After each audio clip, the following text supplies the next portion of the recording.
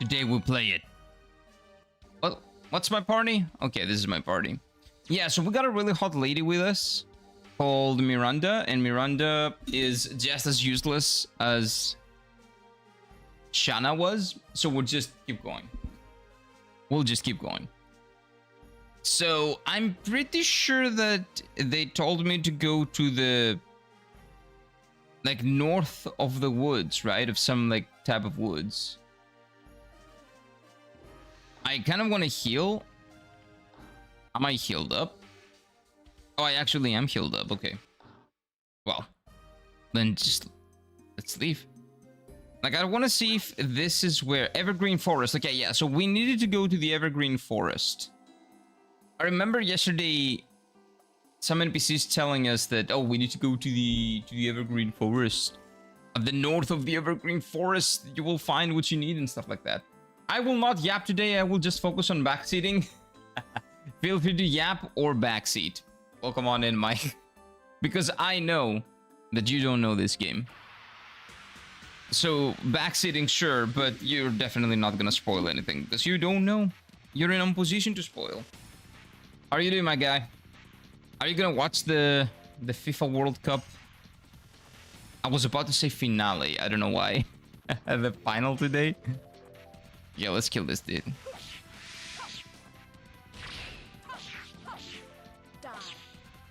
That's a 5. Wow.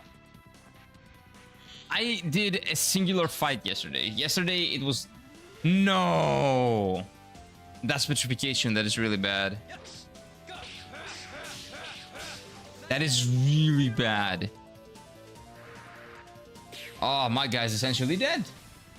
He's just dead. But yeah, are you gonna watch the final? And who are you supporting? I think that you support... I think you support Spain, right? I would assume you support Spain. You don't seem to me like a guy that likes teams that are being paid, that are favored by the referees, let's say. How are we doing, Flux? Time to actually get annoyed by like Rams today and maybe old. I'm not old. Are you talking about me? Fuck off. He keeps repeating the same answer, so it's annoying. Hello. What is the same answer? What do I keep repeating? There we go. At least that's leveling up. Yeah, we're gonna go back and heal. Okay, we're gonna go back and heal. The petrification thing especially is a big problem. But if I go back and heal, that... Nah, maybe I'll just use an item. I don't know. I will watch it. The history of the competition deserves it. Same. So I am gonna watch the final. Like, I'm not gonna punish the competition for America doing American things in the... You know, because of course they can. And they can and they will. But... Even though the tickets are $30K and Donald will probably lift the trophy first. Yeah, I like how Spain plays. Of course you do. Because you are a man. Oh! God damn it. A man of good taste. They do play very dominant football, don't they? I don't like to say it because I don't like supporting Spain. I feel dirty supporting Spain as a Greek that has suffered so much because of Spanish international national teams. Not in the Euro 2004, but in general, especially in basketball. Every time, I still remember to this day, the final of the World Cup in 2006, I'm pretty sure, right? Basketball World Cup, when we beat the United States and we lost to Spain with our, like, shorts, like, pulled down. That was disgusting. That was disgusting. Oh, wait, petrification does not stay? Oh, okay, that's pretty good. That's nice. We're winning tonight or what? We are winning, Black Flare. If we are Spain, hopefully we're winning. Because if we're not winning, that means that the refs favored the one team that they've been favoring this entire tournament. Hopefully. Hopefully. The best one is gonna win. Dominant but not annoying, like classic Pep tiki-taka. That is true. That is true. Pep's type of football was really cool, like in the beginning, in the early days of Barcelona, right? I still remember when, at the end of the Ronaldinho era, when he basically, well, he figured out that Ronaldinho was more, he was more mindful of the how many drinks he was drinking every night and who he was talking to at night when he was going out and drinking than practice. So he kind of kicked him out of the Barcelona team. And he started playing exactly that style of football, like day one after Ronaldinho left.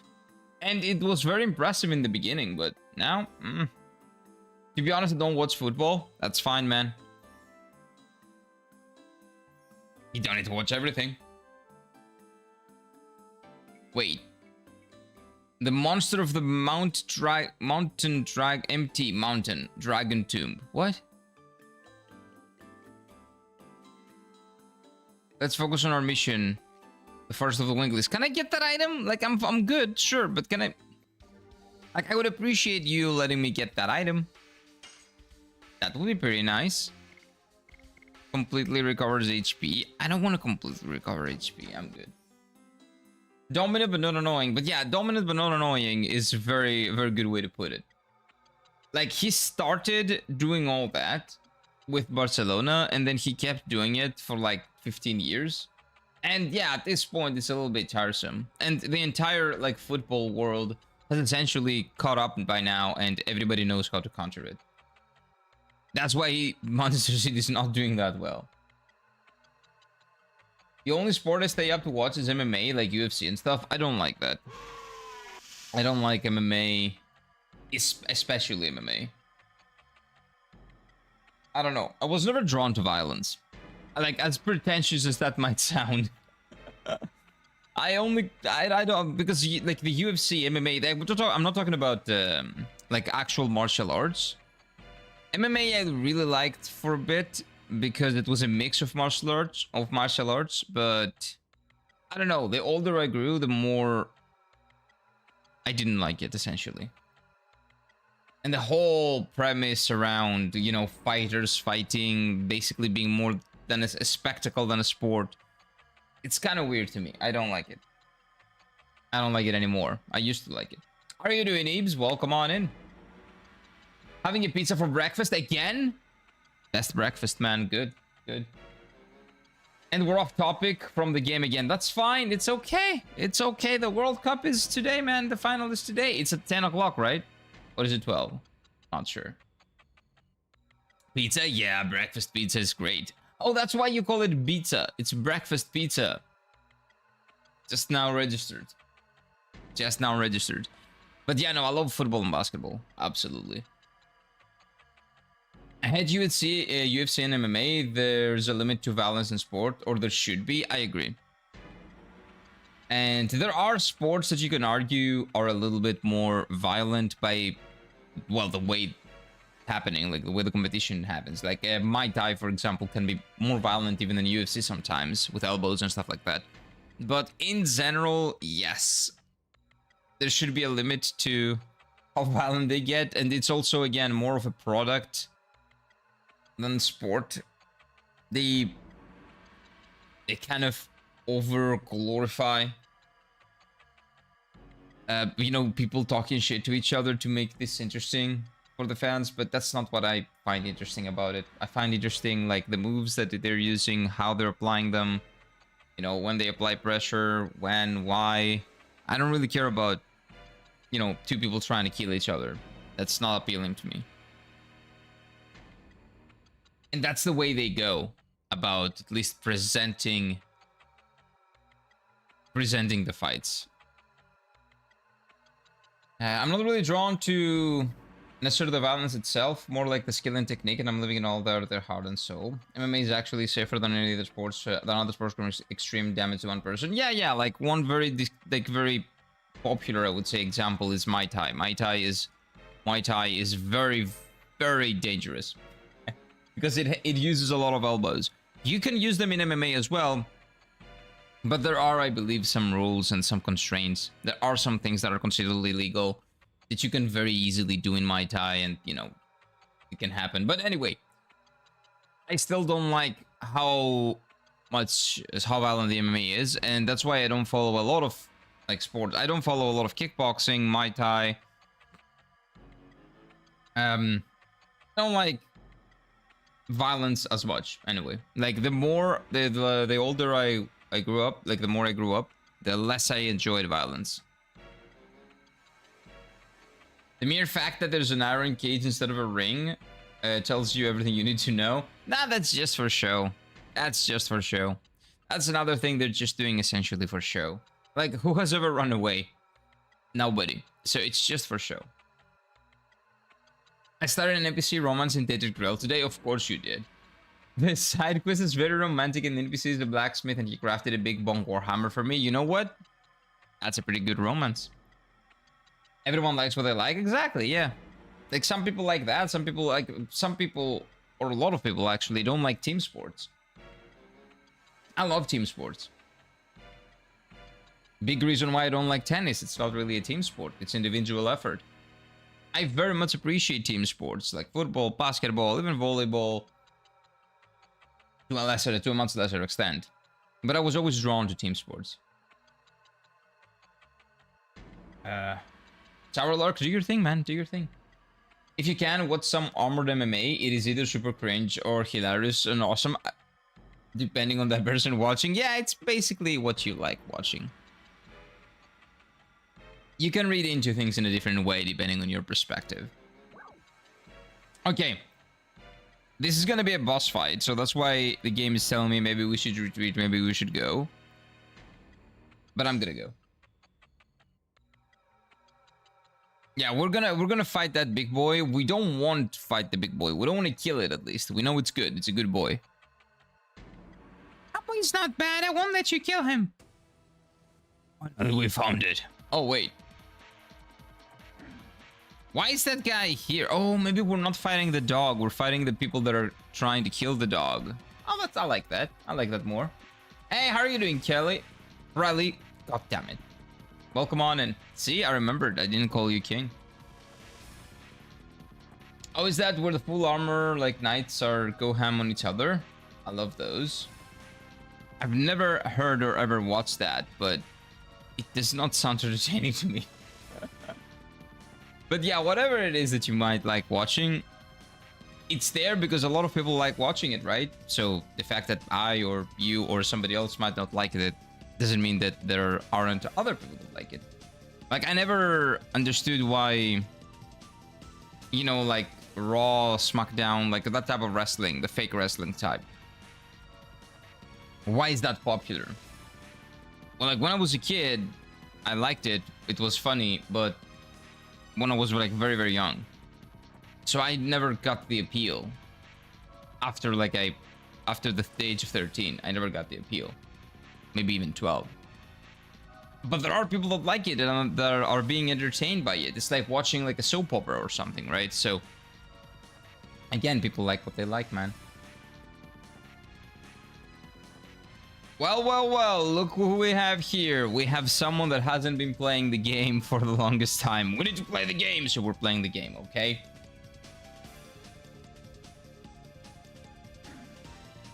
But I won't let you all finish the beast. I don't think you're finishing anybody, but my guy. Yeah, I think... Oh, there we go. Kill him. Eat him up, boy. No, no, no, no, no. Nice. Actually, nice. Good job, dude. So I saw you got Miranda. Yes, we got her. But she's very useless. She's as useless as the Shanna was. Yeah, she's not good. She's exactly the same. She's really hot, though. So I prefer her over Shanna. I hope Shanna never joins the party again. She's much hotter. Okay, I'm half HP here. This is kind of bad. Ah, you know what? I will defend. I forget that I do forget that when you defend. Wait.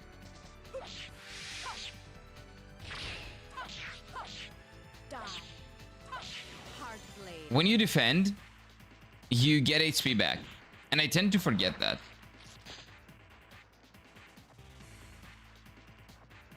Defense doesn't matter. Hello? Hello? Is he the main plot? Finally. It's been a while. Ooh, that's interesting. That's cool. So how long is the main story of Tainted Grail? Okay. Maybe I should stop reading things about a game that I want to play. Yeah, I'm not gonna read the rest. We need to eat. We need an eating contest, but instead of most Asians chugging hot dogs, instead of mostly Asians chugging hot dogs, it will be Greeks chugging souvlaki and kokoretsi as fast as possible. But wait, where are the Asians chugging hot dogs competition? I've never seen one of those. Or maybe it's something that you were discussing, like with Eves above, that I didn't read. Okay, you keep defending for now. Oh shit. That's 200? 250, that's a lot of damage. Yeah, I don't like that. Not a big fan of that. Not a big fan of that. Not a big fan of that. We're gonna do...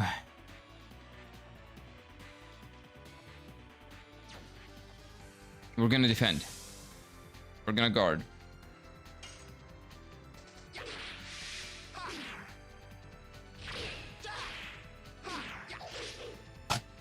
Idiot! I missed it. I'm a dum-dum. Why does she only like Rose? Like, she's hot, I get it, but relax, dude. She takes a lot of damage. But she can keep defending then. Look at that, look at that. That is insane, dude.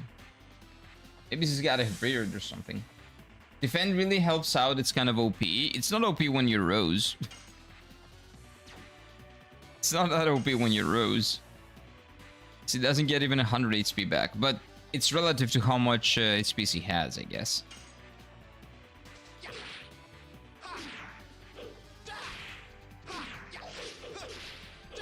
Nice.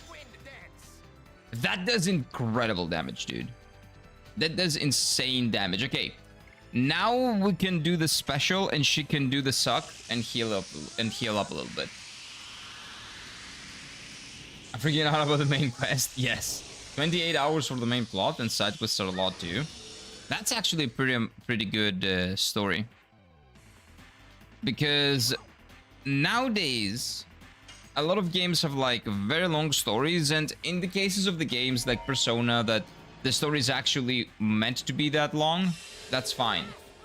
But in stories like Final Fantasy VII Remake, for example, where they're stretched out and there is like literally essentially 4 hours of story in 30, well, that kind of sucks. I don't like that. A lot of modern games do that. I don't like that. So it's really nice to see that Tainted Grail essentially has like 28 to 30 hours of decent story, hopefully well-paced story, instead of all the bullshit. Look at that, dude. That a lot of modern games keep doing. 112. That's a lot of damage, dude. What is your Dragoon suit doing? Okay, wait. Let me think. Should I do this? No. Let's just attack. No! What am I doing? Oh, God.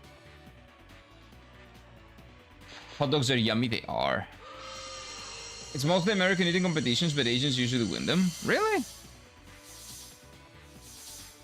So they like eating a lot? I've never seen that. Like the really good eaters, like competitive eaters? I've never heard of that.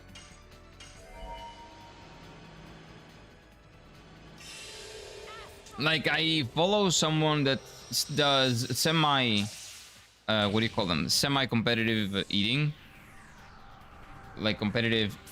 I don't know how you call it. But he eats a lot, competitively. Beard Meets Food. That's like a very popular YouTube channel. You might have actually heard of him.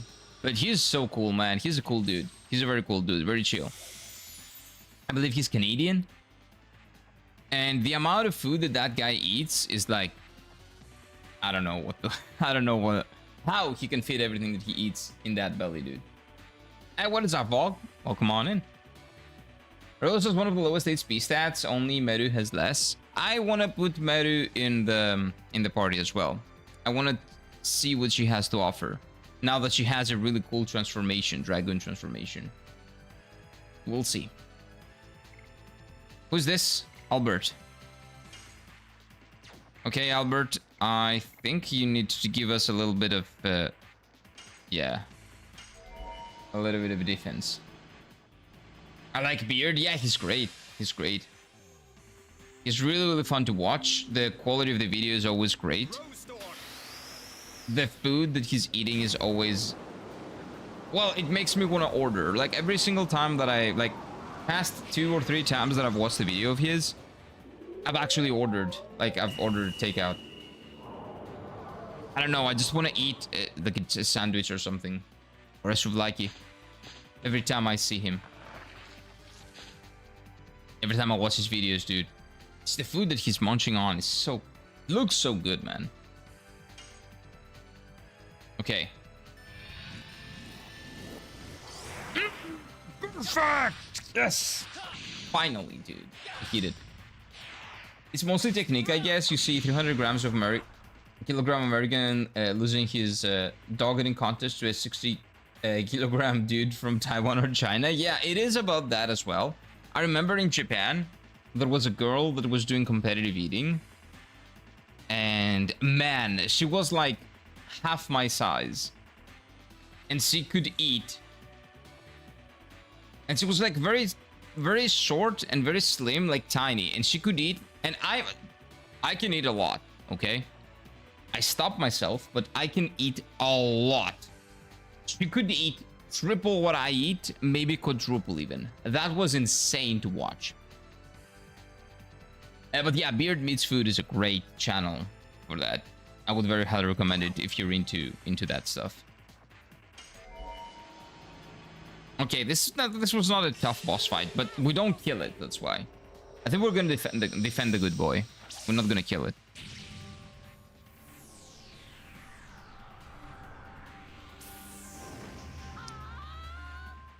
I'm still not comfortable with the fact that she poops us every single time that she does that attack, okay? And the sound effect. That sounds like diarrhea. I don't like the sound effect. That is a big reason why I don't like this attack.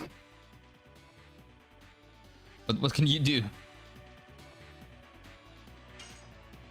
Okay, wait. I need to do it a little bit earlier. That's fine. I could eat 3 family-sized pizzas before I need a soda. Me too. I can eat 3. Last time that I was... I don't know about 3, I'll tell you. Last time that I had... well, I was in a friend's place. And we had a lot of pizzas. And the problem was that... oh, we probably ordered too much because a lot of people are not eating. I took it upon myself and as a challenge, and I stopped at 18 pieces, and those were like big pizzas. Like Pizza Fun, but the big ones, the big Pizza Fun pizzas. Like again, very like just for consumption pizza, nothing special, but I think I stopped at 19 pieces and I could go more. 18 actually, 18. I stopped at 18 and I could go for more, but I then thought, okay, maybe I should let other people eat as well because I've been eating like pretty much everything. And then I stopped. It's like the moaning poop. Yeah, it's weird. I don't like that sound effect. It makes me feel weird. It makes me feel dirty. And now she finishes it though. I don't want to see that. Nice. I don't want to see that again. Let's finish it with this. Nice. Thank you. Thank you. I can only last 3 slices of pizza in one sitting. That's very weak. That like last time it was 19 and then 18 and 18 and I had to stop myself.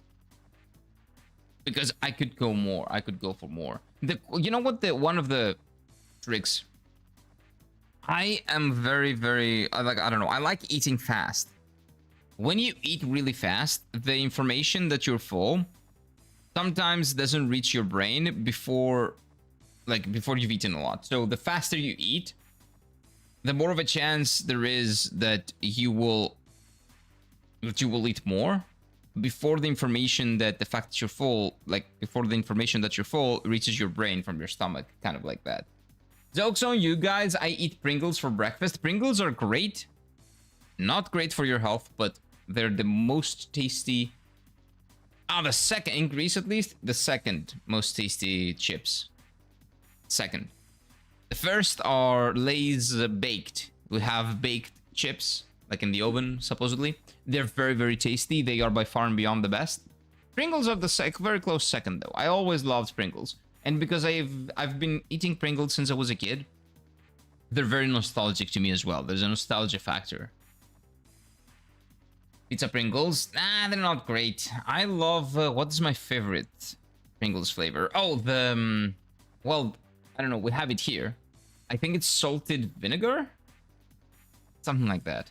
I love that one. The light green one. The light green one. I love that one. I don't know. I think it's a lactose intolerance. Oh, yeah. If you're lactose intolerant, there's a lot of cheese there. Of course you cannot do it. I love cheese, though. I get it.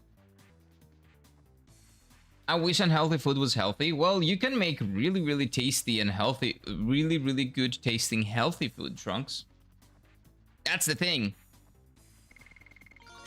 There are healthy alternatives to the unhealthy food that you like. You just have to, well, be willing to look into, doing what you want to do. Eat what you want to eat. You want to do some research and actually learn how to make the thing that you like making. There are a lot of, well, I guess it depends on where you live. If you live in America, it's very difficult. It's probably a lot of money to eat healthy food. But yeah, there are a lot of healthy alternatives. Well, I know you don't live in America, just saying. That's a problem that Americans have, from what I hear. That the healthy food is there, but it's extremely expensive. So everybody else just gets diabetes. Paprika Pringles? Paprika Pringles are really good, yeah. Paprika Pringles are some of the best. I would say top 3 Pringles. Along with the ones that I mentioned. Minty Pringles, is ass. What is Minty Pringles? Okay, real quick, I'll see what Minty Pringles is, and then we'll go to the dog dying.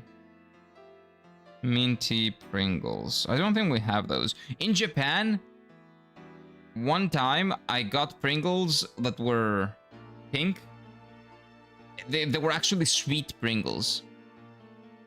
Caramel Pringles. Dude, I don't know how to explain that to you, but it actually worked. It was good.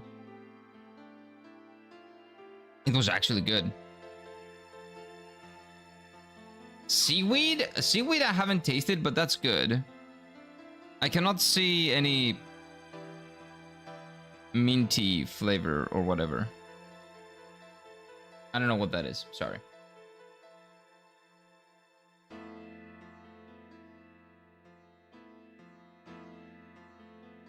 Do not be intolerant. Yeah, just don't be intolerant. I like Pringles with cold grass taste. Cold grass? I don't know what that is. I don't know what that is. Okay, we're not gonna kill the dog, right?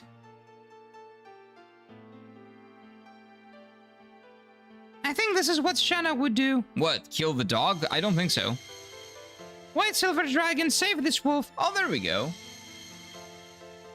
Can we? Oh, it's becoming a dog. Hey, that's nice. Camu is becoming himself again. Look at that! It's a small dog. That's cute. That's really nice. The White Silver Dragon healed the savage soul that changed Kamui. Okay, I see. Teo, go back and see Fa. Kamui can't go back with him, can he? Oh, he can go back with him, can't he? It seems he's not going to harm any people anymore. Yeah, he's a good boy now. He's a tiny little dog now. If it happens, I'll take responsibility. I don't think that it will happen, man. I don't feel like that dog is going to hurt anyone. I prefer mint on a gum, not a Pringle. I've never heard of mint Pringle. Pringles. It's called Pringles Mint Choc. Mint chocolate? Pringles? So sweet Pringles? If you had told that to me before I got the caramel Pringles in Japan, I would call you crazy. But now that I've actually tasted the caramel Pringles, by the way, I only found them once. I could never find them again. I wanted to bring them back home for people to taste, but I couldn't find them. I found them in one Lawson Combini once. But I believe you. Pringles Shock. Oh, there we go. You can actually probably get them here in Greece. These ones. That's the one I had in Japan. Actually, it actually works. Butter caramel flavor. It actually works. But I cannot find the ones that you... Oh, wait, I think I found them.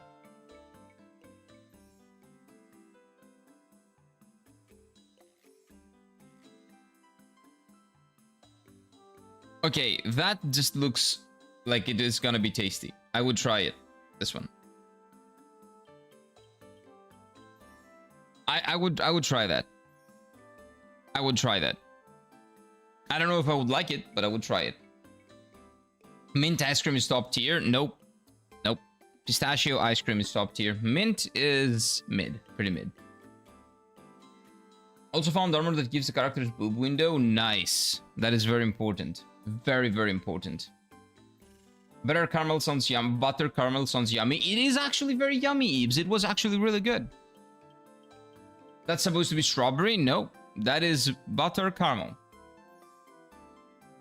And it's actually very tasty. I would recommend you try it out if you find it anywhere. Thank you, miss. Bye-bye. God, Miranda is hot. I just wish we let Shanna over there and we keep her. But I know that's not gonna happen. I know that Shanna is not gonna sit on the sidelines for long. Unfortunately. Keep it for cheat days? I don't do cheat days. Like, I just have a... what do you call it? What I do is that I eat in like a 2-3 hour window, and that's it. You can say that I fast. Kind of.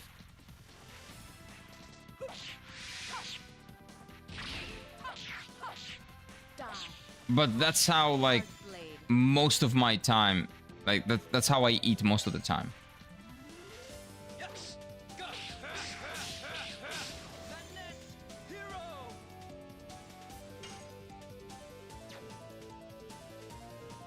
Now I'll kill him.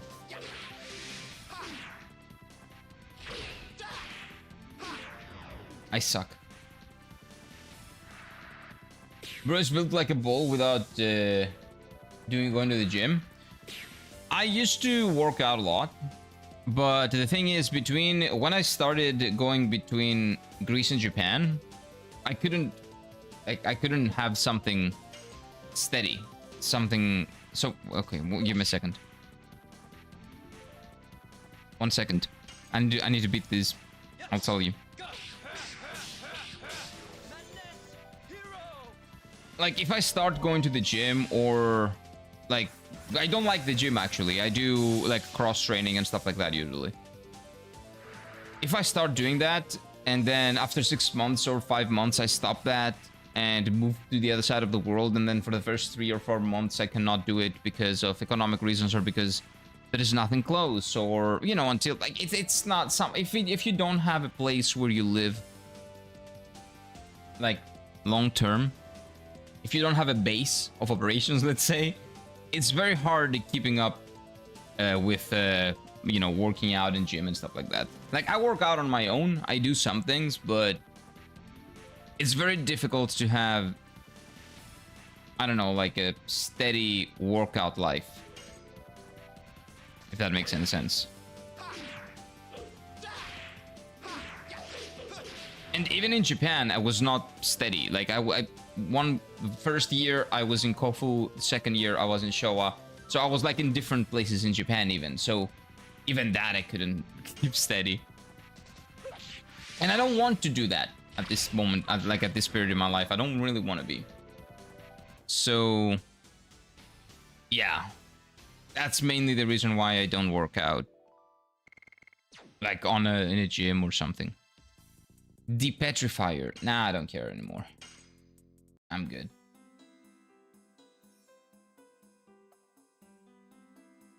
Because he's an ex-military, every single man in Greece is ex-military. Like maybe 90% of everybody in Greece is ex-military. That doesn't mean anything over here. Like legitimately, that doesn't mean anything, trust me.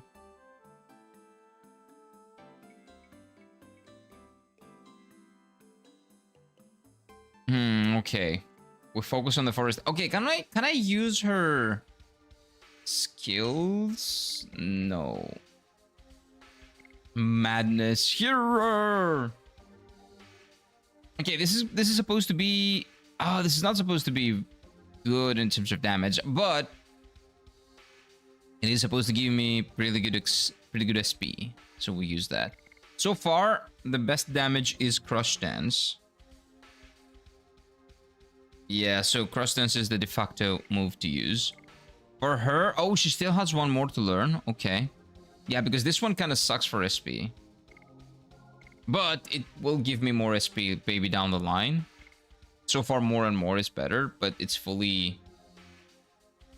Someone forgot. Whoa, this guy has a lot of moves. Gust Wind Dance, there's one more?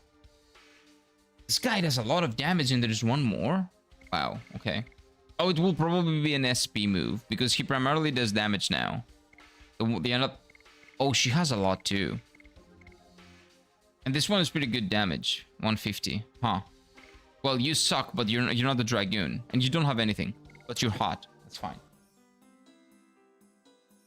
I would go to the gym for 20 years straight.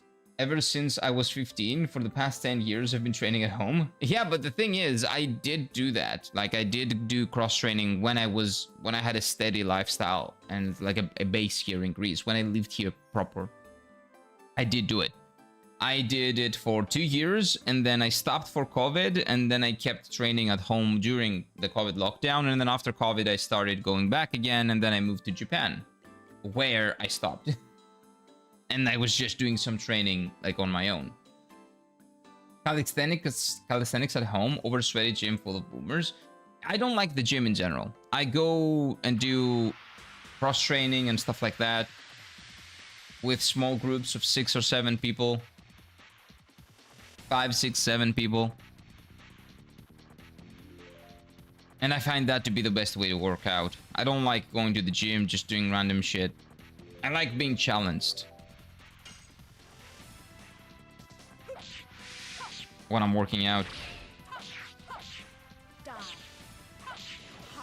And either leading the group, quote unquote leading,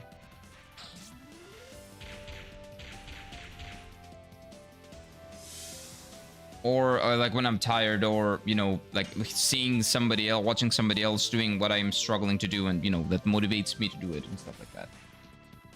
Calling any Greek ex-military is super funny. Yeah, right.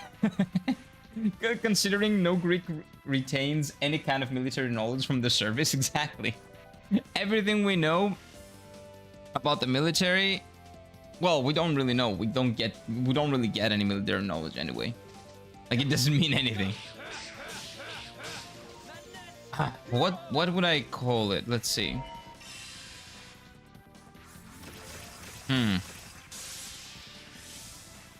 It's like calling a Final Fantasy VII remake fan a JRPG fan. Doesn't really mean anything. Like, it is a given that someone would be a JRPG fan if you played Final Fantasy VII remake. But it doesn't really mean anything in the broader context of, you know, playing JRPGs, because probably doesn't come with experience.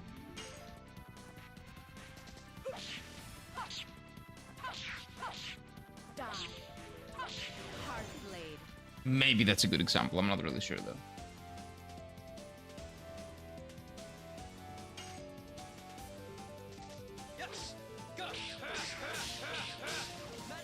Also, you will not find a lot of Greek people saying, "Oh, I miss those time. I miss the time when I was basically a slave for the military for like 9 or 12 or 24 months. Oh, look, she's dead. That's fine.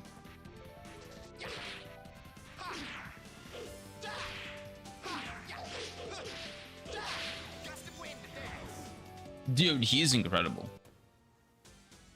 Burn? What do you mean burn? Oh, because she died? Nah, it's fine. She will survive.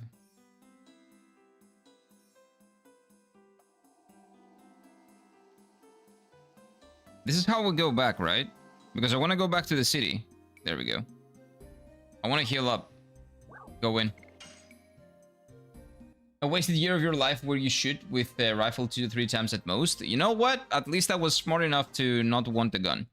So I didn't even do that. Fuck that. I don't like guns anyway. You guys know that. Well, that used to be the case, and that is the case since forever. I never liked them and never will.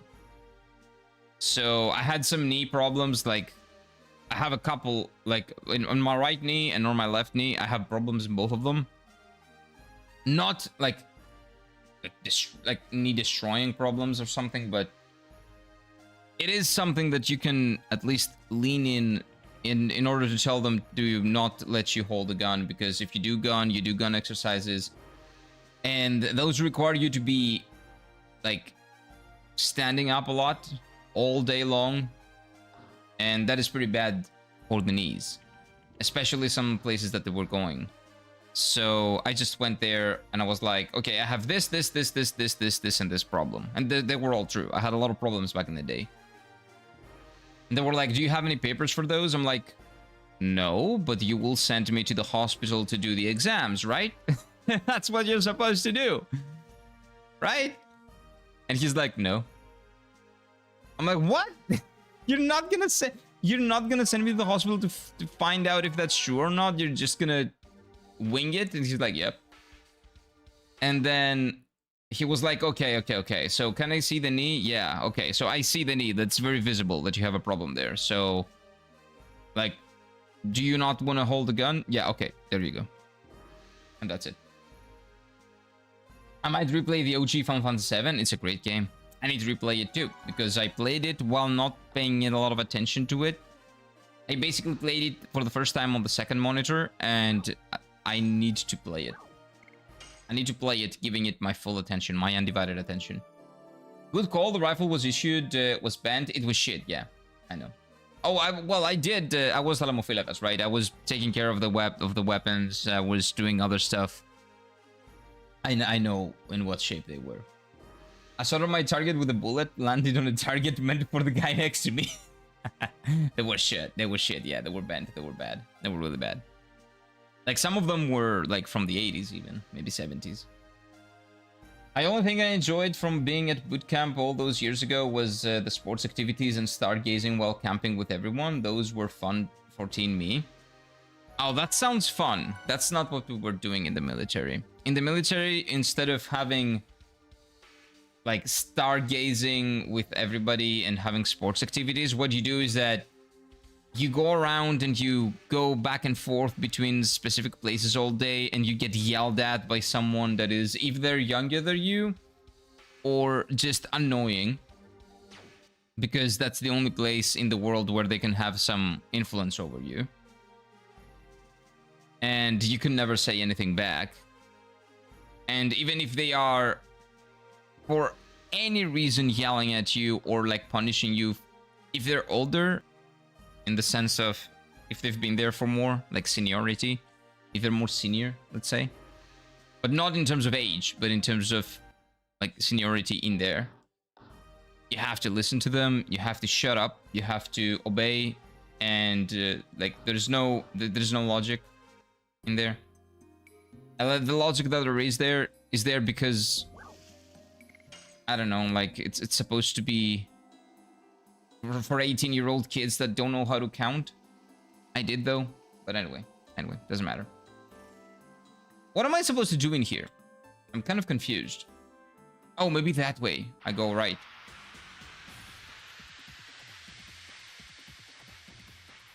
Oh, this is really bad. Because that guy does petrification and the chicken does the worst thing, actually.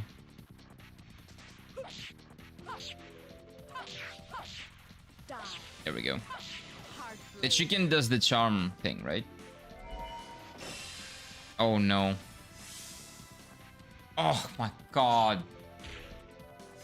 Oh my god, dude. Ugh. Fucking chicken.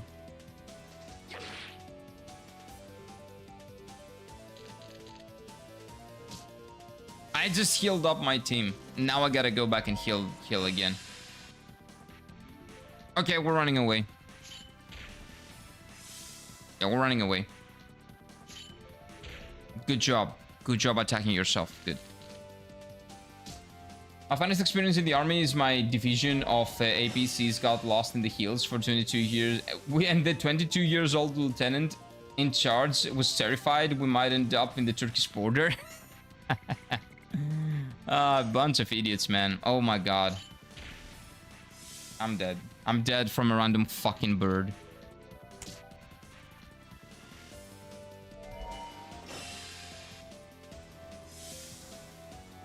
The fact that that status has a 100% chance to actually be successful, it's disgusting. I'll tell you that. The bootcamp we went to when I was a kid, like army style, but not harsh. Everything was strict schedule, and trainers were in the military. Yeah, but that's not what the Greek military is. That's why I'm telling you. We're not talking about the same thing. Trust me. They used to be splash water on people who were late. That's not really a problem.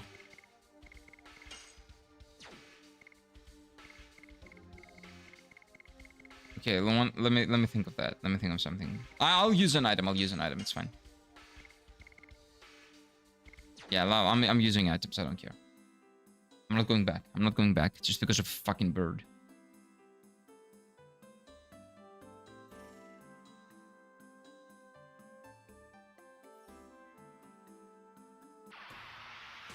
Oh, I should go north of there because they wouldn't let me go there. I remember that. Last time I was in the woods, there was like a guard over there, and the guard told me, "Oh, you cannot go there. There is something very, very scary over there. You're not allowed," or something to that effect. Oh, I forgot about the stupid trees with their stupid buffs. This Madness Hero bullshit doesn't seem to be that good. Just saying. I missed the giant charming chicken. I hate it. I hate it, man. I hate it. I hate myself. But you knew that. I was very active those years, but then I felt sick and I had to slow down. Well, that's fine because... Anyway, I don't know what type of thing you were doing. I'm not gonna talk on your experience. There we go. At least I learned a few applicable techniques about making my bed. That's something. I didn't even learn that. What I learned, because I knew how to make my bed. What I learned was I actually got better at cleaning. Because I was in the restaurant, right? And I wanted to make sure that I was doing as good of a job as possible to clean up the place that everybody was eating. So I actually became pretty good at not only cleaning a place, but keeping it clean. I became better than I was. I improved.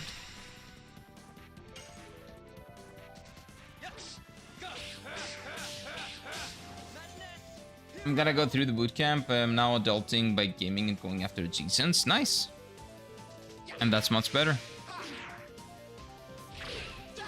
But I don't think you will find a lot of Greek people telling you that they're glad that they did their military service. Because that was like 9 months to even 2 years, depending on when they went.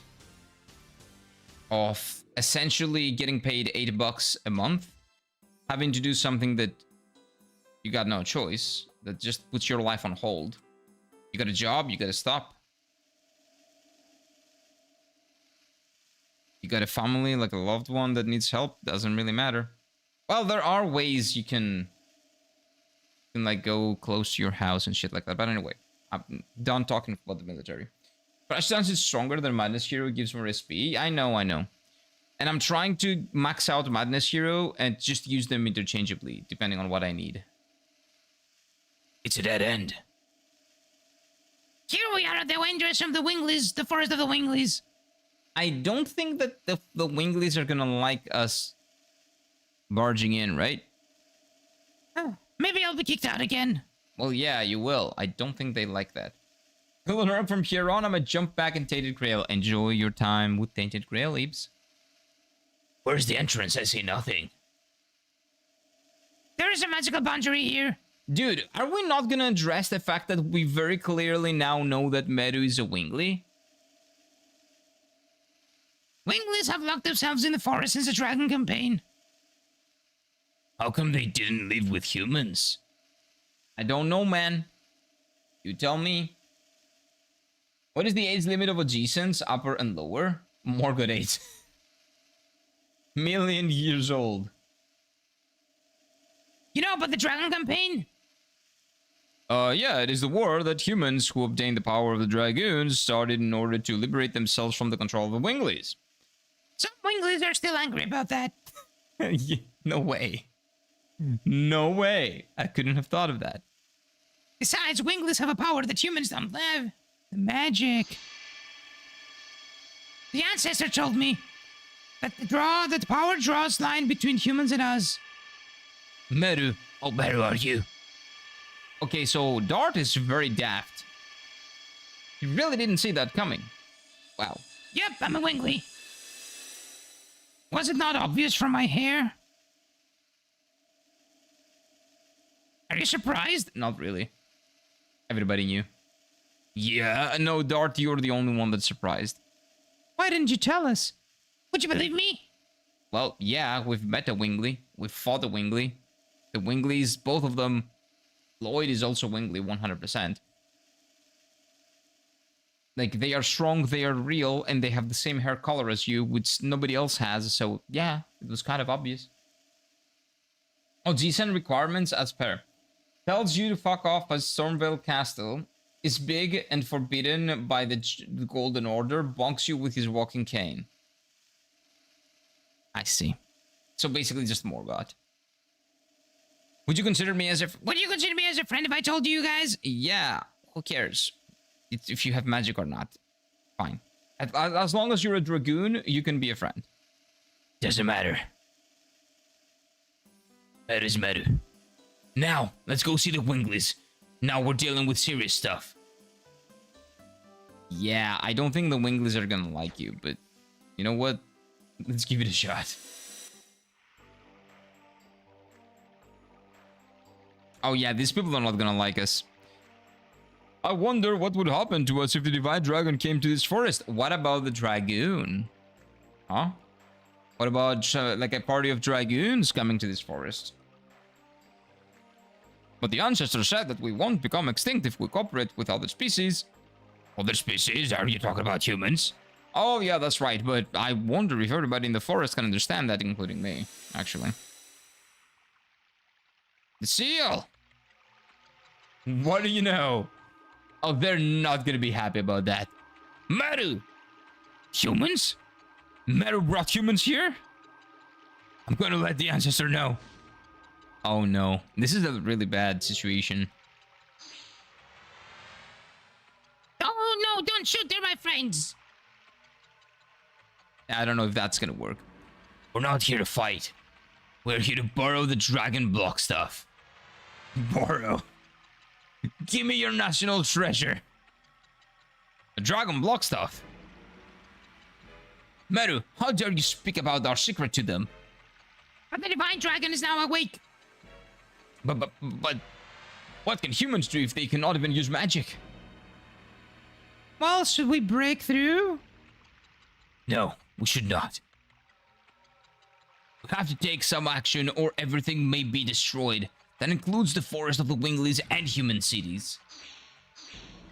Oh, that actually worked. Look, they have reason. Everyone, hold on. The ancestor says he will meet with the humans. You. Please don't agitate the people in the forest. We're not used to seeing humans. But watch out for the Bardell brothers. What do you mean? Okay, the Bardell brothers are gonna attack us. That's what he means. Let's go, Dart. The ancestor Blano is in the back of the forest. Okay. His name was Blano? That's not a good name. HP wise, we are okay.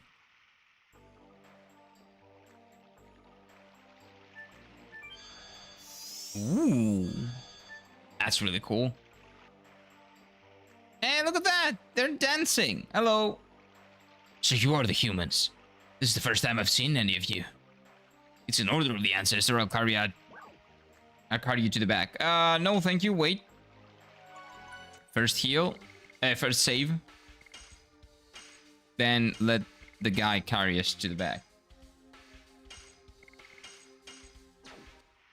Okay, yeah, you can take me there. Yes, please. Ooh, that's cool. I can fly. Well, we can fly as dragoons. Can I steal from them? Ooh. Oh, weapon shop. Nice. Oh, that's item. Actually, let's see. What is it? Healing fog. Sure. I'll take a healing fog.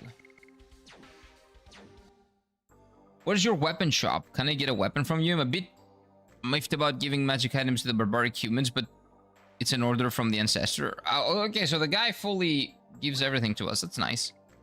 Magical weapons. Okay, this might be cool. The bonk hammer. Whoa, a magical ring.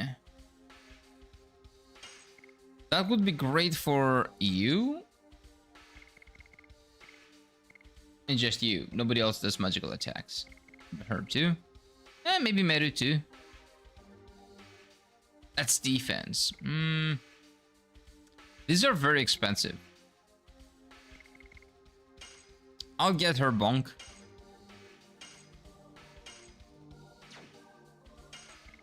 I don't know about these though. These look very good. But I don't know for who. I don't build my party with magic damage. That's the thing.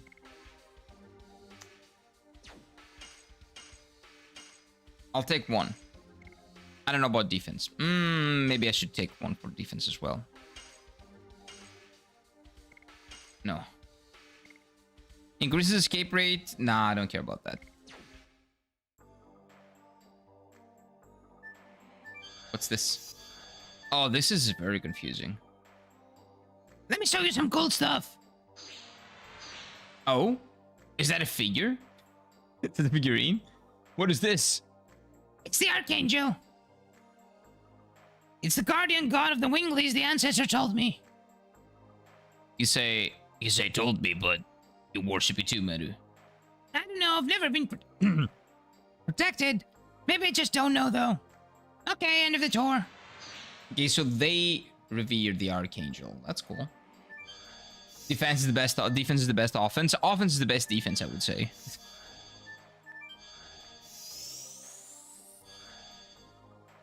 I would say it's the other way around. Oh wait, are we here? Meru, I knew it. You're coming back to me. Oh, dude. Sorry. You are humans. So, you are friends of Meru? That's all right. That's right. This is Guaraha, a friend of mine. You said I'm just your friend? My guy got friend zoned. Oh no. We grew up together. You are my fiance. Wait, are you? Are you his fiance? Hey, that's cool. This is betrothed. I didn't know you had a fiance, Meru. There is more to you than I thought, Meru. Whoa, what are you talking about? It's true, isn't it? I thought she was still a kid. It must have been true that the Winglies have a long life and they are not as young as they look. What are you asking me for? Okay. So for how long do they live? What's like their approx lifespan? What kind of relationship do you have with Meru? Okay, don't be weird. I'm gonna cut your throat, okay? Relationship? We're just friends. Well, that's a relationship.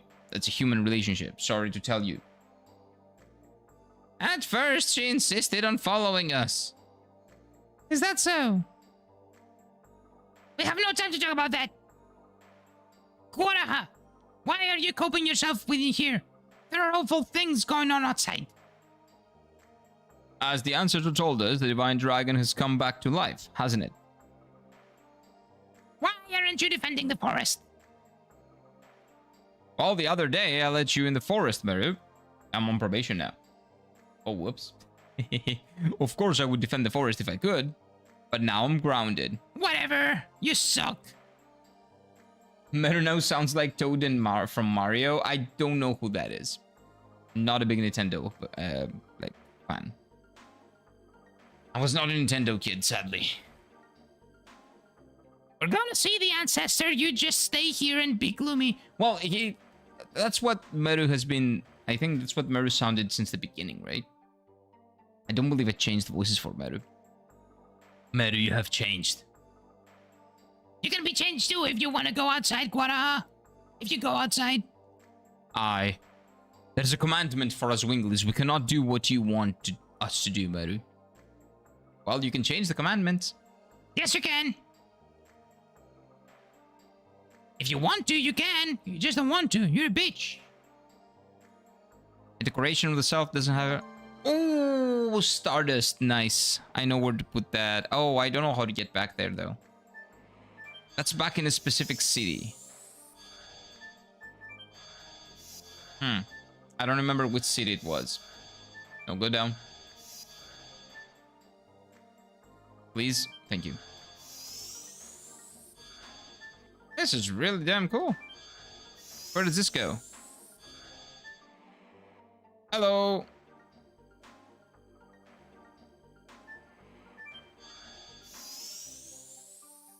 Is this where the old man is? Hello. Bardell, are you bothering us again? The divine dragon can be taken care of by us without asking humans for help. Okay, go do it. I'll just sit here and wait. I'll chill. You can do it. Besides, we have no business talking to a betrayer who ran after humans. What happened to you? The Bardell I knew was much kinder and wasn't like that. I got cocked by a human. Oh, my baby sister was killed by a human. Okay, that's much better than the thing that I thought of. Oh no! My baby sister was influenced by you, Meru, and left the forest believing that the outside world was wonderful. It is wonderful, but if you just run outside and do, I don't know, weird things, you're gonna die eventually. Like, you're gonna die in the forest of the Winglies as well, right? You know, you talk weirdly to a Winglie, maybe that Winglie pulls out a gun, and then you're gone. Like, it doesn't really matter if you're in the Winglie forest or in the outside world. You fuck around, you will find out. Maybe your sister did something weird. Or maybe she found, like, a big tiger, and she was very small, and the tiger ate her. Like, imagine you being a shitty brother, letting her go in the outside world without knowing anything. Trying to cope with her death, and the fact that it's basically your fault, and blaming that on someone that just did something for themselves. Like, wow. Yeah, Bardell, you're a big cat. How are you doing, Yogurt? Welcome on in. Hello, hello, hello.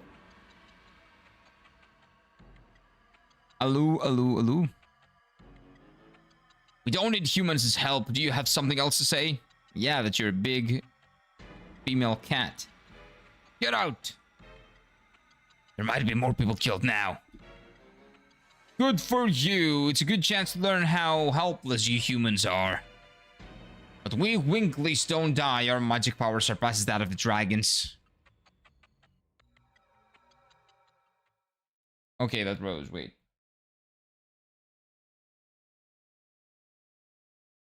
You think you're sure, huh? The glory can be last. I wonder if you have noticed that you will be gliding because you're believed to the glory of the past. What are you talking about? Even being supply, and that's about it, right?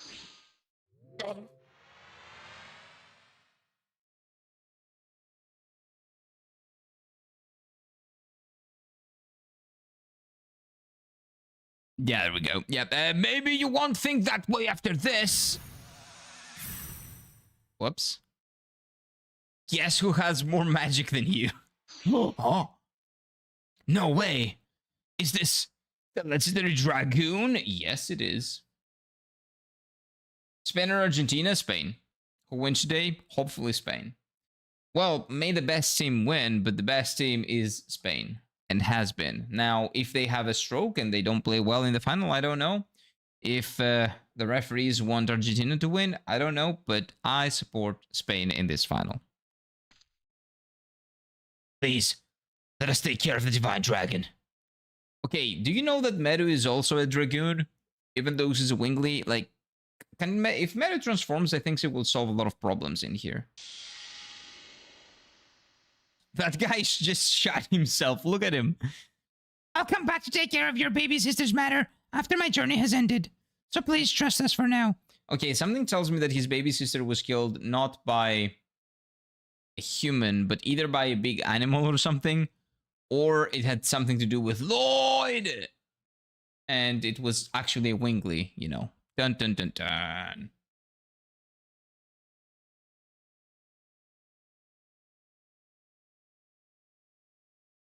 I know it has to disappear when the children dogs will appear. I'm going ahead.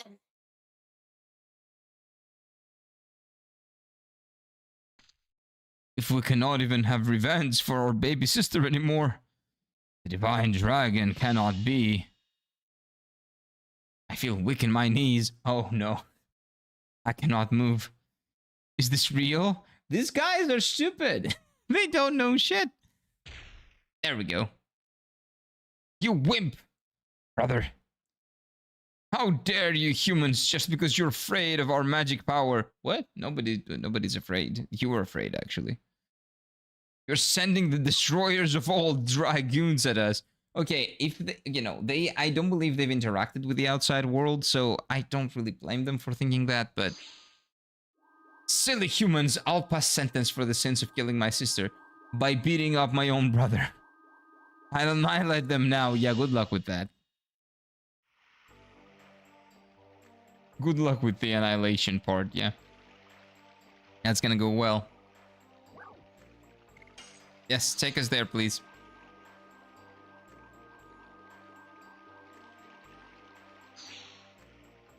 I cannot see YouTube chat. Why can you not see YouTube chat? You didn't miss anyone, don't worry. But why can't you? I don't see. I don't know. If there's a problem, let me know. But I see that you can see each other. There is nobody here. Where is the ancestor? Well, he magically is here. My body's been healed. Oh, so we're gonna have a fight here. Okay. I see. It's a trap. Is this the magical healing? Yeah? Isn't this... Oh, I guess this is healing and also healing the wounds. You know, the status effects and stuff like that. So this is stronger.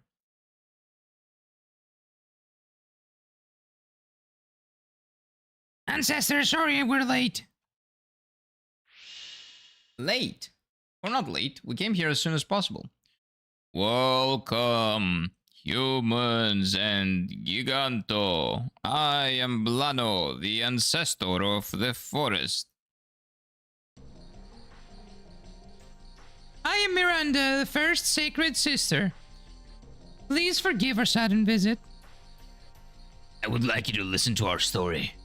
The Divine Dragon is... I know, son. I know. The Divine Dragon came back to life in the mountain of the mortal dragon, and there are dragoons that have come to us. Right? It seems that the times won't leave us alone. As you can see, my head is bald. The messenger from the Crystal Palace sent the power, the people who were fated to come here. Our opponent is so ginormous, big and enormous, that's what she said. We have combined each of our strengths, or none of us will survive. Neither the Crystal Palace, nor our forest. Nottingham Forest. That is a weird combination that I never thought I would actually see in my screen. Crystal Palace or Forest. They don't like each other that much from what I know. I don't know about that, man. You need to look into your English football culture more. That's not a good combo. You mean? Not the worst, but definitely not the best. I think nobody likes Nottingham anymore. Yeah, nobody really likes Nottingham Forest anymore. Understandably so. Let us put the power of the dragoons and our wisdom together. Together! We will devour the world. You will let us borrow your dragon block stuff? We don't have the Dragon Buster now, so the Dragon Block stuff is our last resort. We no longer have the power to master that. However, if you rule the dragons, you can definitely use it. We can fight against the divine dragon with your power. I appreciate your kindness. However, we cannot participate in the battle itself. We are all that remain. We cannot become extinct. Nottingham Forest is owned by Marinikis, yeah. So supporting Crystal Palace is a reasonable thing to do. Exactly right. So we don't like the Winglies right now. We are with the humans, okay? And we support their destruction. There we go. Very easy call. I'm going. I know. You're a dragoon too, Meru. Oh, did the old man knew that? Okay, maybe the old man already knew that. Maybe he did indeed know that. I don't know. Maybe he knows it because of magic. Go inside. I will show you the way to the dragon block stuff. Okay.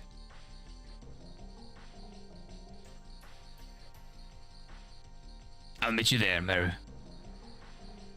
Wait, why isn't she coming? Is this a scam? You are attracted to those humans. Yep, they're really cool. Ancestor, I want to go on the journey with them. And I want to see my mother and father anytime I want. Huh? Okay, her parents are dead, I assume then. She doesn't like the long life that Winglies live? I don't know what she means by that. Are you telling me to throw our commandment away? Oh, maybe her parents actually left the forest and they joined Crystal Palace. They left Nottingham Forest and they joined Crystal Palace. Interesting.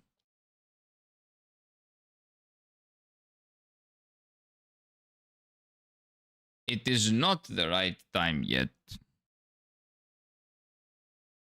But eventually, in the near future, the time will come when us and humans live together. No, that's never gonna happen, sorry. Humans will always be afraid of magic. And not every human can be a dragoon, so... Go with them. As a Winglie, go see humans, or better yet, the entire world. Your experience will lead us. You will become the old bald man in the future. Okay, I hear you. I'll meet you there. Bye-bye. Okay, we're good. Although I don't even use her, but it's fine. If Meru is the one leading us to the outer world. Where are those humans leading the world to? I will say destruction pretty safely. I can pretty safely say destruction. It must be the flow of time. Only the time the fates can tell. Okay. What is that thing up there? What's this? The moon? Mayhaps. Hello. The dragon block stuff is sealed in the Forbidden Land over here. The Forbidden Land? It is the place where our hideous memory sleeps. It used to be, until 1,000 years ago, a palace for us Winglies, and it was the place, for eternal prosperity was promised. This is where it was promised, but never came true. It was called the royal capital Cadessa. Now, it is a mere ruin without a name. Are you sure? It is going to go... Is it okay for us to go in? It is fine. Everything is in the past. I see. We have to do what we can do now. Are you ready? Yes, we are. Yes, we are. Like, there's nothing more I can do. I'm healed up. I have potions. I'm Gucci. So we're gonna see what happened in the past, is what I assume here. We're gonna see what happened between the Winglies and the humans. And the war and everything from the side of the humans. This is wisdom of the Winglies. And does that mean that the weapon is trapped in the past? It's a ruin of their wisdom. Apologies. Let's go. Ooh. So I think now we're traveling in the past, right? Or no? Are we going up there? Are we going to the moon? Where are we going? I'm confused. They keep talking about like everything is in the past, but is that symbolically in the past or actually in the past? So this is the Forbidden Land, the ruins of past glory. Okay, yeah, so it's metaphorically, like symbolically the past, I see. No. No remnant of the royal capital remains. Why is Meru crying? What's wrong, Meru? You're shaking. Cause I hear the cries of the people who died here. Can you put on earplugs or something? Are you gonna wait? Are you gonna wait in the forest, Meru? No, I'm okay. I can't get past such a small thing. How will I be able to fight against a divine dragon? That is true. That is very true.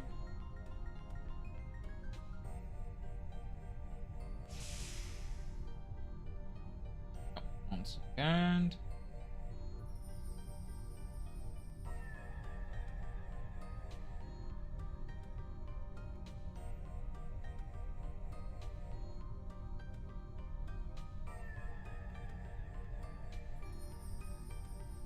It's a really cool looking area. Cannot carry any more items. Okay, okay, I'm not fully healed. Isn't this a little bit insane? I thought I would be healed. With the healing spell that the game very explicitly said it heals everything. Apparently not.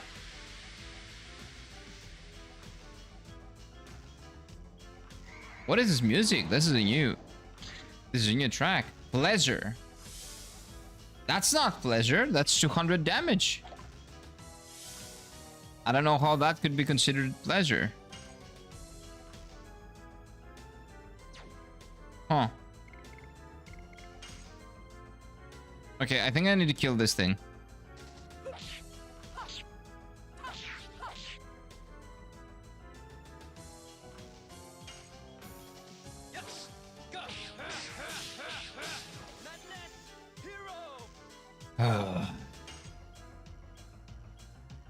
I wish I could. You know what? He can transform and do AoE. No, it's fine.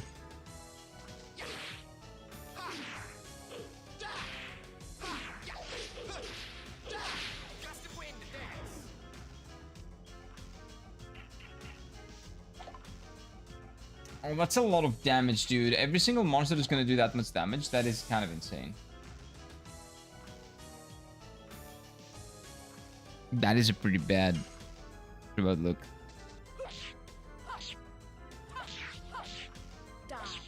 Game is getting tougher.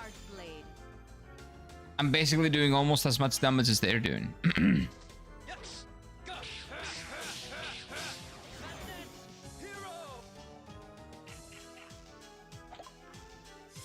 Yeah, this is not good.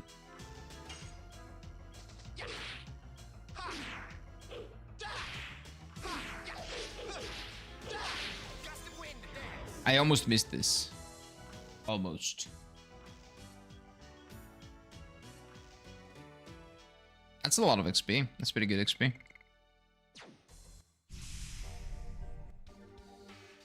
I just wish I could use mana to heal people.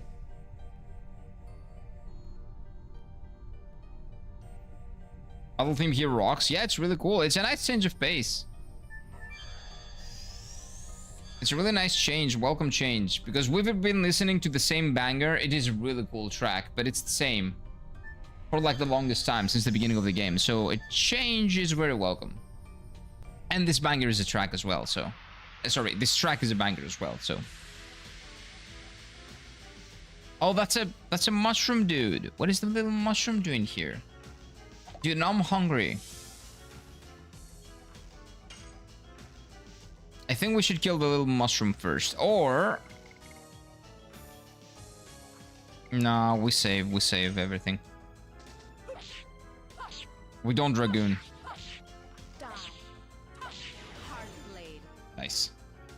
We don't Dragoon because we need to max out all the, what do you call them? Additions. We need to max out the additions so we can bring our other party members and max out their additions as well. Because you never know what's going to be useful and what's not going to be useful in the end.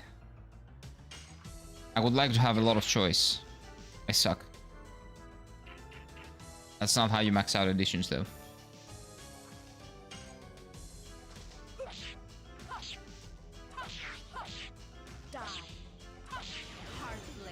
Nice. Like, at the moment I max out every available addition for Rose or Dart, I switch somebody else in. Oh, not Dart, Rose or Albert. Dart cannot be changed, right? Yeah, he cannot be switched. So... addition. Okay, so his Madness Hero is not full. So her Heartblade is not full. His Gust of Wind Dance is maybe close to being full, though. So Albert is probably going to be the first one that changes.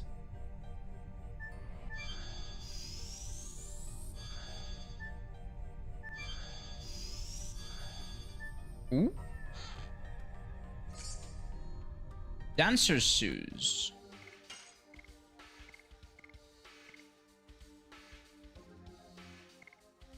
We'll lose a little bit of defense, but she gains a lot of speed. And she is gonna be the healer, so... I think this is good. I think.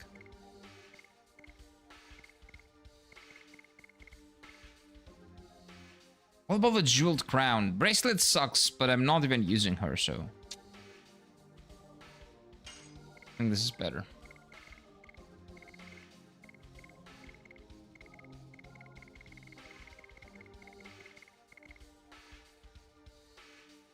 Yeah, I don't think we care about the power. I think she's more of a... I don't know what she is, actually. We'll figure it out. Oh, wait, isn't that another... No, it's not. Okay.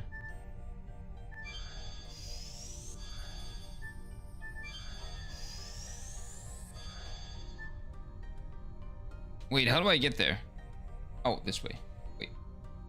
I thought that was a way, but it was not. But maybe I go down, and then I go left. And that gets me up, and then in there. And in here, okay. Oh no, it's 3 a.m. Can I be faster, please? Nope.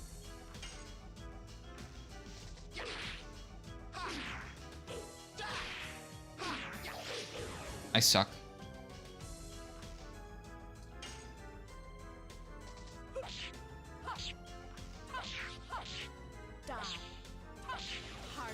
When you miss, you miss out on experience. That's the problem.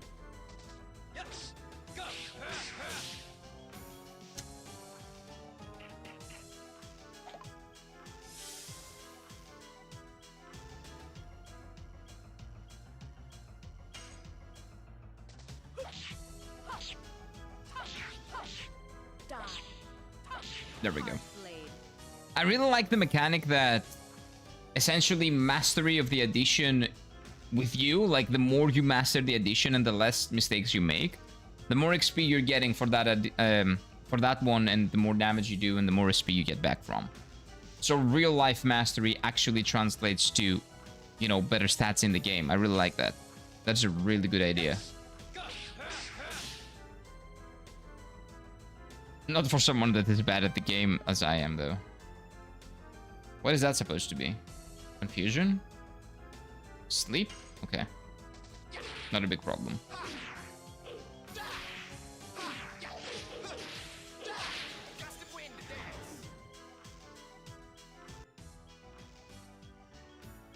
Hopefully this is not asleep now. These spirit, these nuts, you're not with them. How do I fix that? Spirit potion. Don't even know what that is. Oh, maybe she loses mana. That would make sense. Like a mana poisoning kind of situation, maybe. Oh? It is such a large space. Yeah, and you can tell where we can go because it's green shiny. Indeed, I wonder what it was for. Congo feels smell like blood. Blood in a large space. It sounds like a coliseum. Oh, it low-key looks like a coliseum. These guys know of ancient Rome? There we go. Yeah, it really was. A lot of people died here. I heard it from the ancestor. Once upon a time, it was a coliseum, but it wasn't for regular fights that you won or lost. It was for matches to the death. Well, that's what the coliseum was. You know? That's what it actually was. It was entertainment, though. It was cinema. Winglies would have liked to enjoy the view from above, or fighters picked from among the dominated humans, dragons, and some gigantos. Yeah, Winglies were a little bit, you know, assholes, right? They kind of brought their downfall upon themselves. Additions are so cool. Kongol has the easiest ones. I haven't interacted with Kongol at all. I will put him in the party when he becomes a Dragoon. Until he becomes a Dragoon, he does not get the right to be a party member. A proper party member. I am the offspring of that kind of Winglie. Whoops. Well, all of the Winglies take the L on that, right? The ancestor told us that this is a mere ruin, didn't he? This is all in the past. It's okay. What happened happened in the past. No matter what sorrow there was, it is no longer our sorrow. Isn't that right? Yep. Like, the Winglies don't like the humans because the humans genocided them, but the reason why the humans genocided them was because the Winglies were basically, I don't know, like very ruthless, and like they enslaved the humans and the dragons and everybody else, right? So, you know, sucks to be a Winglie, but it used to suck to be a human. Suck on this, as Barrett, the real Barrett in Final Fantasy VII would say. And then he starts shooting with his gun. Gun hand. Oh, what a cool dude. I loved the Barrett in the original Final Fantasy VII, man. There is nothing to worry about. Oh, there's nothing to worry about, Beru. The sins of the past are there to just tell us not to repeat them anymore. That's exactly right. Unfortunately, that's not what we do. But that is absolutely right. Albert, good boy, good dude. You're not Lavids, but at least you're a little bit smart. Cheer up. Let's focus on moving on. Okay, we will. let's move on. So a lot of places to go, or maybe not. Maybe deceptively so. Cannot go here. But yeah, I would say additions are genius. And I do love the ability to be able to change them. Like this, change addition. But I know that this was not in the original, so I don't do that a lot.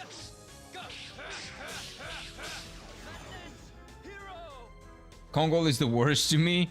Well, he's the last party member. It's the last party member first, kind of. Like, you care the least about the person that you have interacted with the least. And also, Kongol is out of a lot of cutscenes and a lot of important story moments in general. So I can definitely say that. So far. Maybe in the future they amend that, but so far I don't have a lot of reasons to care about Kongol. He was the tutorial guy. I beat him. Then I beat him again, and then he joined. He's like the diversity hire. He's here because we needed a Gigantos, but nobody really cares about him. He's pretty cute though. He's pretty cool with his innocence, you know, trying to... There we go. Trying to figure things out, things that he doesn't understand.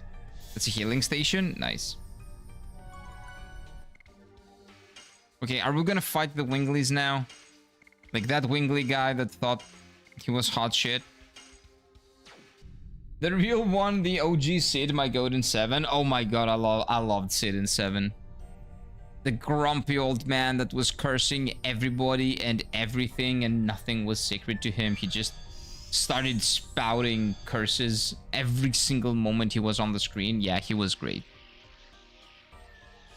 The grumpy old man said he was great, man. Oh no, Final Fantasy X puzzles?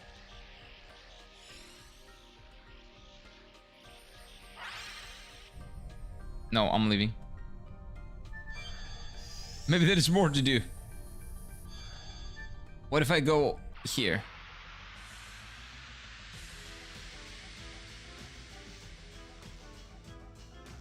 I really like that they changed the theme, the battle theme though, because this is a very different area with different history and different air, like in general.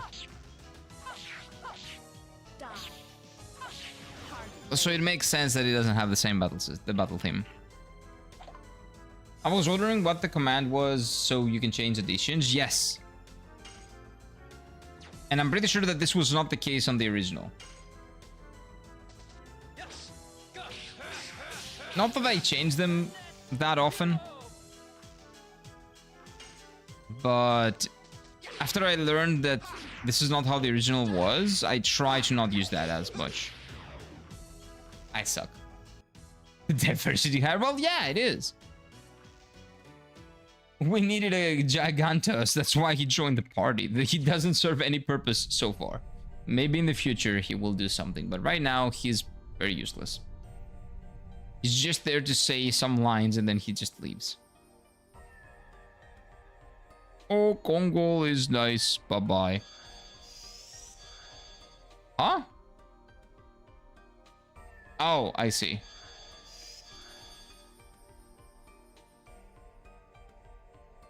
No, I don't. We're not going forward. But I don't think this is a mere blind alley. Then I'll take care of it with my rogue school technique. What? He's gonna beat it up? Break it? We shouldn't do that. Ah! Yeah, I don't think that's a good idea. You're an idiot. Doesn't work! Yeah, nobody assumed that would work. Wherever it leads to, I don't think Winglies would use a fist as a key to open anything. I guess you're right. But maybe the drawings on the entrance might be something to do with it. Yeah, I can see that. Let's try a bunch of things.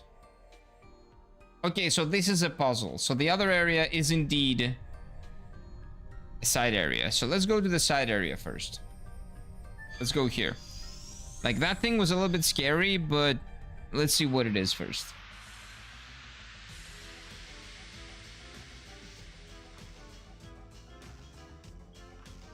What is that? A gnome?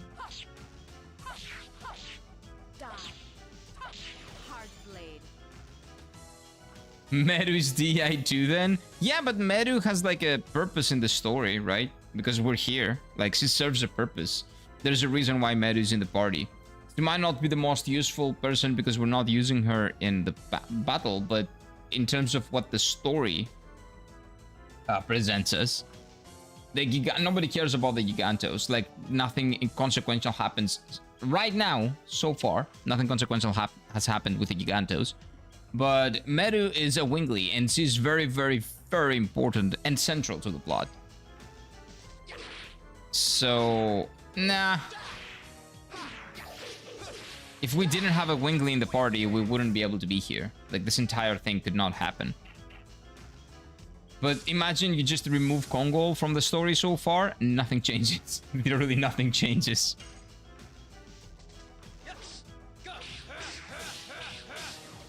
Nothing substantial, at least.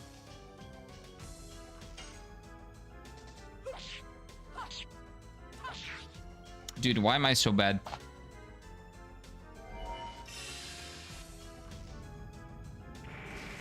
That's gonna hurt. I could tell. I'm an idiot.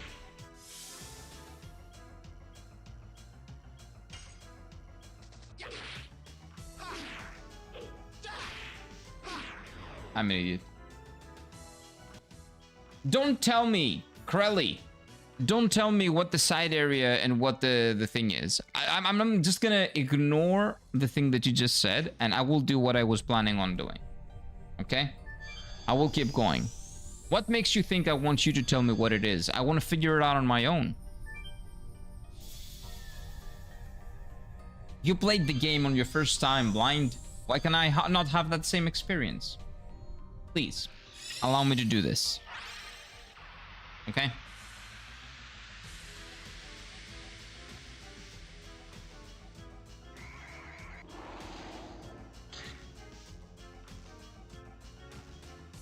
What did that do? Nothing?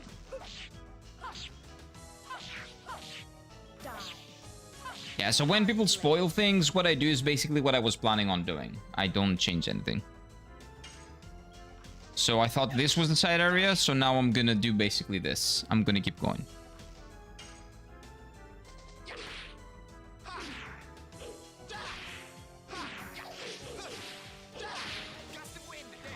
Bye-bye.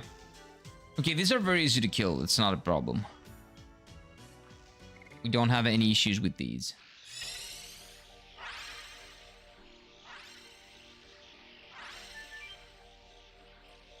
What does this do? Opens up that?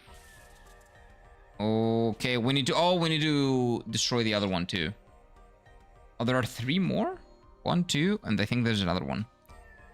That's right, this must be. This must be what? The seal for that. For what? We can move on then, destroying them all. Oh, okay, yeah. I got it. Okay, destroy this.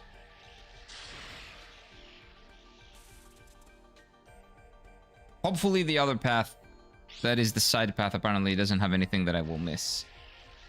Like, I was gonna go to the other one after this, so if I'm not allowed to, well, GG's. That's fine. And I don't want you to tell me if I'm allowed to go there or not. Please don't.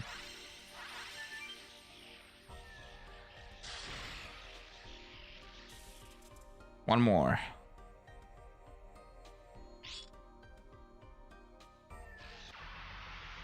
One more.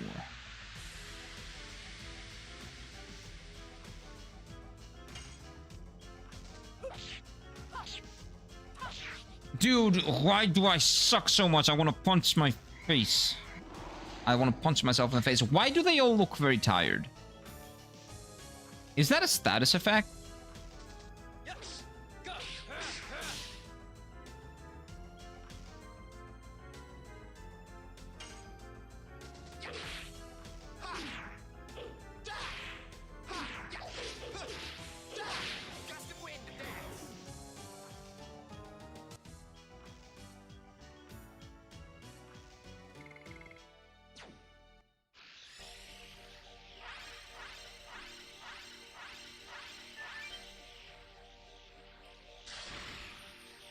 Probably status effect.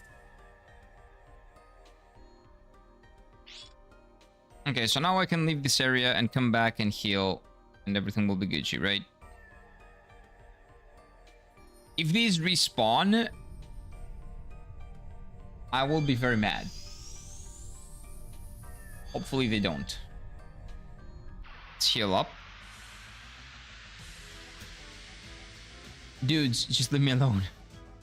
You're not gonna kill me.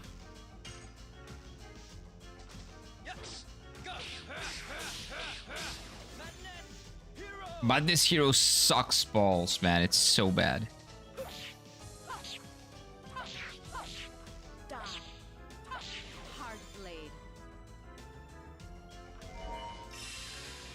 What type of magic?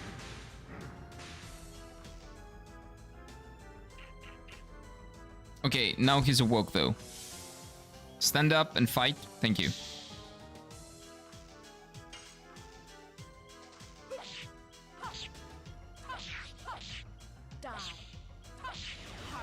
Nice, nice, nice.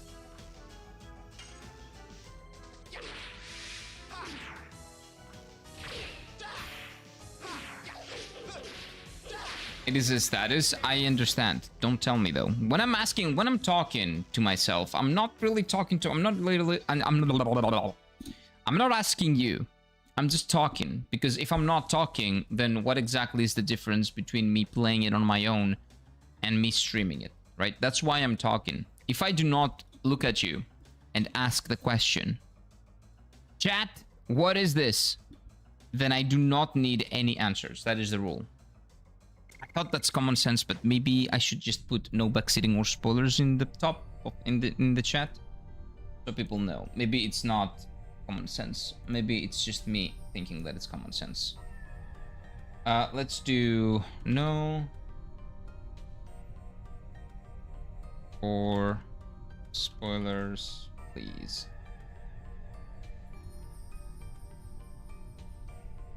I don't need to know anything that you didn't know when you played it for the first time. So just to make sure that it's there and people know. Did I pin it? Is it pinned? It should be pinned.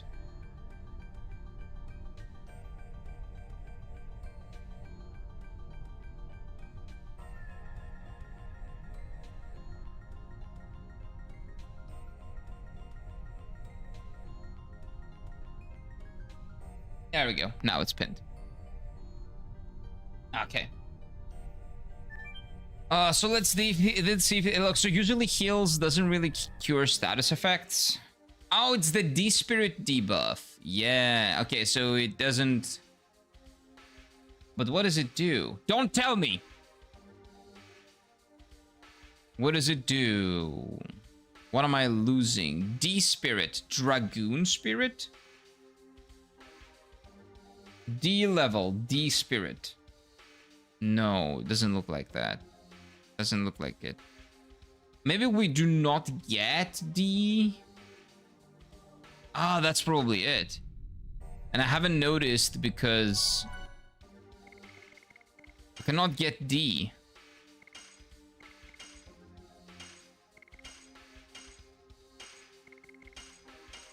Probably.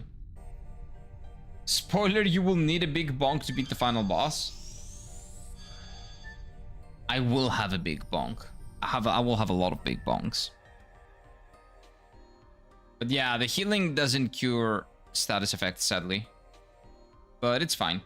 Even if that is what I assume it is, that status effect is what I assume it is, that's not a big deal. Because I will just save all my dragooning for the boss. Oh, unless we cannot. No, we can dragoon. We can dragoon.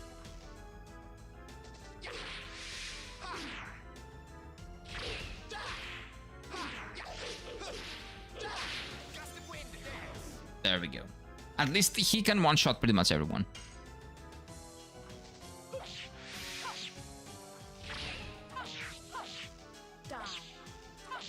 Her counter is really hard to pull off. Because it goes like this. It's really fast.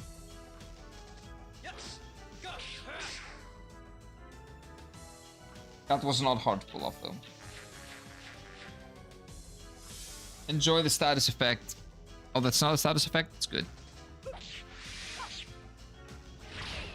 Yeah, her counter is really difficult to pull off, dude.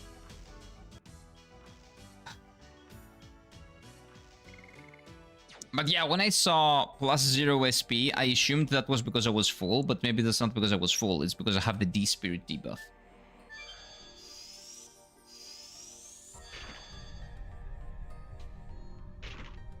Oh, hey, I tried! So hard and got so far. But in the end, it didn't even matter.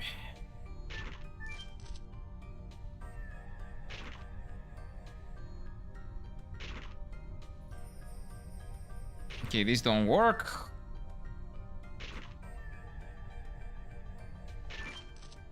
So we go to this one, and there is another one on the upper part there.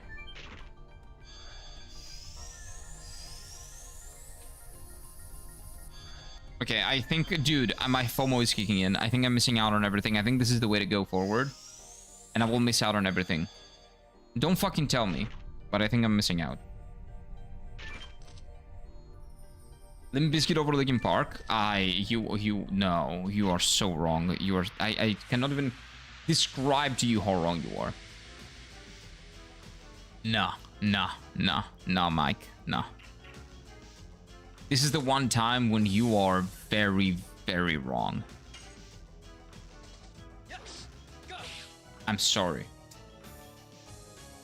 But no. In no conceivable way are Linkin Park inferior to Limp Bizkit.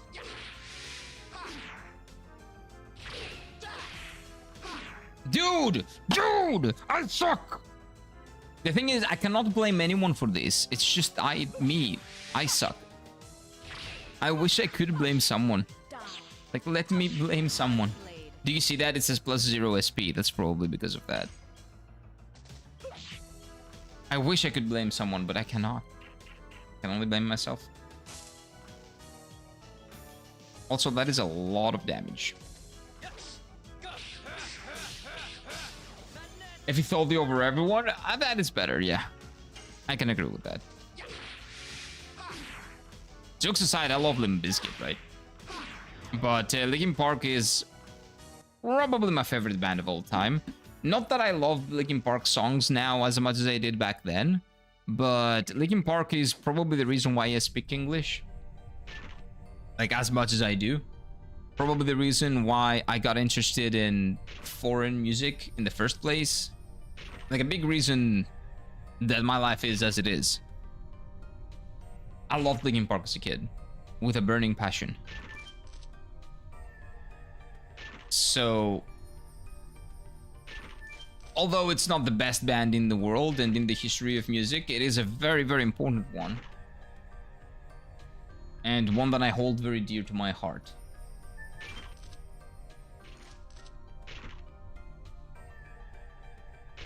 So that's why, even though maybe I'm wrong, I don't care. Linkin Park is great. Linkin Park all the way, thank you. I agree. Wait, how do I get that? Huh?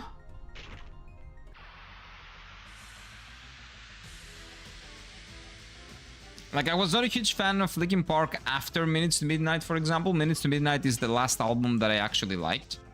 They changed their sound way too much. but they do what they want to do with their art, dude. They can take it wherever they want, and I'm allowed to like or not like that. But yeah, Linkin Park was great. Limp Bizkit also were great. I love them. I should have gone to their Did you go to their concert, Mike? The recent Limp Bizkit concert that they did here in Athens? I grew up with Maiden and Metallica. Well, me too, but I never liked Maiden and Metallica as much, to be honest with you. Like, you will probably want to hang me in the Syntagma Square for that, but I don't like Maiden or Metallica all that much. I like some songs, I respect them a whole lot, but they're just not my cup of tea. But I couldn't understand anything they were saying, so I had to learn English from the subtitled movies. That was me as well. That was me as a kid, essentially. I was very interested in knowing what the songs were saying and knowing what the people in the movies were saying without the subtitles, so then I needed to improve my English. So I studied English a lot, and subconsciously it was like reading the Greek subtitles while listening to the English that they were saying in the American movies, and that's how I learned English primarily. Can you change the battle camera with the shoulder buttons in that version? And what, shoulder buttons? Yes. Wow, I didn't know that. Yes, you can do it. With R1 specifically. Wow, that is brand new information. Thank you. That is good information though. That's not backseating or anything. That's good. No, I'm not that big of a fan. I'm more of a rock and metal guy. Me too. Me too. Like, one of my favorite bands of all time is Linkin Park. Maybe my favorite. If I had to say one, I would say Linkin Park. I loved Breaking Benjamin. I loved 3 Days Grace. Limp Bizkit. And then if I want to go to like more power metal, Halloween. I loved Halloween. Well, all of them I still do. I still love them. Love Halloween. Love... What else? Let me think.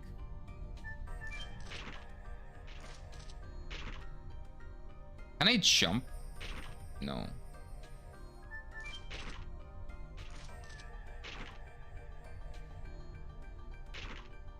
What else? Dude, I need that. I need that chest. That annoys me to no end.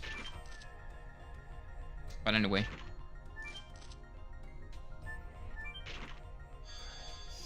Oh, Blink 182, Plus 44, Sum 41. What are some other very influential bands for me? Let me think. From punk rock. Oh, Sonata Arctica, I liked. Or at least one specific album that they had with the Wolves. That specific album, I loved. What else? Oh, Bowling for Soup. I love Bowling for Soup, man. They're so fun. They're so damn fun. I love Bowling for Soup as well. One of my favorite punk rock bands. Well, after Blink 182, they're my second favorite. They have the best Christmas songs as well. The best Christmas covers, man. They're incredible. Okay, I'm gonna take a piss and I'll be right back. On the way, I will try to remember some more bands that I loved. Ooh, a day to remember was I liked one of their albums, the album that had Monument in it. I think I liked that one.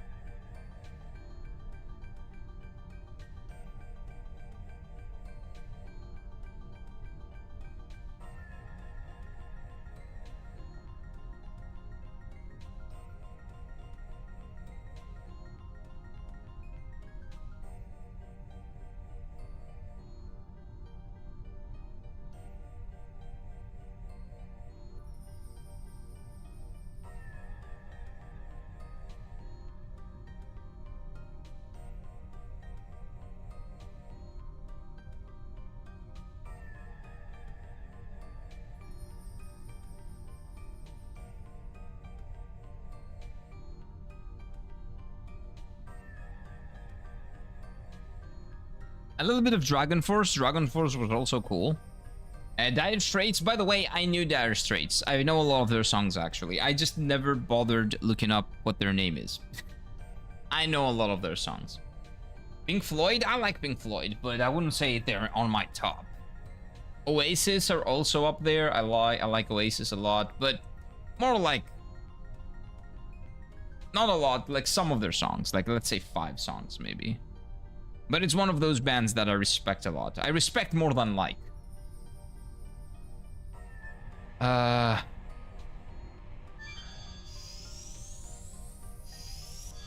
What are some other bands that I really like? Did I say Breaking Benjamin? Yeah. Like, the bands that I like for the most part are late 90s to late 2000s bands, essentially. Essentially when I was a teenager.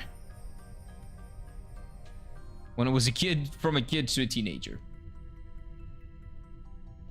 And then a lot of 60s, 70s, again, as you said, like Pink Floyd, sure. Dire Straits, I didn't even know that they existed, but I knew their songs. Like Metallica, Iron Maiden, Scorpions. I loved Scorpions as well. Not loved, but I appreciate the Scorpions, even though I only like a couple of their songs. Like, if you go further back, again, Oasis. I love the Beatles, but I like how, like, what can you say? Like, I like the Beatles. Who doesn't like the Beatles? Like, that's a no-brainer, kind of, right? And I respect Metallica, or I respect like Pink Floyd and all that. Like, who doesn't? I find those words mean nothing, essentially, because it is a given, right? I maybe not like them, but I like them, but I don't like a lot of their songs. But it doesn't mean anything, because good music is good music. It's just not everybody's cup of tea, right? Nah, good music died in the 90s. A picture of Clint Eastwood holding a shotgun meme. Nah, I didn't though. Yeah, I know the meme you're talking about, but no. It died in the 90s. Okay, shut up. I think that good music died in the early 2000s, or let's say mid 2000s, like after 2006 or 2007, when everything became much more digital, and the genres of music were already blended together, but they kept blending more and more, and the music was more commercialized.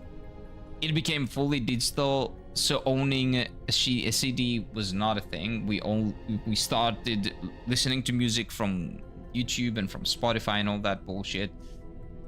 Although that's not necessarily bad, because people actually got their music across much more easily. You know, some tracks became popular because they became popular in YouTube, and that is really cool.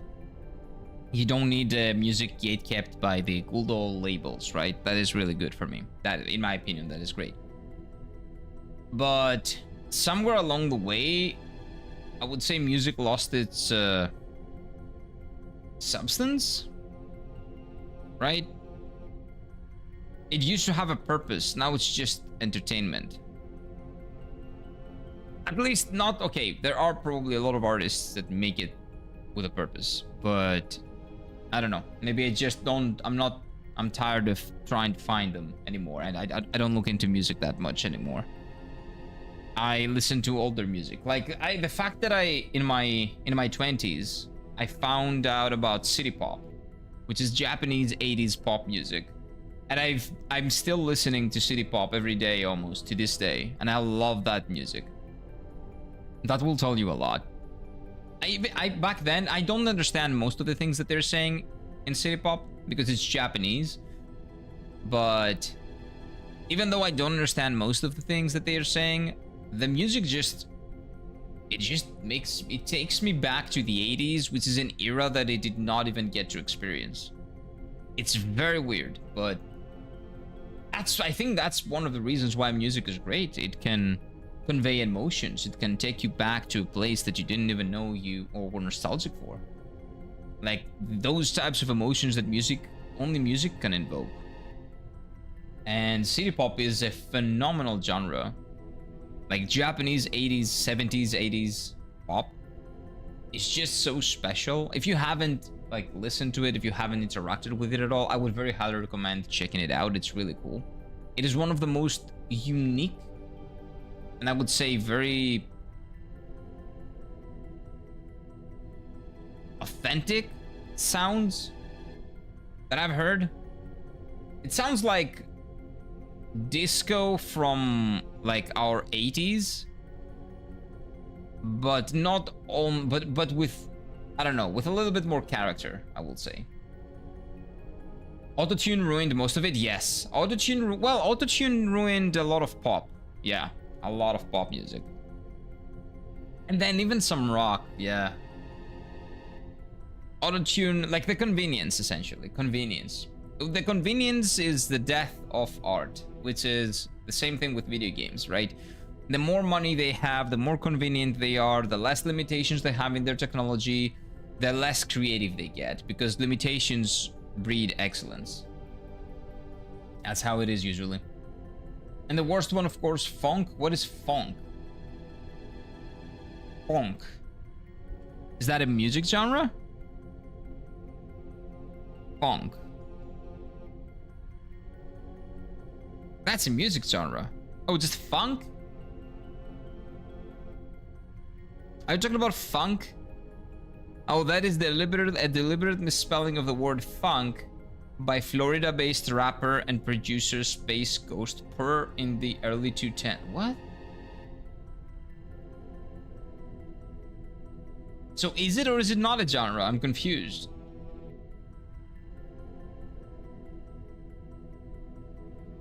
Funk is not bad. It's just not my cup of tea, but it's not bad music. Trap is bad music. Trap is barely music. Worst music genre ever made. If by funk you mean funk, then I don't think that's a bad genre. I think it's just maybe not your cup of tea. I don't know what funk is. Apparently it was a deliberate misspelling of funk made by a rapper. It's called funk. It's not called funk. It's called funk. F-U-N-K. And funk is not bad. It's just not my cup of tea. Maybe not your cup of tea, but it's definitely not like bad. Some people like it and some people don't. You're not one of the people that like it. Trap is bad. At least Greek trap is bad. I don't know about other types of trap. I don't listen to trap music anywhere. The only time when I listen to trap music is when I'm out, and I actually have to because they don't stop playing it. That's why I don't go to clubs anymore in Greece. I just hate the music they're playing. Like music talking, glorifying drugs, glorifying violence, glorifying I don't know, like all that bullshit that you know, they glorify nowadays in Greece. Then kids like repeating those words and saying all those things and normalizing that behavior, let's say. I don't like that. I don't like it. It is the worst kind of propaganda. So I don't like it. It's brainwashing the kids, man. It's horrible. How about Arab music? It's cool. I like it. We actually listen, well, we have a lot of Arab influences in our music over here in Greece. With Tifteteli, the dance that we have over here, that is very, very, very Arab influenced. And yeah, I have a lot of musical influences over here in the pop music that is the Greek music, the Greek pop music scene. Or at least maybe we used to more than we do now, but I'll tell you, we dance a lot to stuff like that, man. It's really good. But again, that doesn't mean that anything besides trap is music, okay? It's not bad. It's just something you don't like, or something that I don't like. It doesn't look very impressive. It doesn't look very impressive. Can we really constrain the Divine Dragon with this? What is the green thing? The green butthole? What? You can either do the size of the Maziola or from the size of the object. That's what I say. In all of the stats alone, and this ceiling also defined either from more than 10,000 years, if you want to know. It's not the size that matters, it's how you use it. Which is a lie, but okay. people make up excuses. I see. Then when we take this back and deploy the defense of the royal capital, the divine dragon will be no match for us. Nope. It's not gonna go that well. Fake beef between fake gangster rapper generating sales, brilliant marketing, and young people buying in on that, man. It's disgusting. It is. Funk is a subgenre of hip-hop. That's not what Google said. Google said it's a deliberate misspelling of funk by a rapper in the early 2010s. Funk music. A hip-hop subgenre. Okay, so when I googled what is it, it gave me an actual answer. A hip-hop subgenre and trap. Okay. So maybe it's not actually music. Yeah.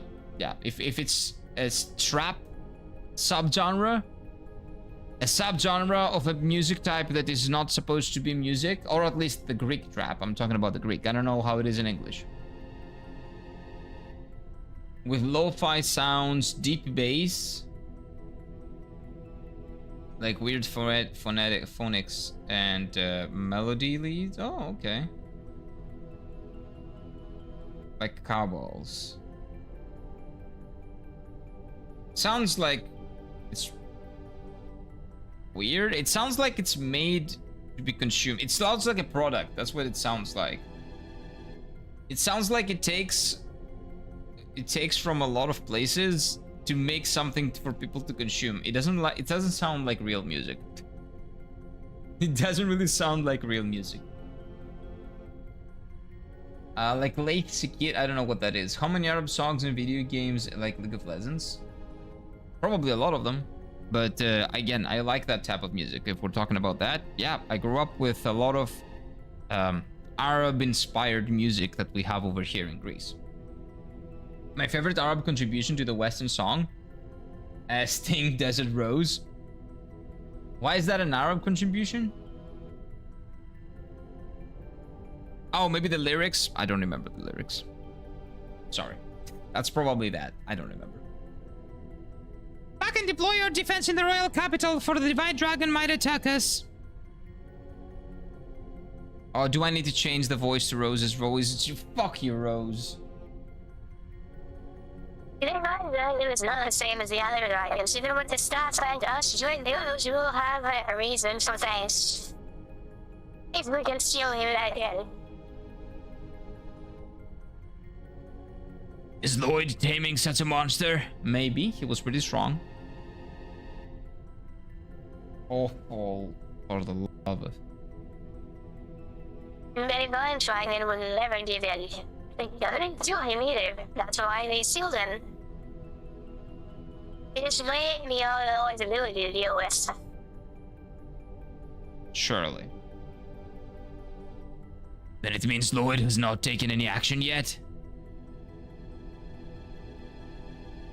Maybe.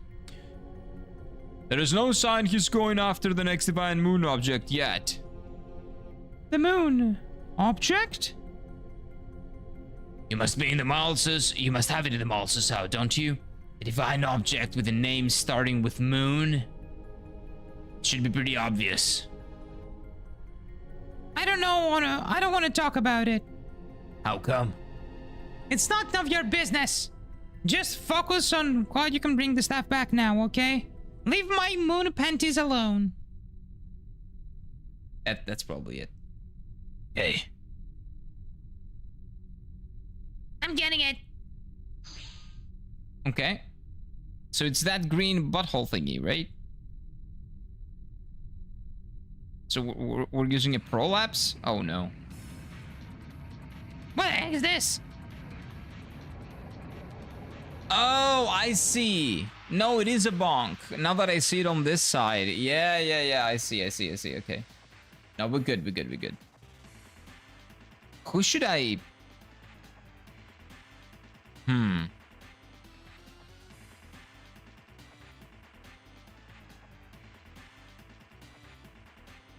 Who does the least amount of damage? That right now, that is Dart. But that is... No. This is good. This is good enough. That's good enough. It's basically Sting does his thing with what we would call an amane. Oh, an amane. Oh, okay, amane. Coming in between and factioning as a chorus. Oh, okay. I might need to look into that to understand what you mean exactly. I cannot really picture it. Excuse me, what the fuck?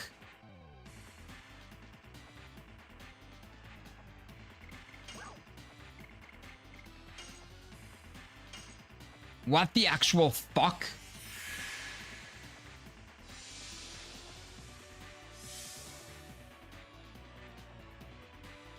Why am I dead? What did I do? Okay, maybe I need to not attack that bullshit thing. Or maybe you can only beat it with magic. Maybe because it's a Winglie thing, right? You can only attack it with magic, and if you don't attack it with magic, you attack it physically, it just fucks you up.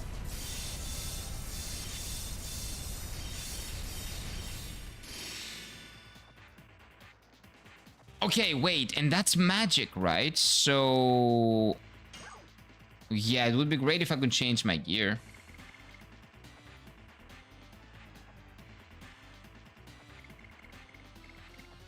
Oh my god, that is disgusting. Also, I am very retarded. Very, very much so.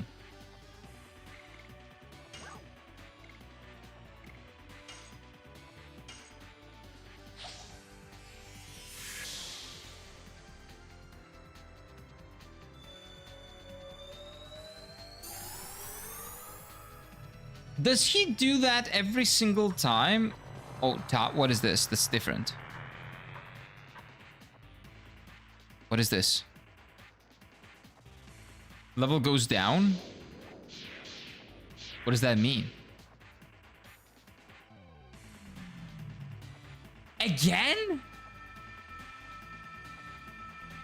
Okay, we're cooked. We're dead. Yeah, we're dead. I don't know what this is. I don't understand. I have no idea how this can do so much damage, dude. Like, this is like quite literally insane. And we don't have any more, like, we don't have any healing bullshit. We only heal, we don't attack. This boss never failed to elicit a what the fuck response, lol. Yeah, it sucks! It doesn't make any fucking sense. Like, if there's a trick to it that doesn't have a lot of HP or something, I don't see it. I don't see the trick.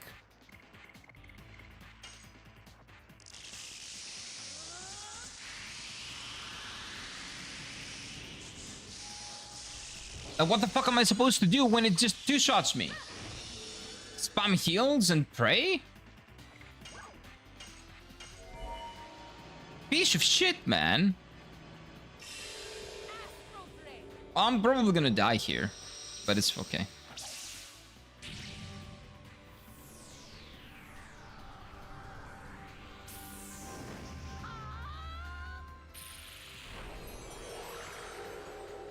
I hate that sound effect so much.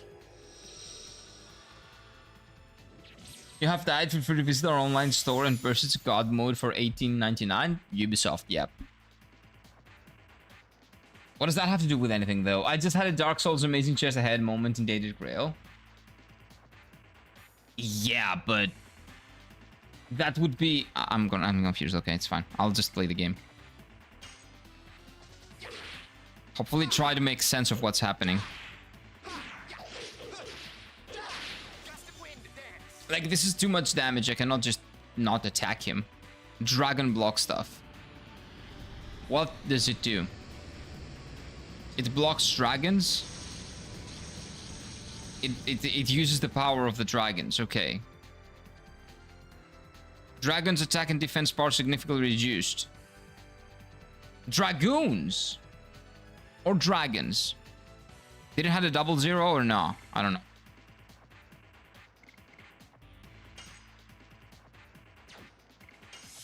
Logic would dictate that maybe that was Dragoon. But let's do magic again.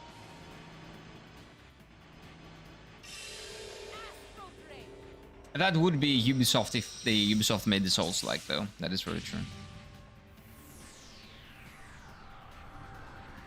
I really don't do this because I enjoy this.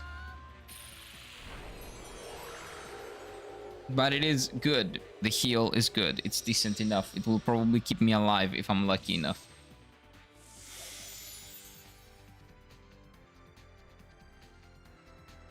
Oh yeah, Dragoons. Okay, not dragon, Dragoons. And now I'm fucked. Now it's over.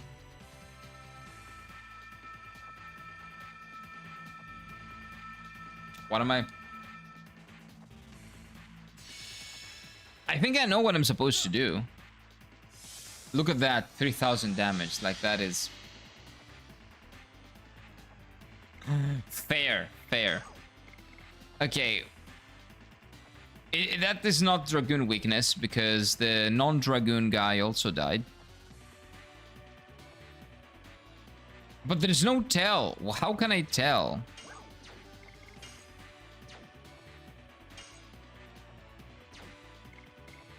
I don't know. I'll just die. I don't care. After Final Fantasy VII Remake Part 3 is done, I hope they remaster this game. No, I don't want them to touch it. Bug. I don't want them to touch it. I don't want them to... after they're done... like destroying, basically butt fucking the corpse of Final Fantasy VII, I want them to fuck this game too. No, I don't want them to do that. Also, this is not Square Enix. This is Sony. Square Enix is destroying Final Fantasy VII. They could be doing it at the same time. They could be double-dapping both franchises at the same time. They could be fucking both of them up at the same time. If they wanted, because they're different companies. This is not Square Enix.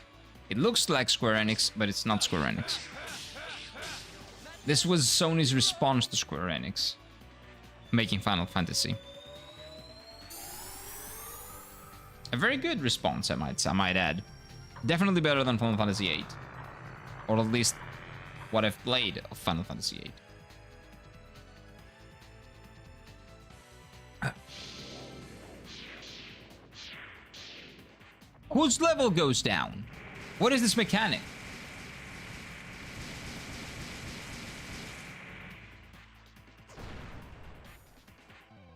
Also, I think I just low rolled. I think I was just unlucky. I triggered, like, an attack that destroys me basically got triggered 2 times in a row. And then this boss has so many other attacks.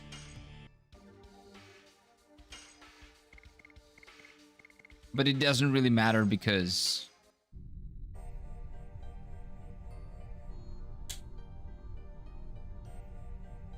we're back here.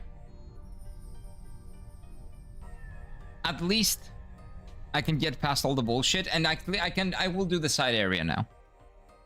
Now now if I didn't know that this was the side area, then I would have known by now. I would know that the other area is the way to go, so this is the side area, so we're good. RIP, it's fine. I was gonna die anyway. I need to protect myself from magic, essentially. Oh, is it Dispirit? No, Dispirit, it's not Dispirit, because Dart was not taking damage, but why? Why was Dart not taking damage? Let's do equipment. I have no idea why Dart was not taking damage. Not taking as much damage, at least. Is it just random? Spiritual ring.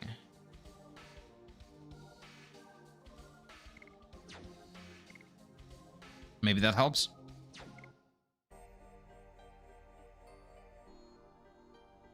But yeah, we have a small human that becomes a bigger human that becomes a fatter human. So maybe we start from here.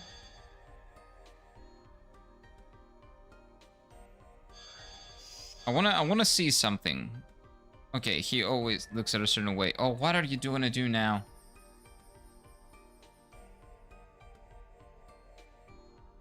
Kogon thinks it's Gigantos, no? Oh wait, maybe I'm getting clues. Let's see it. So small is So this must be the Winglies. Okay, so we got Winglies, Gigantos, humans, small people, dragons, and the final one is probably the Visors or whatever they were called. How are you doing, Mrs. O? Hello, hello, hello, Slendy. Hello, welcome on in, sir. How did you guys arrive at the same time? Rumors say that Ubisoft is going to be remaking more Assassin's Creed games, and now that Black Flag remake has been commercially successful, yeah, but I hear it's not great, but it's commercially successful. Nice way to make video game writers unemployed. Ubisoft is Ubisoft. I really don't care what they're doing. I'm not going to engage in any of their games. Maybe I play Assassin's Creed Odyssey to see how bad it is. Or if it actually is decent. Maybe it's decent and I'm just an idiot. We all died on that boss? Yeah. But the thing is, how do you counter that bullshit? But we'll see. We'll figure it out. I don't want you to tell me. I'm just speaking here. We came at the right time. That must be fate. Yeah, you arrived at the time that I died. Is it good or bad? I don't know. Don't know. As Slendy said, it must be fate. Of course it is. Of course it is. How you guys? How you boys doing? How's your weekend so far? How's your weekend been? These are the dragons? Yes, they are the dragons. Who are the shorties? Those are the Minintos. We don't know them. There are a lot of creatures drawn here. Yeah, and those are the humans, and the other ones, like right there, are the Visors. Visars? What the fuck are they called? I don't remember. You know the ones that I'm saying. He's gonna say the Virages. What is this? The Virage, you idiot. The Virages. Virage. Whatever you want to call them. I don't know, but it doesn't look like an intelligent species. They're the Virage, you idiots. They're the only ones missing. Except from that drawing. All of them are the species with intelligence born to the earth from the divine tree. Aren't they? There should be some key within that.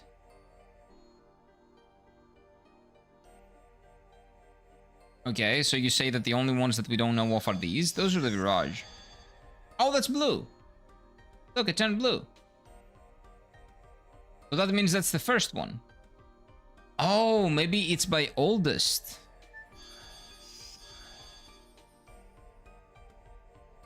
No. We'll see. I'll just go in whichever and we'll see which one turns blue. I just wish Sony would do this game justice and not change the story. No. They will. Do not ask for a remaster or a remake. They're gonna change the dialogue. They're gonna change the characters. They're gonna change everything that would be considered problematic today. Do not ask them to defile your favorite game. Okay? I just hope this game they don't mess with it. They don't do anything. Just let it go. Let it be what it is. Good enough. This afternoon is so hot. The weather over here is really hot too. It's 33 right now. It's gonna go 35 right now. It's gonna go up to 38 today, at least. It's gonna be pretty hot. No worries, bro. I know not to speak out with tips. I appreciate it. Okay, you guys are talking about another game. What is going on? I don't know. The one thing turned blue.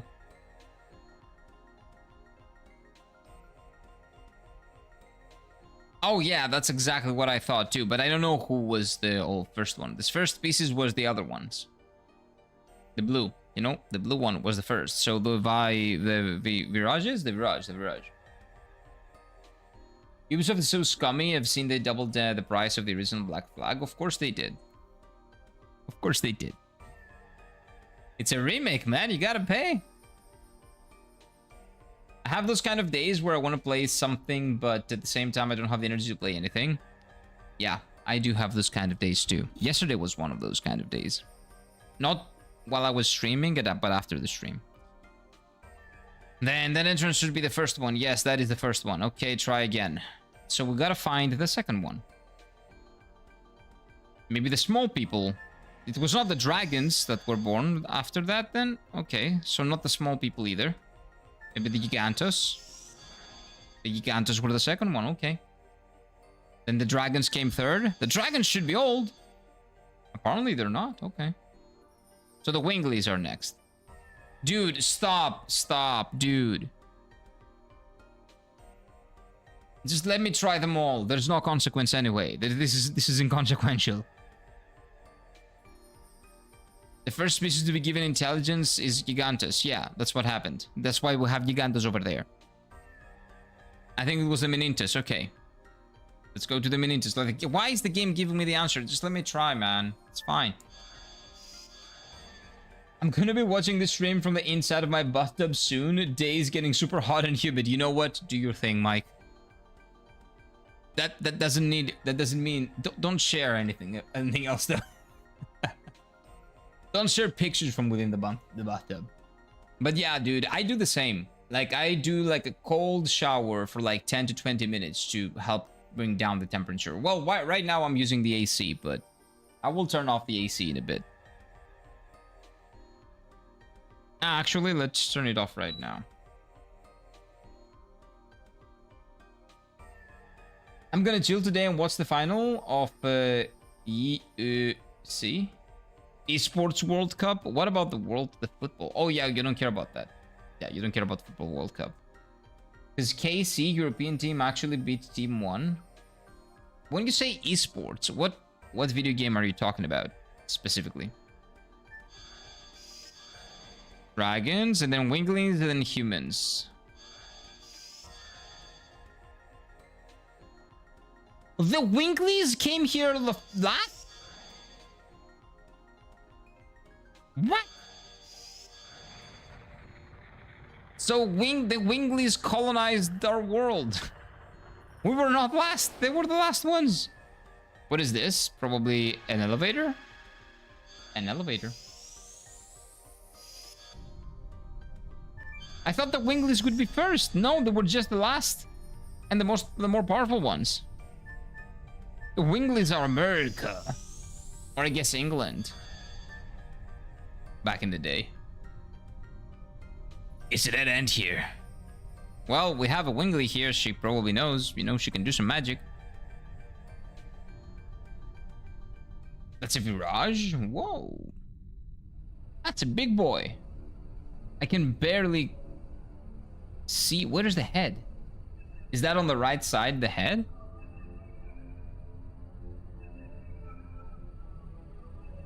Oh, jeez. This is the Virage, this is the Virage. And this flower, it must be Virage to kill the bell side. You say this is a Virage? Yeah, I'm pretty sure that's exactly what she said. Is it League of Legends? Oh, League of Legends esports. Okay, okay. Team 1. KC. So we beat the Koreans? Wow. We actually beat a competitive Korean team? How's that possible? That is insane. I don't know the KC team. I don't know them. But I know SK Team 1. Legendary. Probably the best League of Legends team ever. The legendary team where Faker is. Well, I know, dude. I was there when League of Legends begun. I remember when Fnatic was actually a decent team. I was there when the KT Rossler team was the big Korean team and the one that actually played the most beautiful League of Legends, dude. It was just it was a beauty. It was a thing of beauty. I believe that KT were the team with the phenomenal Lee Sin back in the day. Like the best Lee Sin ever. I don't remember his name, but the guy was just doing magic. Just magic. And then next year, SK Team 1 came up and they actually beat the KT Rosslers to qualify for the World Cup. The Esports World Cup. And that's when the SK Team 1, the T1 that you see now, it's SK Team 1. And they actually had two. SK Team 1 and SK Team 2. One of them became legendary. That's the Team 1 that you see right now. It is phenomenal, yes. I really used to like League of Legends esports. I was following it until like 5 to 6 years ago. I love Assassin's Creed 2. The Unity had amazing animations, and they resync. They had bad combat. They made their own combat. People didn't like it. I haven't played a single Ubisoft game in my entire life, I think, to be honest with you. Youngsters these days cannot appreciate a well-drawn bath with smelling salts, sour, meh. I can appreciate it when I'm experiencing it. When I'm the one that's experiencing it. Otherwise, I'm just jealous. Do you think esports is harder than football? No. But it has harder aspects, and football also has harder aspects. The thing about football is that it takes a lot out of you physically. League of Legends doesn't, and esports don't. But they're not comparable. It's like comparing... I don't know, like, do you think playing fighting games on the PC, like fighting game competitions are harder than, I don't know, like actual fighting competitions? No, they're not. Pub stream when? Never. Never. Never! Yesterday, the final became T1. Wait, the final game T1 versus KC was the most insane game I've ever seen. The Korean teams are always really fun to watch. They're very dominant, that's why. We need to see Kira playing raids in some MMO. Oh, I can do that. You guys can see me suck in Final Fantasy XIV, sure. Well, I've been wanting to play Final Fantasy XIV from the beginning to the end for the longest time. But first, I don't know which channel should be the more appropriate one. I would say that maybe my main channel is better for that, because that's a big project and it will take a long time. And second, it is a big commitment, so I don't know if I want to make that. Hot tub ASMR plus maid costume. I will burn that maid costume. Okay? Still have it, but I will burn it. For those who don't know, when we were playing Demon Souls, I actually did dress up as a maid because we reached the subscriber goal. And yeah. I did it for like the entire... For 10 days it was, right? 10 days, yeah. I'm a man of my word. I would bet running 10 kilometers over 90 minutes would get... and getting kicked in the shin is slightly harder than sitting in a gaming chair pushing buttons. Slightly. Only slightly harder. Only slightly more challenging. Just a little bit. You don't say this is a mirage. Hey, dude, yes, that's exactly what you're saying. What are you talking about? Where is the head? Is that its pee-pee? What exactly is that? It was a destructive weapon of ancient legend that battled throughout the dragon campaign with the Winglies. Although some still remain. They're not weapons. I'm pretty sure they were the gods that people are referring to. Even in all these days, right? The first species. Those are them. Maybe the Winglies weaponified them, right? Maybe there was a weaponification of the gods that is the Virage, but I'm pretty sure that's the same. Those are the same species. Don't tell me, by the way. Those are just assumptions that I make. Be like Haaland and mostly walk. He doesn't mostly walk. He doesn't do that. You mean the MMO side of the story? It will be good if people like MMOs. No, like the story. Like mostly the story. What I'm gonna do is that I'm gonna play through the story of the game with all the raids and all the raid stories, and you will see how incredible they're gonna be. But it's difficult for me to do that because, again, it's a big commitment. Big. It's gonna take at least 3 months. At least. Streaming Monday to Friday. 2 to 3 months. You looked amazing in that maid costume. Shut up. Don't you dare burn the maid outfit. It's so much lore would be lost. Is that a bad thing, though? What? Yeah. The maid outfit shall return once more. Never. Never! Never! Mike just compared the marathon to esports. Now, Mike just presented a really good example. That, you know, nothing... No, marathon... No, Mike talked about football. What? Mike just said... Just please read what he said properly. I'm not gonna spell it out for you. Just read what he said properly. Oh, regarding the romance, I went to the chat. Another NPC. Okay, you're talking about a game that I haven't played yet. I don't want to play. I'm not gonna read that. Okay, let's continue. But it looks totally different from the one I've met before.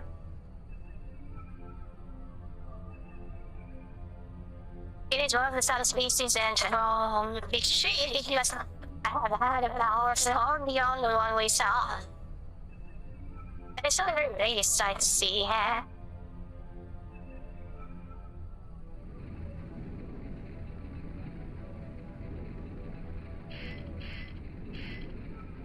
Oh no. The Virage! It's an actual fight?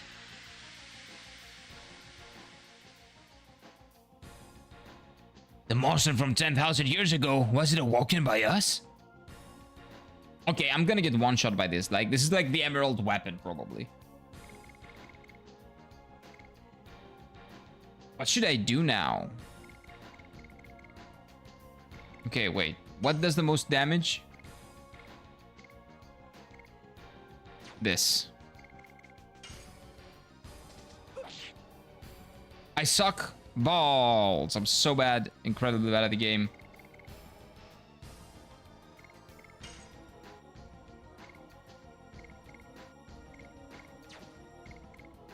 No, I should have done all of them. No, it's fine, actually.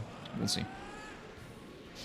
3 months, that is very manageable, since a lot of people have plus 8,000 hours in an MMO, which is a year straight. I don't have more than 8,000 hours, but I would say I have at least 3,000 hours in Final Fantasy XIV. But it's not manageable in the sense that, like, if I play that game for a very long time, you guys might just get bored with it. If you're not invested in the story, which I cannot make you invested in the story, then are you really gonna follow it? Probably not. Like, if you want me to try it out and see if you are interested in it, sure, but it's not like I'm gonna be reacting to something new. I've already experienced the story. I can explain to you why things are good. I can show you around, but doing that for 3 months, I don't think is good content, but it depends. That's a very Elden Ring looking boss. I kind of agree, yeah. It kind of is. Like a dragon looking, Elden Ring dragon looking boss, like Bale, but actually a little bit more ugly. The good frog, the goon frog. I don't think this is a frog, although the face can be frog-like. This boss is so cute, you're insane. What the fuck even is that? It's not even possible to describe. I don't know. Frog, I would say, is good. A frog with a PP on the right side. I don't know. I get the feeling that there's an eye in there. I don't know. It looks like some Monster Hunter monster. Oh, true. It could be from Monster Hunter. Yeah. I could see that in Monster Hunter. Do you think Sony will do FF8 or FF10 remake? I don't want them to mess around with any of the old games that they've made because they've... not Sony, Square Enix, you mean? I hope Square Enix just leaves Final Fantasy alone. And they don't remake any others because they fucked Final Fantasy VII. I don't want them to fuck the rest as well.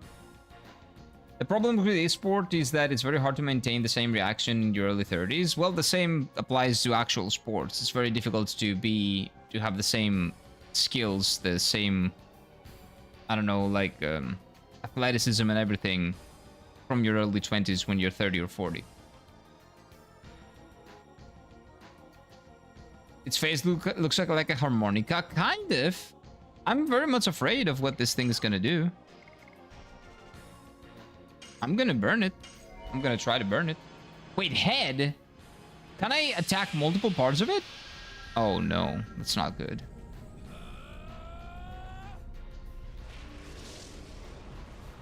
That's not good. I'm gonna take a break to cool off, but dear God, it's so hot.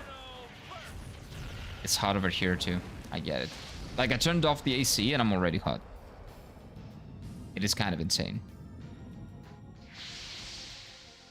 Okay, that was decent damage. Not incredible, but decent. Lives remaining 10? I need to kill it 10 times? Did I read that correctly?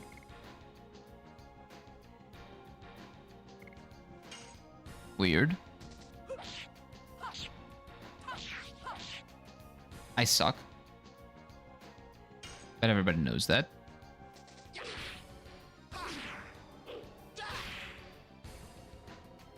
What?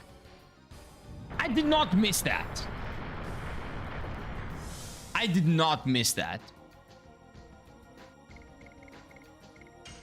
I did not miss that.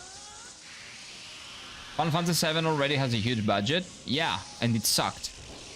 Final Fantasy VII Remake sucks. Money doesn't make good games. Good creators make good games. Yeah, we can do... Okay.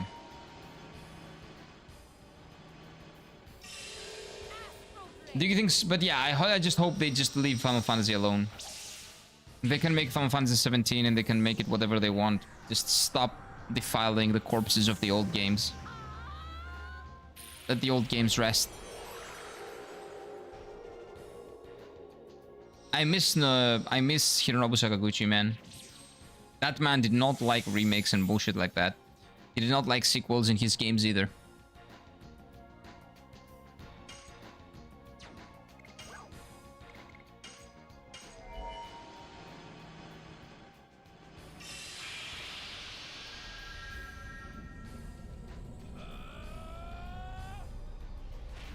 The thing is, what am I supposed to kill? Is it the body? Is it the head? Is it the right arm?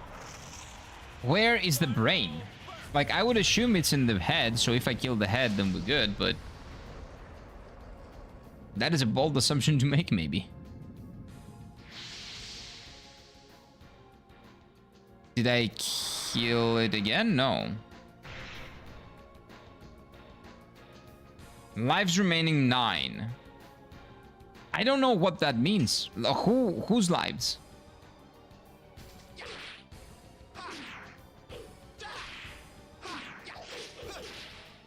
I suck.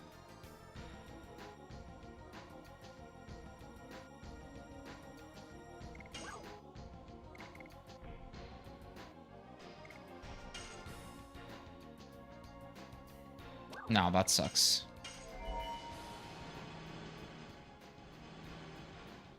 Unless you're talking about the original Final Fantasy. Sakaguchi gave us 9. Sakaguchi gave you every single Final Fantasy from 1 to 9. He was always the producer. Sometimes the director, not always, but he was always the producer. Like, every creative decision did go through Sakaguchi at one point or another, until Final Fantasy, all the way until Final Fantasy X. He had nothing to do with 10, but all the way up until 9, he was there, he was involved. And it was his preference to make Final Fantasy IX a medieval high fantasy story, which is my favorite Final Fantasy game, and that is a big reason why I love it.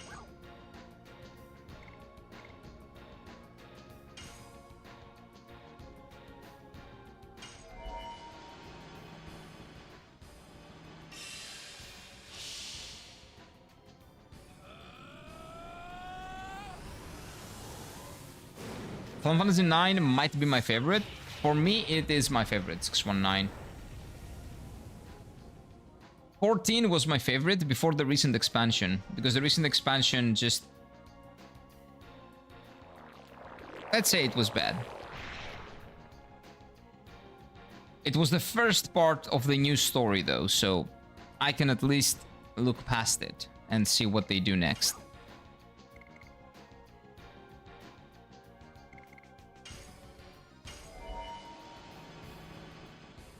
Tactics? I haven't finished Tactics. I've only played about 10 hours of Tactics, maybe less. I need to play it again. But it's too long. It's so long, dude. For a weekend stream, I need to be playing like 10 hours a day in order to finish it eventually. That's why I haven't picked it back up. It's too long. I have it over here.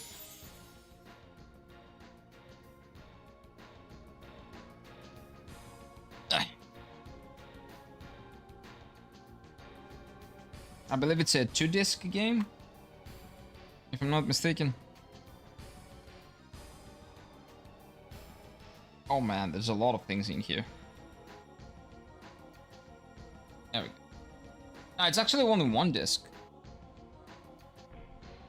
No, it's 2.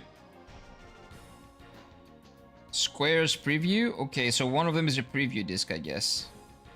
The other one is the actual game. I see.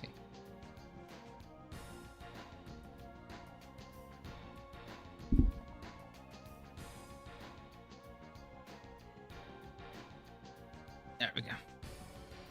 But he really helped with 9 after he messed up with 8. He didn't mess up. They didn't mess up with 8. They tried something different, and some things worked and some things didn't. And with 9, he was like, the setting is way too modern. I want to take it back to medieval times. And he took it back. Hey, what's up, Abhishek? Welcome on in, sir. But he didn't correct anything. He just went down the more classical Final Fantasy. He basically went back to what made Final Fantasy great. And fans did not appreciate it back in the day as much because Final Fantasy IX was unfortunate because they made Final Fantasy IX at the end of the PlayStation 1 life cycle. Which means that it didn't sell well because the PlayStation 2 was just around the corner and people had moved on from the PS1. So they did not buy a lot. They didn't buy Final Fantasy IX as much. They should have waited and made it the first game on the PS2. But instead, they made it like maybe one of the last games of the PS1 era. And then they made Final Fantasy X, the first game of the PS2. But that was the beginning of the end, Final Fantasy X. Final Fantasy X is a good game, but it was the beginning of the end for Final Fantasy, the Final Fantasy series, unfortunately.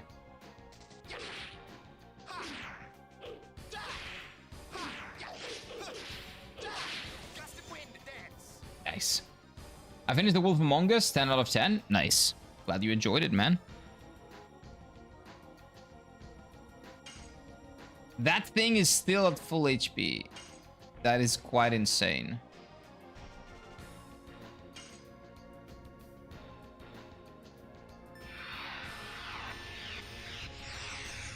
Almost. 9 was the opposite of 8? Not really. It was just a different setting. And it didn't have a gimmick in the... Well, it did have a combat gimmick, but the combat gimmick was more like the limit break gimmick that Final Fantasy VII had, and less like the very intrusive, like, sucking. I don't remember what it's called in Final Fantasy VIII. Because that is very easily abusable and exploitable, and you just destroy the game. You can argue if that is a good thing or not. I would say it's more of a bad thing than a good thing. They did not really think of the balance of the game that much when they were making it. The Sanction, I think system it was called. Yeah, Sanction? Something like that.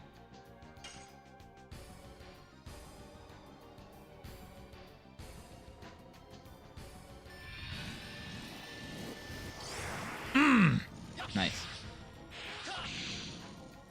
But 8 is not a bad game by any stretch of the imagination. It's just some, you know, they tried changing things up and trying out some stuff, and some things worked and some things didn't.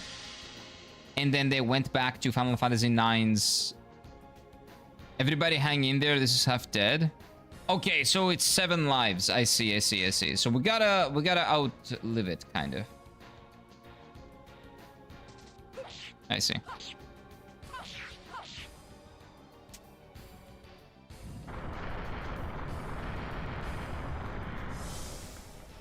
I think it's doing more damage now. I don't like that. I suck. Junction. Yeah, Junction. That's right, Junction. It is definitely doing more damage now.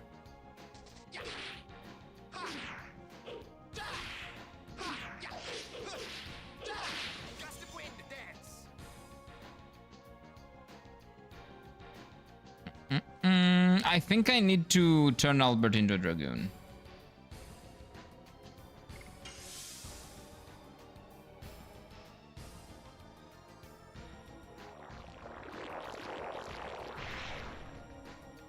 That's a lot of damage. We can heal though, we have items. Oh, he's dead. Oh, he's alive. He's gonna be dead soon though.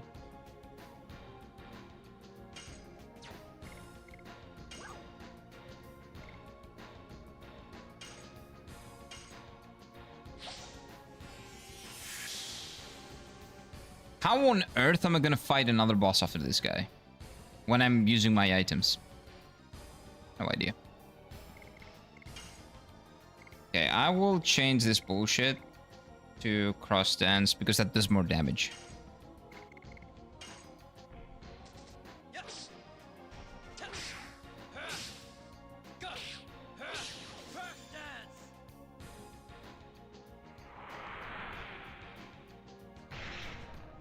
He'll survive. I hate it. Why do you hate the game? It's a game. It didn't do anything to you. It cannot, by the nature of the fact that it's not human. It doesn't have a thing that it can do to you. Why would you hate a game? What did a game do to you? Like, sure, you might not like it. You might not want to play it. But hate is a strong word. I'm not even considering Final Fantasy XVI a real Final Fantasy game. Me neither. I don't think... Well, it is, by definition, because it's called Final Fantasy XVI. But it is not a good Final Fantasy game. It has decent aspects as a game, but it's not a good Final Fantasy game. In my opinion, if you ask me. I know you didn't, but, you know. Just for the sake of the argument. I don't consider it to be a good Final Fantasy game.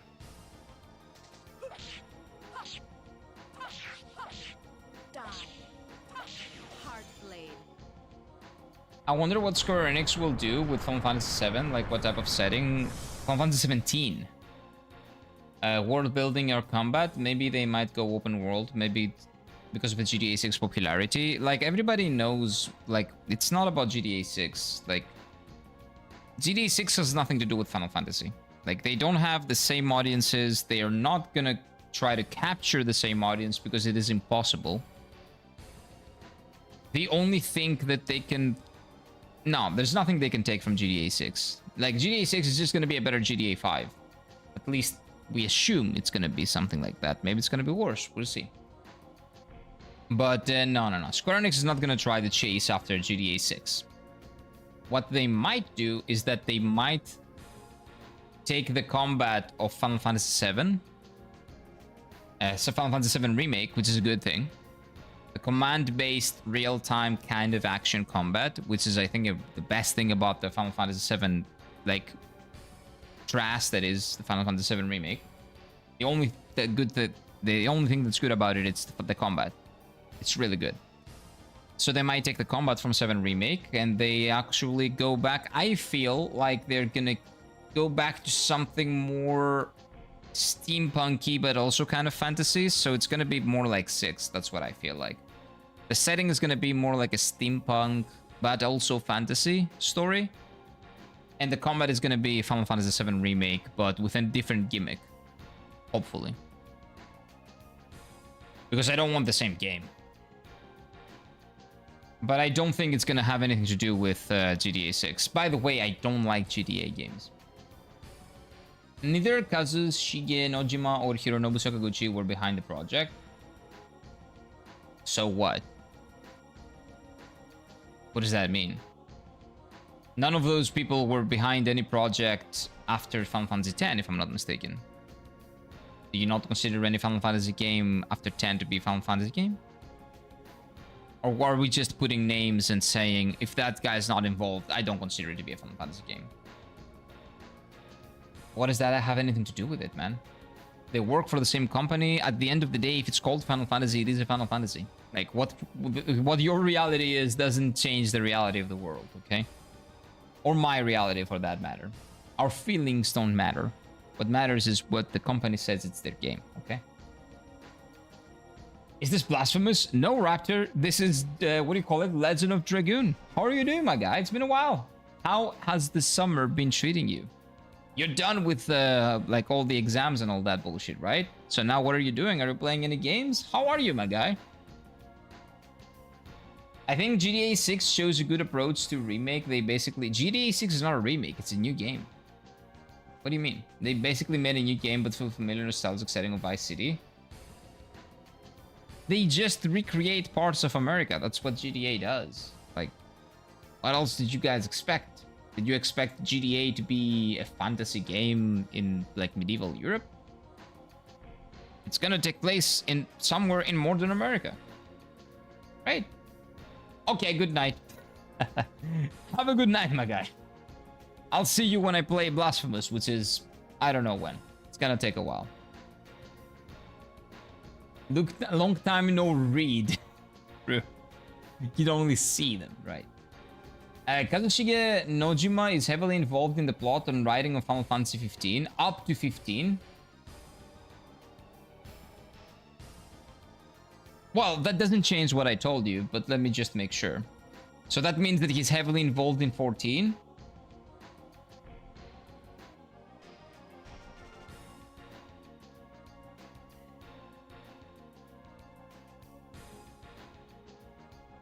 So he's not involved in 14 either, so that is factually incorrect. What about 13? He was involved in 13. He did not write the main script, but he had some concepts, let's say. So very loosely involved in 13. What about 12? No, he was not involved in 12. Interesting. So the only game that he was involved in was loosely 13. What about 11? Nope, not involved in 11. What about 10? He was 10, yeah. Final Fantasy X, I believe he was in the main story writer, one of the main story writers, right? The main scenario. Yeah, he was the main scenario writer. So only 10 and loosely 13. None of the other games. No, he's not in 12. I checked. He's not in 14. He's only in 10. He's not in 11, he's not in 12, he is loosely like some concept in 13, not in 14, not in 15. Oh, I don't know about 15. Did I do 15? Wait. Let's see. Oh, he was in 15, yes. The story outline. I see. So he was involved in 15. Again, pretty loosely, just the story outline, but... he was involved in that. So what does that matter if it's a Final Fantasy game or not? I don't understand. You just draw lines in the sand, and you just take the line back whenever it fits, whenever it fits your narrative. That's not how you define things, man. You need to have clear-cut rules.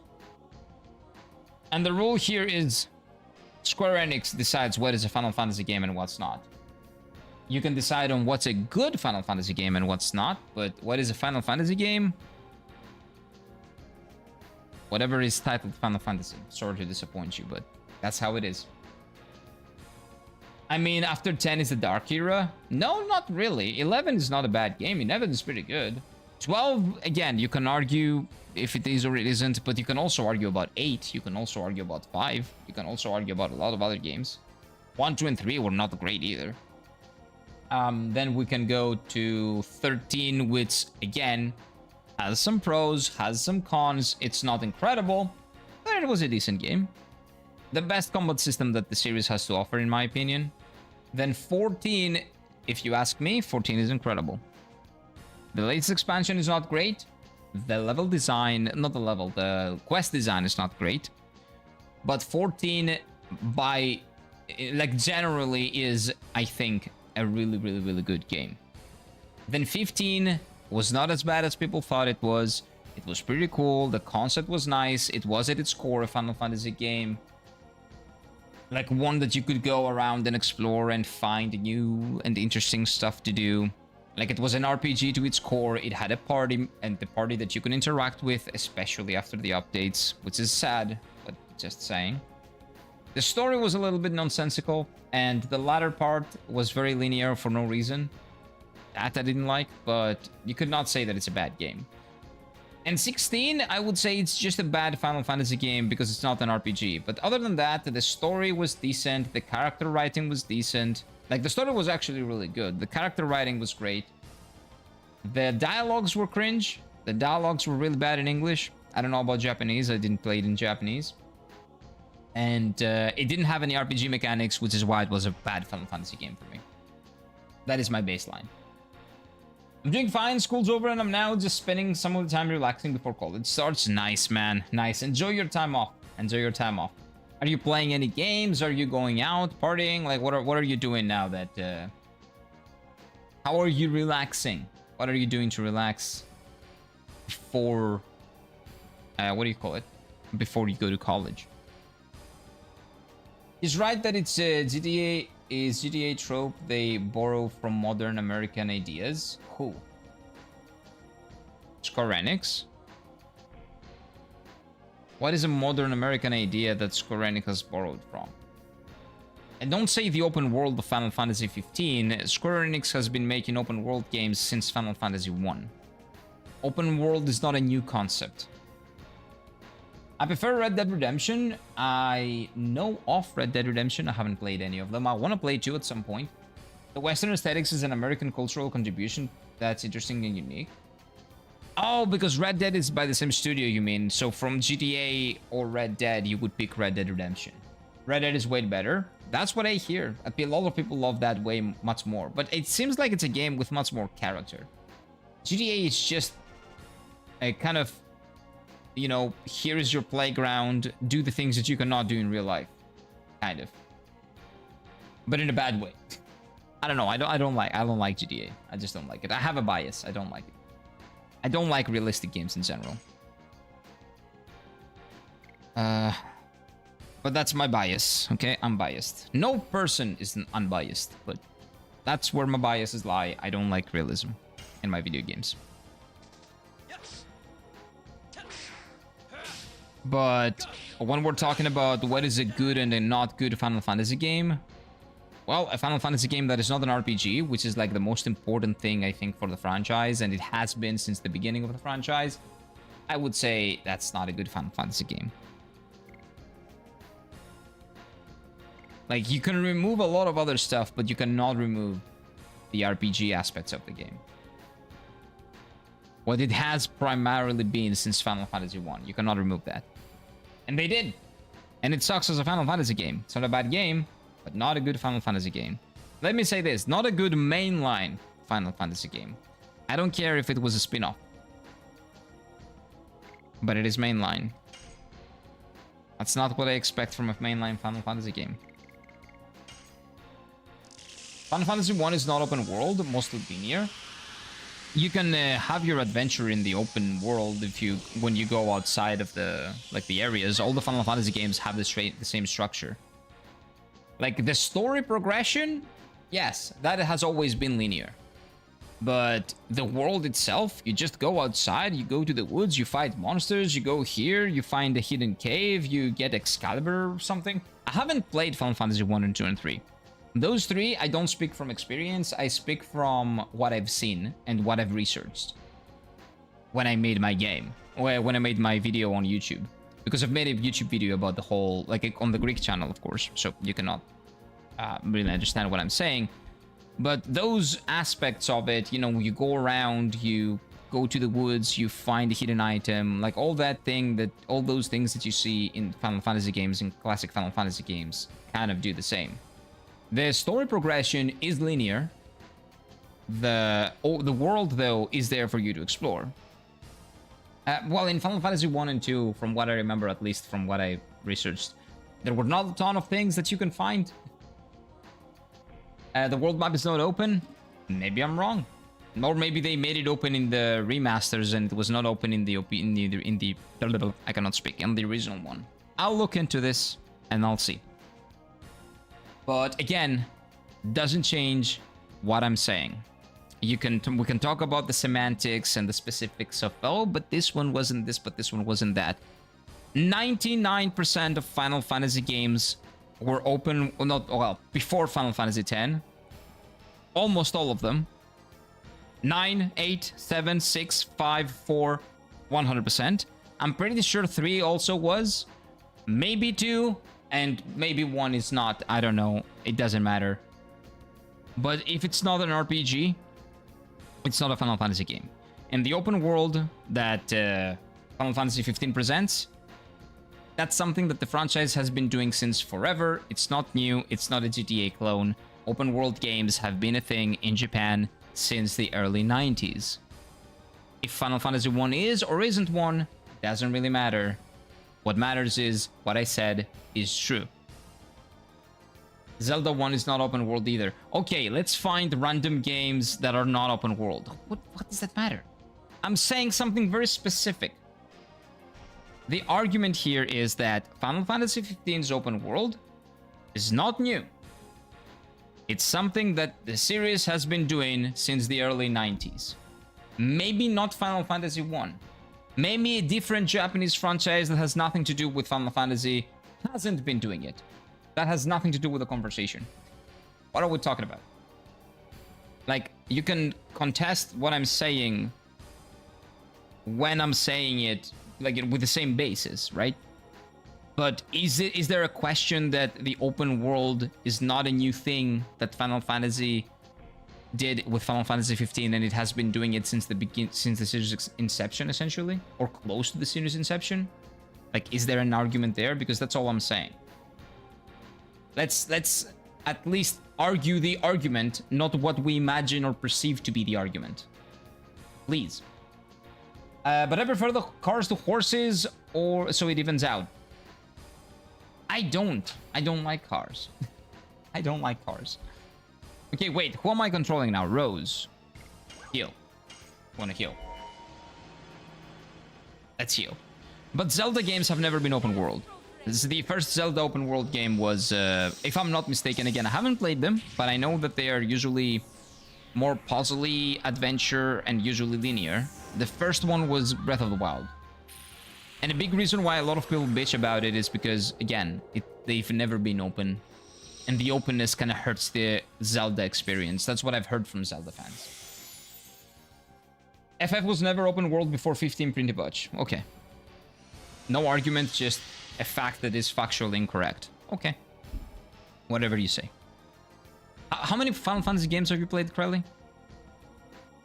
Like, have you played the games that I'm talking about? Or are you just talking from your experience after playing 13 that was not open world? Well, it was, but just after chapters 11. I'm not saying that's open world. 12, that's not open world. I would say it's semi-open. Let's say 13 is also linear. 14 is open, but I guess you don't count MMOs. So if we remove all the games that we do not consider open world, then you still have 9, 8, 7, 6, 5, and 4. Possibly 3. What are those? Are those not open world?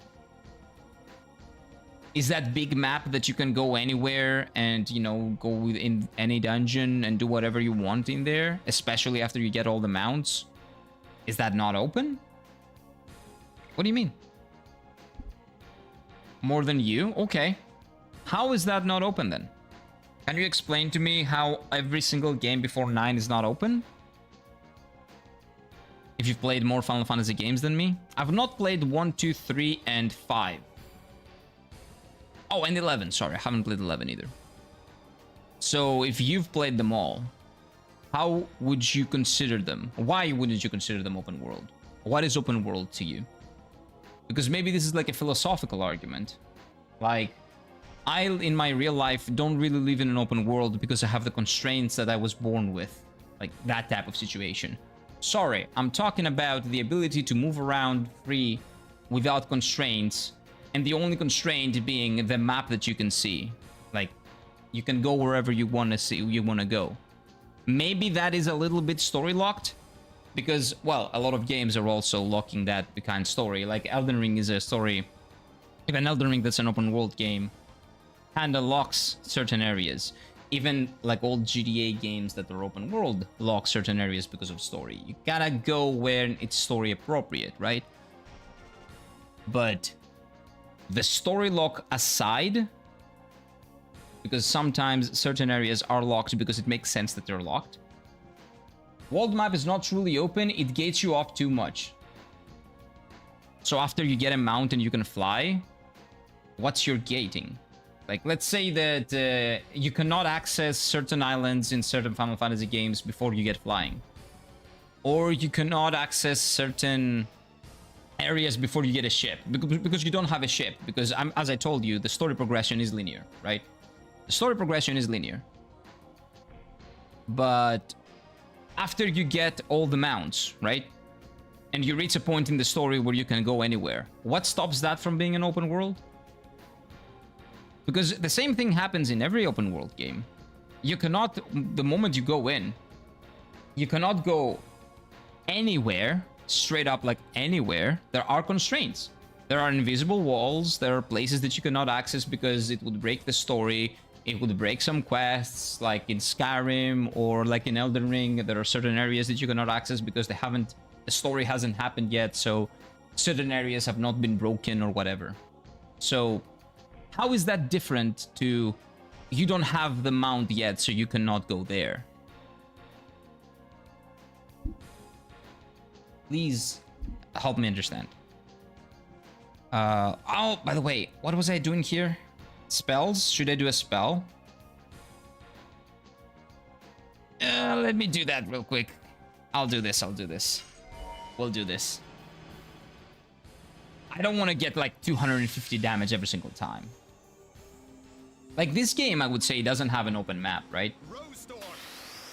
This is linear, because you can only get from point A to point B. It has some freedom, but you can only get from point A to point B when you're out in the open world, on the open map, right? But that's not the case with Final Fantasy. He's right, I just wanted to Square to expand their knowledge to advance Final Fantasy XVII. We're just talking, like, who's right or wrong doesn't really matter. We're just discussing. I'm trying to understand his point of view. Because, again, sometimes you learn things from how other people view the games. Or view other stuff. Like, maybe I should explain myself better when I say that this game is an open world game, for example. Or maybe people misunderstand what I'm saying when I'm saying that a game is an open world game. Maybe boss scale, like Souls games, I'm just streaming. Bosses? Okay, in what sense? What do you mean, Vaughn? Like, a Final Fantasy Souls game? There is something like that. The Team Ninja is Stranger of Paradise, Final Fantasy 1. It's like a kind of like a remake. Well, as much of a remake Final Fantasy VII is to the original Final Fantasy VII.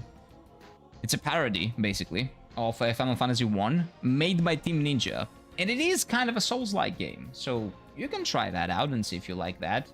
Team Ninja is the team that made Neo. So they did, you know, they did dive a little bit into that. Are you against the Final Fantasy XIV's not having an ending yet? No, I'm not against that. 14 is an MMO. And it does have an ending. Endwalker finished the first part, the first arc of the game. And that whole arc from the beginning to the end is like maybe the best story ever told in a video game. Not maybe. For me, for the story from the stories that I've played, is the best one. So Final Fantasy XIV does have an ending. Now, do I care if they continue it or not? No. They can do whatever they want. And I can make an educated decision as a customer to keep buying then later expansions or not. That's a different story. My main differentiator between open world and not open world is a loading screen between the areas, dungeons excluded. But that's the thing. The older Final Fantasy games, Mike, worked exactly like that. So it was a big open map, and if you were to go in a city or a dungeon, they were functionally the same. You would go in a loading screen, and then you would go in, and it would open up. So there was a huge open world, and there were areas that basically functioned as dungeons. Even like the what do you call them? What do you call them? The cities also basically functioned as what you call them, like dungeons, right? You would go in, it would load up something different, but you would go out and there would be a huge open world and you can go pretty much everywhere you want. We just have different definitions? Maybe. Loading screens are the main thing for me in open world games. Yeah, but you realize that sometimes there is a loading screen, you just don't really see it, right?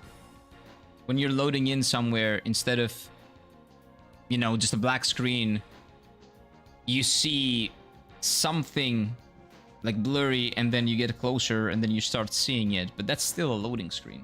It's just the illusion of not having a loading screen. It's better implemented. Well, because of limitation, what do you call them? Constraints, technical constraints. The expansions are another story. Every expansion in Final Fantasy XIV is the continuation of the previous story.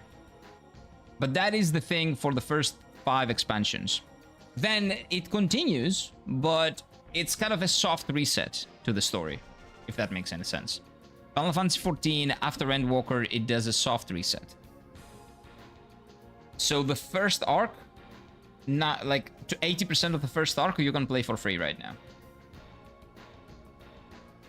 Loading screens in Far Cry 5 are my favorite. They are like a brainwashing potential music. Brainwashing potential. I do like, I don't know, you're probably talking about like loading screens that have a very catchy song and try to keep you playing the game even though like you're just seeing a loading screen. You know what I love, which loading screens I loved? Back in the day with Dragon Ball Budokai Tenkaichi? Budokai Tenkaichi 1, 2, and 3, especially 2 and 3, had the best loading screens because they had mini games basically. You would mash a button and Goku would eat a lot of dishes. And I would make that a competition with my brother. Like, how much can I get Goku to eat? How many dishes can Goku... How many bowls of ramen can Goku eat? And, you know, that was fun. That was a fun bit. And I believe they patented it, which was disgusting, I feel like. I'll look into Final Fantasy 1 Remake. The guy Jack says Chaos a lot. Yeah, that one. Chaos, chaos, chaos. Like, that one was made by Team Ninja, which was the Neo team. So if you like Neo, that's probably a better version of the first Neo game. Probably, like, closer to Neo 2, because it came out around the same time, but I can only hypothesize on that because I haven't actually played Neo 2. Elevator loading screen? The elevators are basically glorified loading screens. I'm pretty sure that we've talked about that when we played all those games. Or the long hallway loading screen? Yeah, those are essentially like interactive loading screens. They're not really... They're just not a black screen. It's just, you know, a really nice way of not showing you the black screen, but essentially, functionally doing the same. My favorite loading screens are hidden behind the environments, just like the elevator rides. Yeah, exactly, right? But it's the illusion that it creates. It's functionally, it's the same thing, though. Holy moly, still fighting this thing? Yeah, because we're talking a lot. We're yapping a lot. I think we're close to beating it, though. Rose. What should I do with Rose? No, we're good, we're good. We can attack. We're kind of close. Kind of close. He just did 2 same spells to boost his defense and do not stack to each other. So yeah, no, they do. They stack. They don't stack. They stack in like time. Nah, they don't really. It's 3 turns, so after I wasted a turn, then it's 3 turns. So I wasted 1. It's fine. Shut up. It will be dead in 3 turns, okay? Should I Dragoon with Dart? He doesn't have any mana. I don't think I should.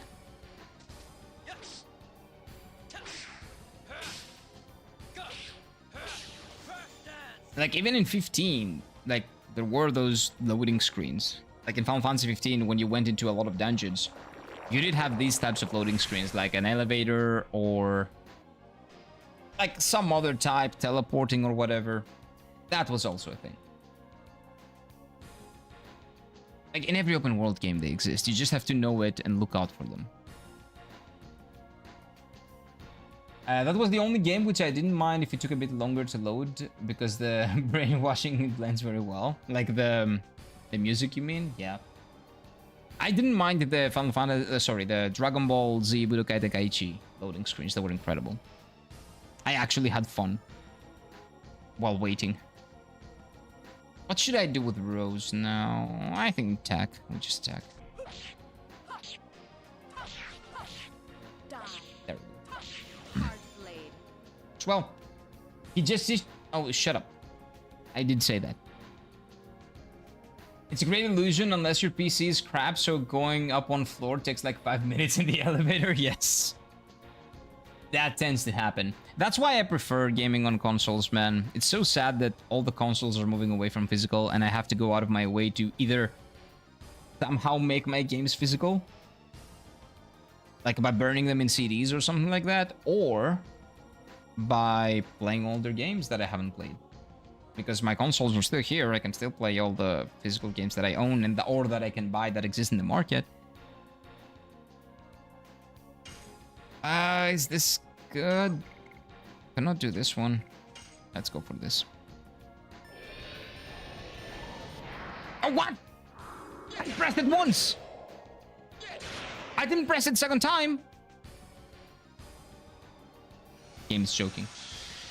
Loading screen's length matters a lot when you try playing anything in the 45-minute trucking break. Yeah, man, that's very important. If you have a 45-minute long break in the truck, and you also want to take a piss at some point, or maybe grab a bite, those are very important. But they can save you some time if you actually go and take a piss while a loading screen is up, right?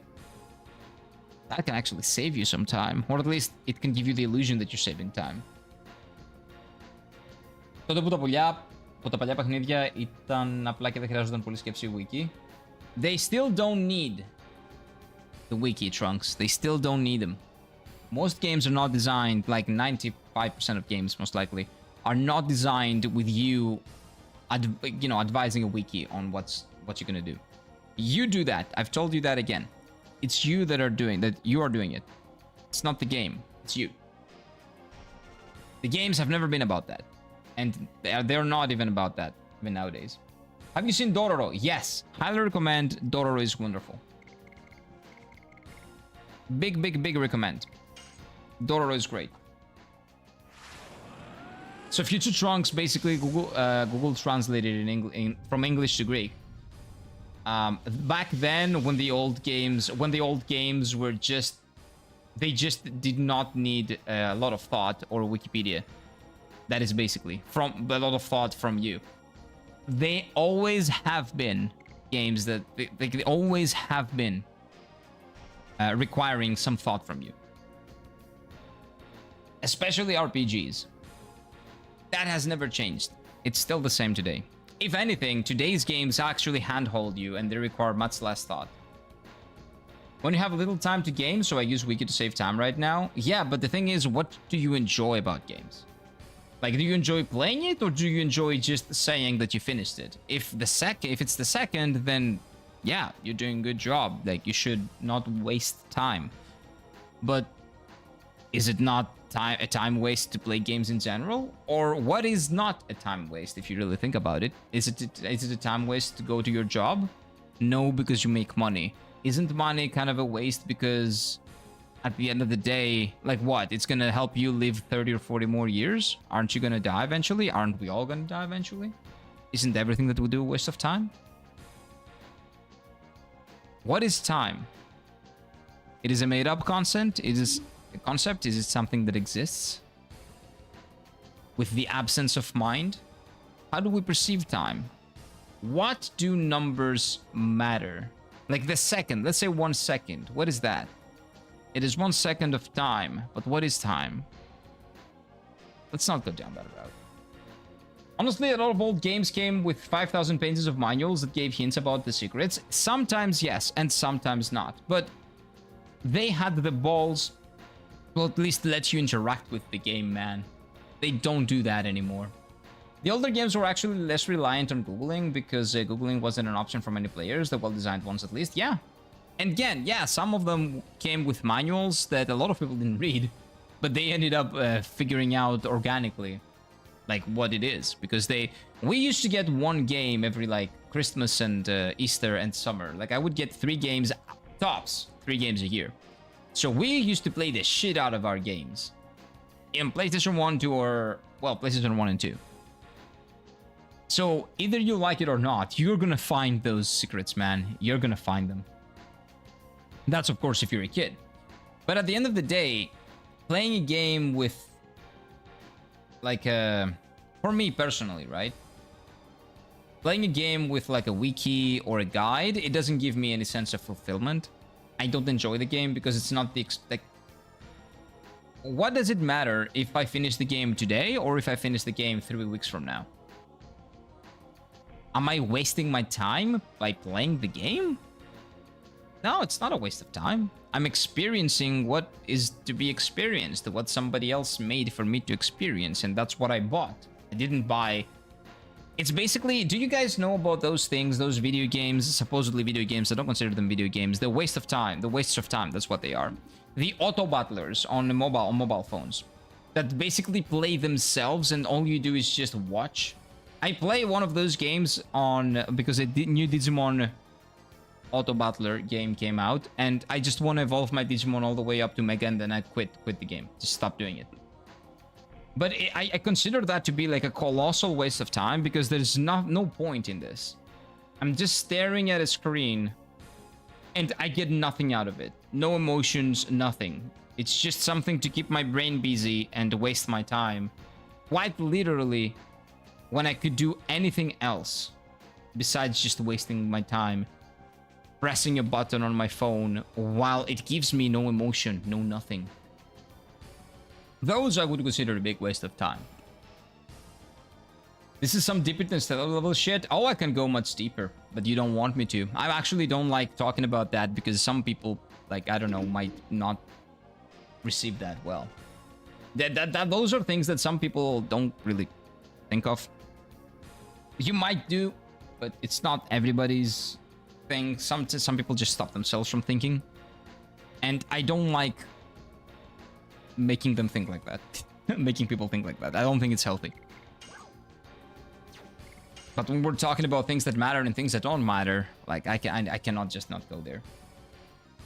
Googling or wiking stuff takes away 100% of my fulfillment that I get from completing, finding, and beating game boss secrets. Yeah, that's what I feel as well. And again, I don't really like 100% in games. So that's even less of a reason for me. But again, if it makes you feel fulfilled, and if it makes you feel nice, and if that's how you like playing games, that is up to you, and you can do whatever you want with the game that you buy. But that's not how the game was supposed to be played. That's just how you play it, how you choose to play it. And how you choose to play it is up to you. Just let's not pretend that that's how they intended you to play it. That's all I'm saying. But you can play the game however you want. That some old games have still their manuals, 300 pages. I don't know if Kira considers those as wiki not to look at or not. No, those are basically the same thing. That's basically like a wiki that you have, like a physical wiki. But not a lot of people just looked at them. And the game doesn't assume that you're gonna look at the wiki. That's just something extra. Like, they do not design the game to be played with the wiki. Or with the book. That is there for you if you want to interact with it. But the game is not designed around it. That's the difference. Just because it's there doesn't mean that you should do it. You choose and you make your own experience. But the game is not designed with the Wikipedia in mind or with the manual in mind. It's good to have the option. Sometimes you just prefer not to spend more than 15 minutes in a single battle or puzzle. Exactly, and go to spend some quality time with your family instead, and sometimes I just push through. And that's completely fine, because it's your game, it's your experience, and you do what you want with it. There is no right or wrong. Oh, you should do this, you should do that. It's just that the game itself is never designed with you cheating or learning something that you shouldn't know organically by the game in mind. You can do that, and that's up to you, how you experience the game, how your life is. As Mike said, people have kids, people have families, you have something else to do sometimes, and you want to get it over with like a boss or a sequence or whatever, and that's completely fine. But that's not how the game is designed. Back in the day as well as today, the games are not designed, or were not designed, and will probably, well, let's say not in the future, but the good games are not designed and were not designed with anybody looking up the solution to a puzzle. Otherwise, there would not be a reason to put the puzzle in the first place. Like, how you like playing the games, when I say you, I mean anyone. Like, how you, me, and everybody else like experiencing a game, and how the developers designed the game, those are two different things. Let's not confuse the two. The largest game manual is like 500 pages. Yeah, there are some huge ones. No, I don't know if that's a game manual. You're probably talking about a game guide, like one of the big ones that actually, there were a lot of them in Japan. I wanted to buy some of them, but then I left. But when I go back next time, I'm gonna buy a lot of these. The classic video game manuals that were all the way, they were made in Japan at least. They made them all the way until the PS3 era. It's lovely. I actually found the Final Fantasy XIII manual like that. Big Booba Gacha? I don't like them. Not the Big Booba, the Gacha. Close. Close. I really like how older games really pretty much didn't care about anything. They were like, you want to cheat? Okay. Here you go. You want to play normally? Okay, here you go. Oh! Oh, it's not dead. I thought we beat it. Not yet, but we're close. Lives remaining 2. Okay, that means we're close. Okay, she should heal. She should transform and heal. I'm 100% against looking for a puzzle, again, just for you. Like, somebody else might like looking for them because he's looking for something different in the game. If it's not a puzzle game, and you don't like puzzles specifically, that's fine. If it's impossible, there is no impossible puzzle. There is no puzzle that somebody creates that is impossible to solve and requires you to look it up. That is not a thing. Compare that in Stardew Valley, testing 100 items on a villager, which maybe he likes compare waking on a second. But that's the thing. It is up to you. The game was not designed for you to look it up. It was designed for you to immerse yourself, chill, relax, do the testing, do the thing. Like, don't have that in mind.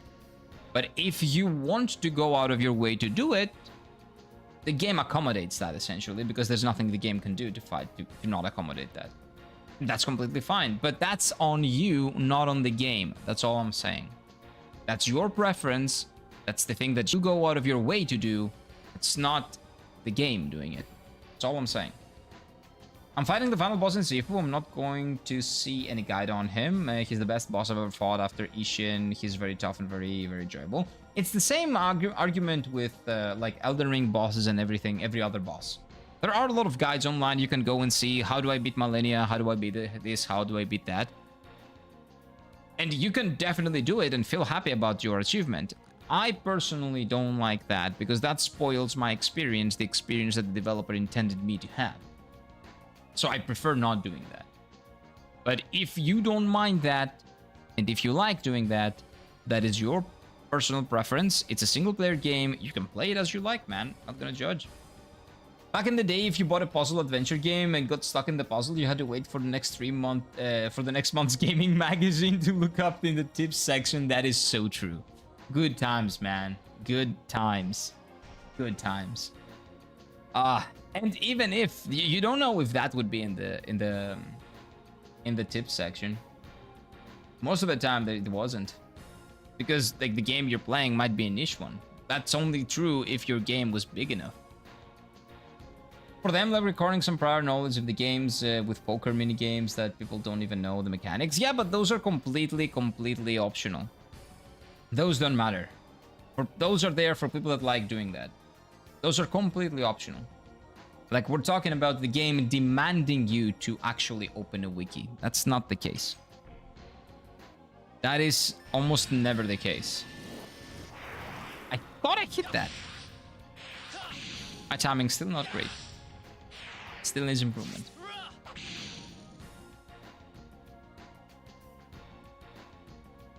But again, games don't require you to do that. That's all I'm saying.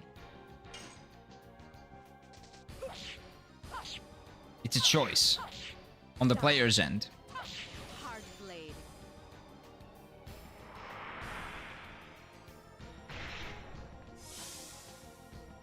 Okay, this was not as hard of a boss, unless it has a phase 2. If it has a phase 2, I'm gonna be so mad.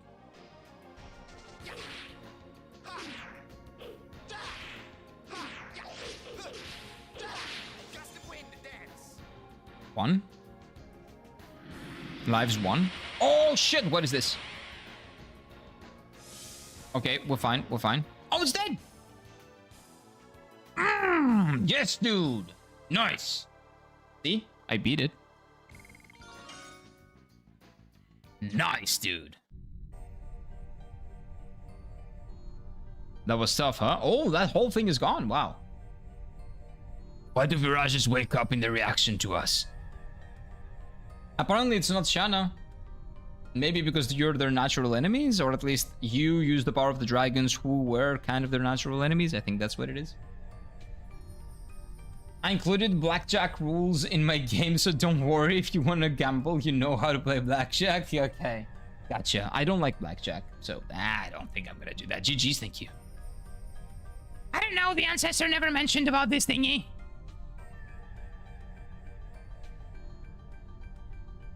So, does it mean they were not just reacting to Shauna? That's exactly what I said. I thought they were just reacting to Shanna, but apparently they were reacting to the fact that we're dragoons. Oh, Shanna. I still don't know anything about the mystery surrounding Shanna. No, dude, Shanna is a Winglie. But now that I think about it, maybe she's not a Winglie and a human. Maybe she is a Virage and human. Mayhaps. Mayhaps. There's no choice for us but to continue forward. Come on, let's go. Oh, come on. There should be something for me, right? Like a cool weapon or something like that, right? There should be something cool here. No. There is nothing. That is just an alternative way. It's either the puzzles or the mini boss, the boss fight. No, no, no. There should be something.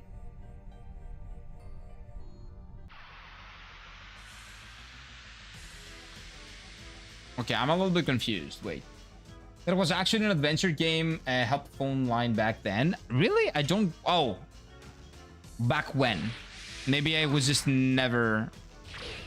I never got to those. Like, I was born in 1994. If those were, like, in the early 90s or maybe even late 90s, I probably wouldn't remember. Or I wouldn't know.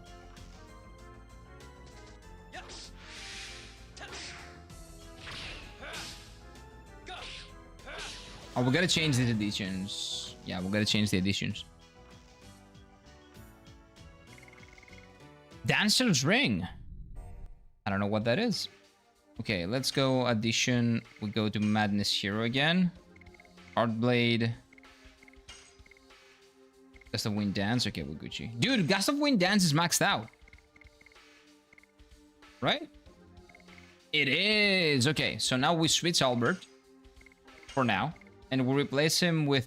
She's so hot, but she's so useless. So for now, we'll replace Meru. We'll replace him with Meru. Now, where does that get me? This is just an alternative route. I'm so sad. Wait, there's no secret weapon? There is no reason for me to actually fight that? It's just an alternative route? You either do the puzzle or you just do the big, difficult boss fight? 90s, you probably missed them? Yeah, I missed them, sadly. That sounds like a really cool idea, though. 1 second. I need to kill these.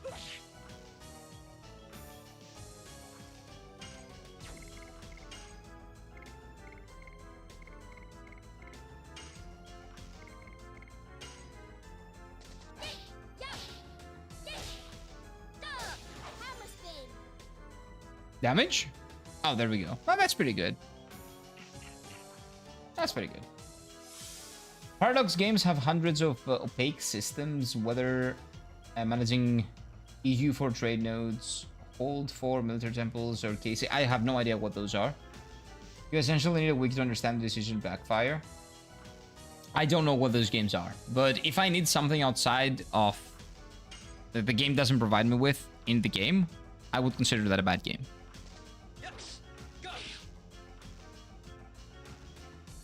Like that's my rule. I think she's dead.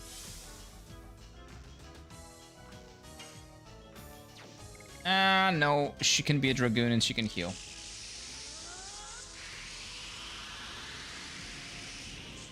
What is that emote? Is that a mouse? I don't see it. It's too small. It's too small.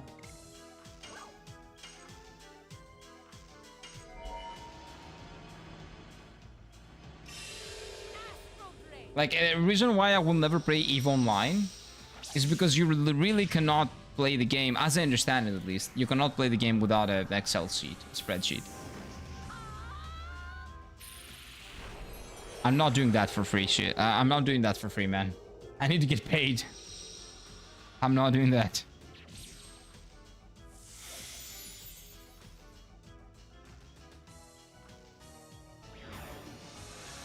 Nice.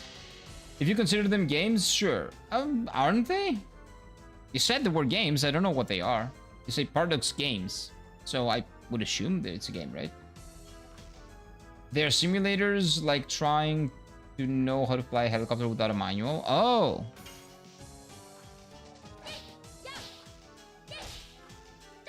So is their purpose training? Is that their purpose? So they're not made... Wait. How am I doing so little damage? Oh, it's fear. The spirit thing again.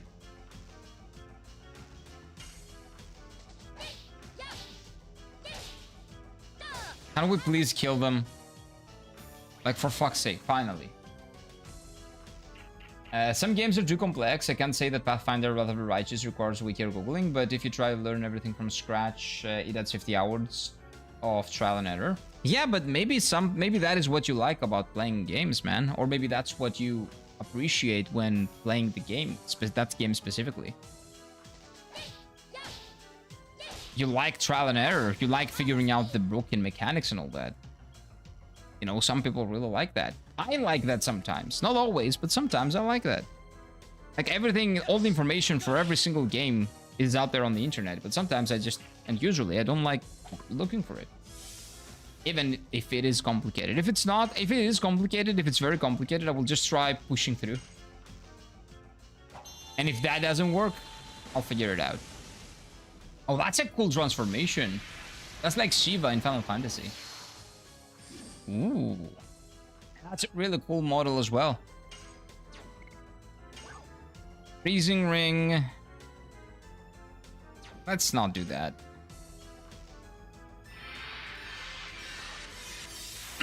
Perfect. Okay, nice. By the way, she's very OP. She is very OP. Because she's a Winglie and she's also a Dragoon. You can actually get paid, like games you said called Eve, if you're good, but the game isn't at this point. Yeah, well, if you enjoy it, doesn't matter if you get paid, you know, if you enjoy doing it. But I think after a point, you will just hate it. But maybe some people are built different. There is a red thing over there. What is that? Okay, give me a second. Let me go this way. What is this? Why is this closed now? Oh, this is when I took the other route. But I know what is behind the other route, though. So it doesn't matter. This is just a shortcut, essentially. Okay, I need to go back heal and save the game. In 2030, you will think AR, VR, and AI will take over? No. AR like augmented reality? I think that's the future of video games in general. Nah, virtual. VR. VR, I would say it's the future, not augmented reality. I don't know if augmented reality is going to be that big. We'll see.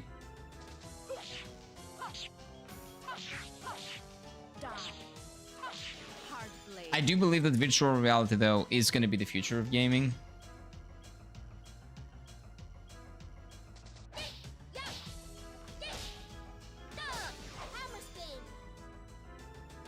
Because it's gonna, like, you're gonna put something on, you're gonna sit back and just play the game. But you're gonna live in the game, kind of. That type of virtual reality. Sword Art Online type of virtual reality.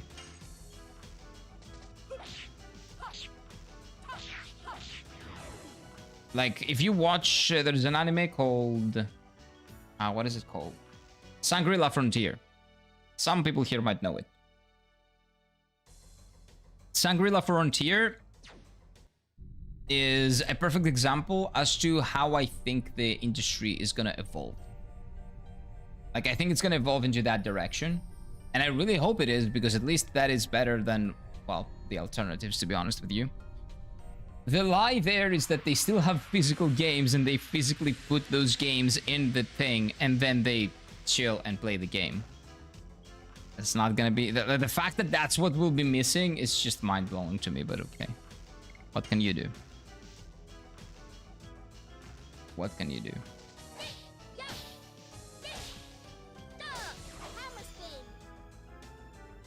Oh, this thing does different status effects depending on the face that you see, maybe. Interesting.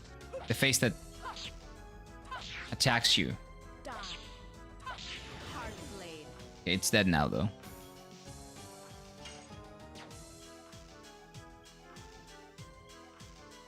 Can I kill it? No.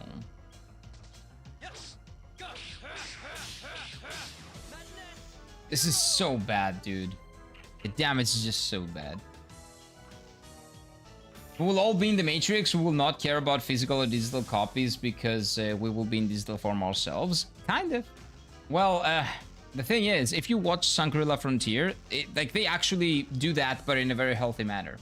Like, they still live in that reality for a bit, but they play them as we play video games now. But I don't think that's that's gonna be it. We'll see. Like, but yeah, watch Shangri-La Frontier. It's a really good show. Really, really good show.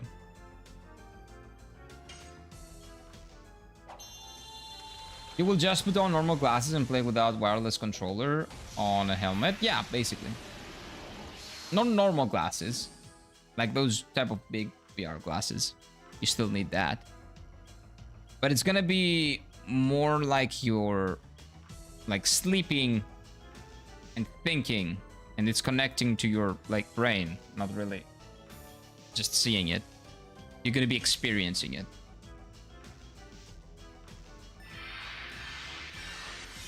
And that sounds exciting, but also very scary. A full haptic interface with a 360 screen is not that far off, and the VR goggles don't catch on. We'll see. VR is not good right now. It's not in a good place, I would say. Mostly because it's not affordable and there are no games that are good in it. Like when the first really big game, the first really big VR game comes out,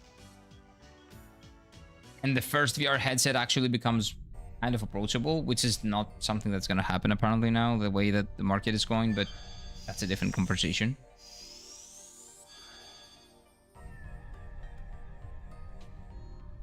But then that's how it's going to get popularized. Like a game is what popularizes consoles. Like for the longest time, at least, that's how it's been. PlayStation 2 was pushed by its games, like Bully, like Final Fantasy X, huge games that came out along, like that were launch titles for the PlayStation 2, that it helped the console a lot. Like Final Fantasy VII was the same for PlayStation 1. The SNES had what I don't remember what were the launch titles on the SNES. Probably some Mario games. Maybe Final Fantasy IV was there. Don't remember. I did not own a SNES. But usually, I think God of War was a big selling point of a PlayStation 3.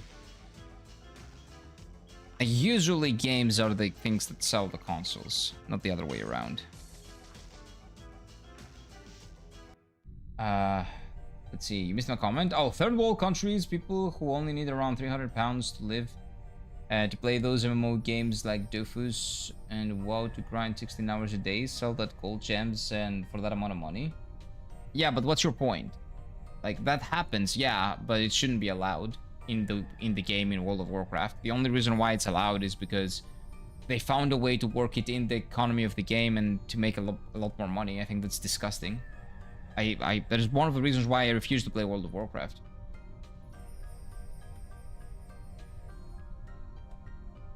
Meru looks like in the Gunnar... Wait, Meru looks nice in the Gunner outfit. It's a Dragoon outfit, not Gunner outfit. It's Dragoon.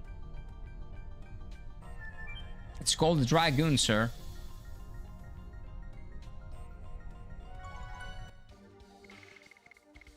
Should we try that fight again? I feel like I'm horribly underleveled for that fight.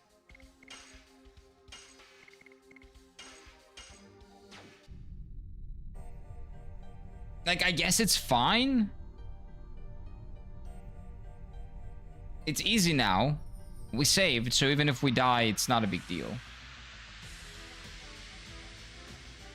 They advertised it 8K, but I'm not with 30 FPS. What are we talking about? Remember, guys, when people said PS5 can play games at 8K, 105, 20 FPS? That is, like, stupid.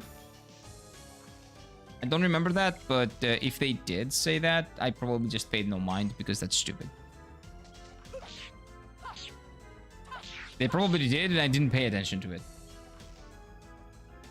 Oh, just the 8K thing, okay. Now only indie games have native 8K on PS5. I got no idea. 8K, I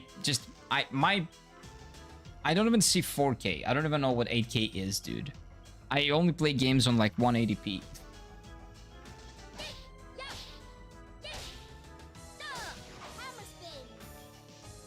I'm very far away from any 8K shit. They allow it for some reason? What? Oh yeah, for some reason. No, because it makes them money. There is a clear reason why. It makes them money. And it is against the TOS. It is against the Blizzard TOS, but they don't care. Because it makes them money. That's why I don't like Blizzard, and I don't play Blizzard games, and I don't buy any of their shit. I don't like supporting all the predatory things that they're doing with World of Warcraft. And the Warcraft franchise in general. False advertising? Yeah, it was, but who's gonna tell them otherwise? Who's gonna tell them that, oh, you did false advertising? That's not true. In a big corporation like Sony? Nah, nobody.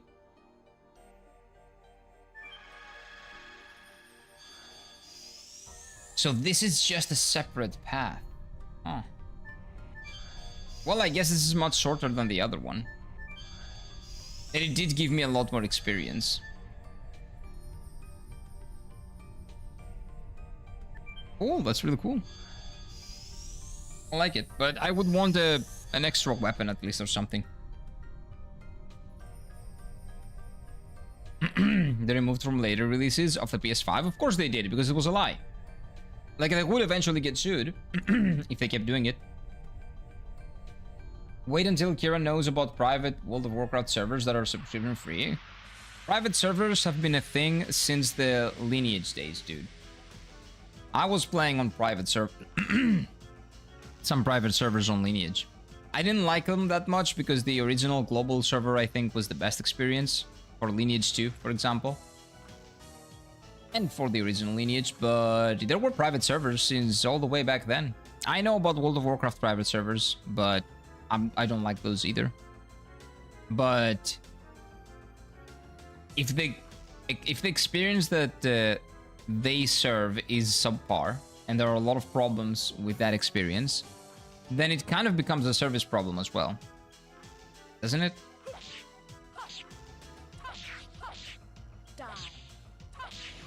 If nobody wants to give that company their money, and the money cannot serve and the company cannot serve the customer, then isn't it a reaction to that? The fact that the private servers even exist?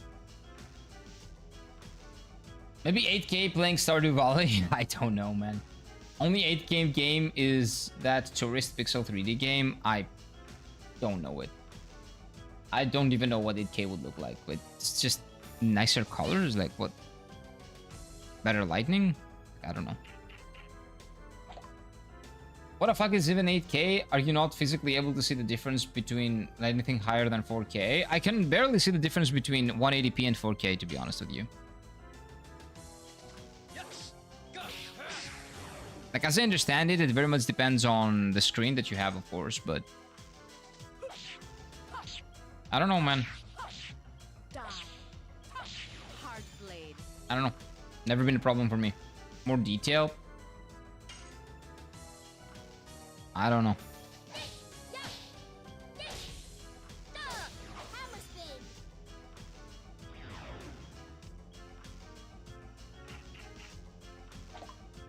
Console has the output to be able to do 8K, but almost enough lightweight to run them in 8K. Ah, I see. So technically, it's not false advertising. Technically, it can do what it promises. Technically. I think this gets rid of the status effects. That's why I did it. Just better resolution, more detail. This is plenty enough detail. I don't know. I don't know, man.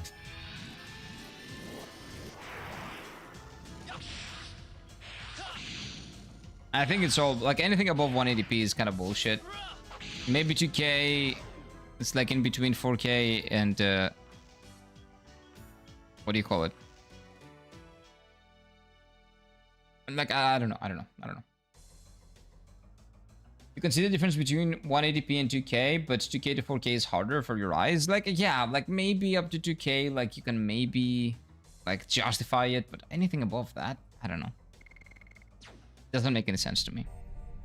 It's just in order to, you know, price something higher. Like, sure, yeah. You just put a bigger money stick on it because it has higher K resolution and people pay more for it. Sure. And after a point, that becomes a necessity.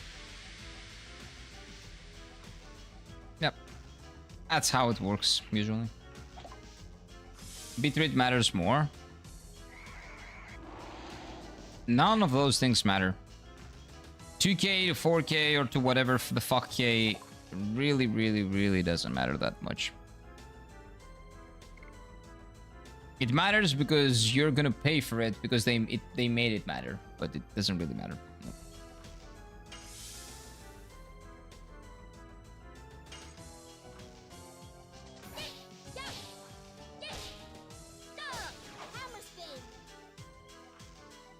Not really. You can see the difference if source material is also high and the panel has more pixels. Maybe. But it isn't just not a waste. I don't know. I don't consider that to be like something that they need or something that is even nice to have. It's something that I would consider it a waste of money, but I would do it if I just had the money to waste.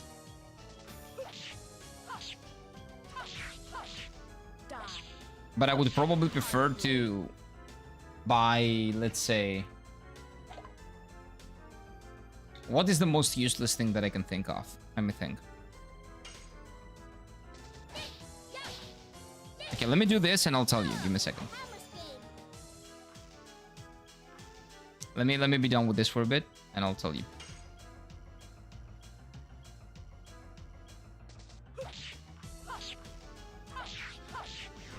Because I wanna make sure that I can defend and heal up, because that's the only way I can heal up here. Let me think. So what was it? Oh yeah, what is the most useless thing that I will never care about?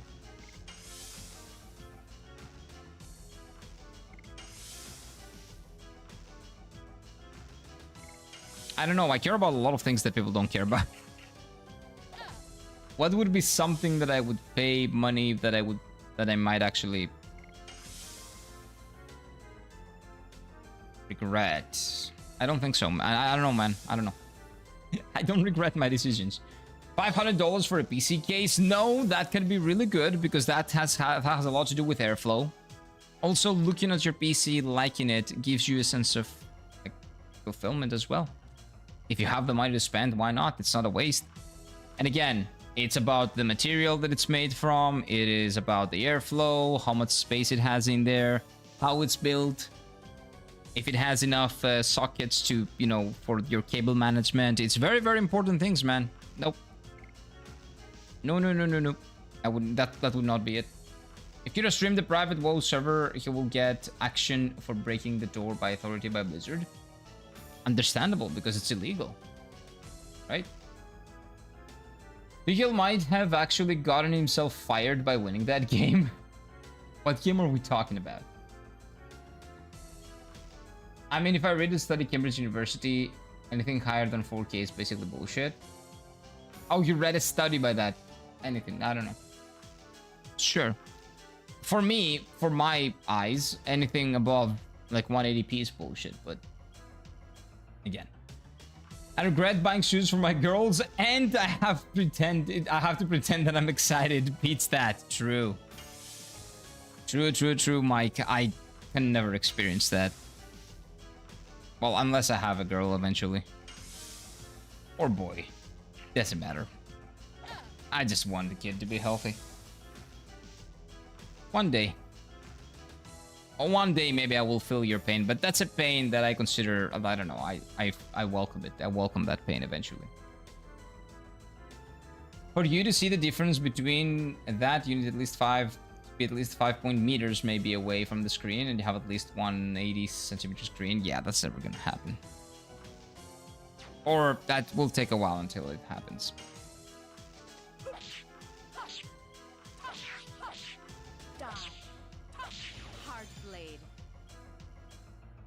Okay, now let's keep defending. Make sure that we're full HP, and then we move on. But I should probably go back and save now that I'm full HP, right? So I don't have to do this again. What is that spirit bullshit I don't get? Meru did not even... Oh, Meru doesn't care. Wow. Good job. Good job, Meru. This is the only one that actually avoided it. Can you stop doing that bullshit, please? Meru is gonna go to the bench anyway. It doesn't matter if NFC gets it. He didn't get it.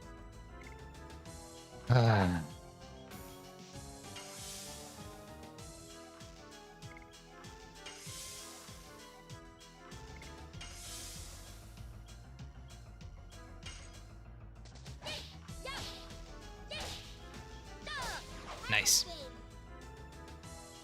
Of course, buying luxury brands clothing, even the burn extra stockage to give the brand sense of rarity. You know what the thing though is about luxury brands? Sometimes it's the quality also that plays a role in that, right? So if you can pay 40 bucks for a shirt that will last you like 3 years, and 5 bucks for a shirt that will last you maybe a week or two, well, I guess you're getting some value out of it. Also, the way your skin interacts with the fabric sometimes can be, you know, you can have problems. So there's an argument to be made about everything, I'm telling you. It depends on your lifestyle, on how much money you're getting, and what you appreciate in life. And that is different for everyone. Wife has been collecting shoes for 25 years. Where do you think the girls got the habit from? If you've been collecting video game figures, it's essentially the same. You can argue that their collecting hobby is a little bit more valuable, dude. There's an argument to be made that they're basically useless, and there's a lot more value in a collection of shoes than these things over here. Figures as well as video games. There is always an argument to be made about all of those, especially the figures. Because the figurines are just shitting over there, just chilling over there. They're just sitting. They're not doing anything. So what is the point? And you can argue the same about the shoes, but the shoes have the potential to be used. What am I gonna do with Millennia? Fight with her in real life? No. You're the oldest here then? Yeah, Mike is the oldest here. But still quite young.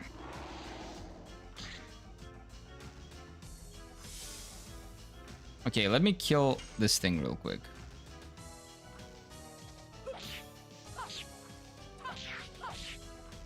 There we go. Can we one-shot it, please? That would be great.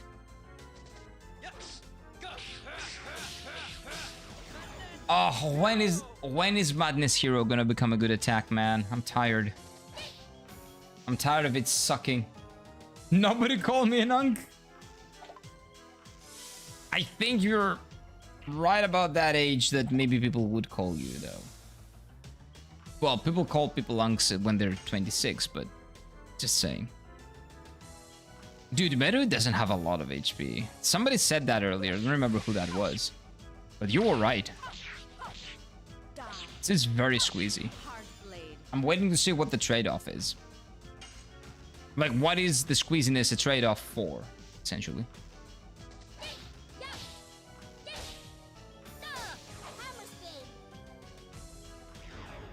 Green Mike could be my father. Nah. 20 years? Yes. Technically. Technically. If he had a kid very, very young, yes. At the age of 19, he could be.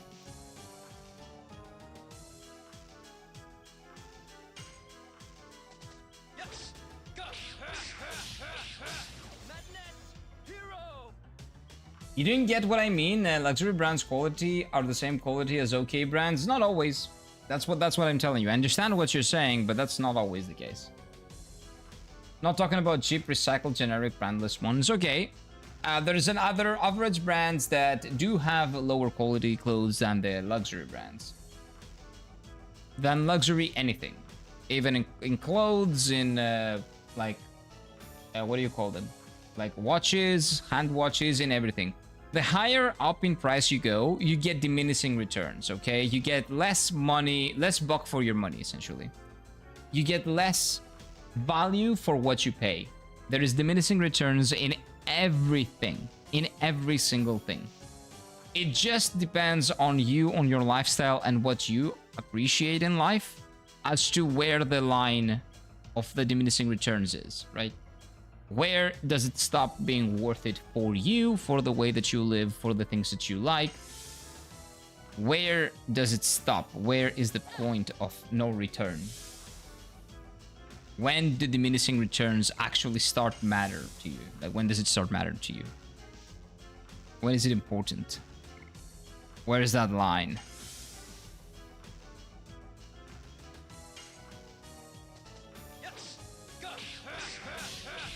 For example, I love watches. I love hand watches, right? It left, okay. I love them. Like, in my head, when I get married, there's a very specific watch that I want to have, that I'm gonna marry with. Like, I wanna have that by that time I get married. That is in euros. That's 11,000 euros. If I get it in Japan, that's like 6,000 euros. If I get it in Japan, if I get it in Europe, it's gonna be like 10,000 euros. That is extremely expensive and a waste, even like from my perspective, for my lifestyle right now. It is beyond anything that you can think of. But I will not say that it's something that I wouldn't want to go for when I get the chance.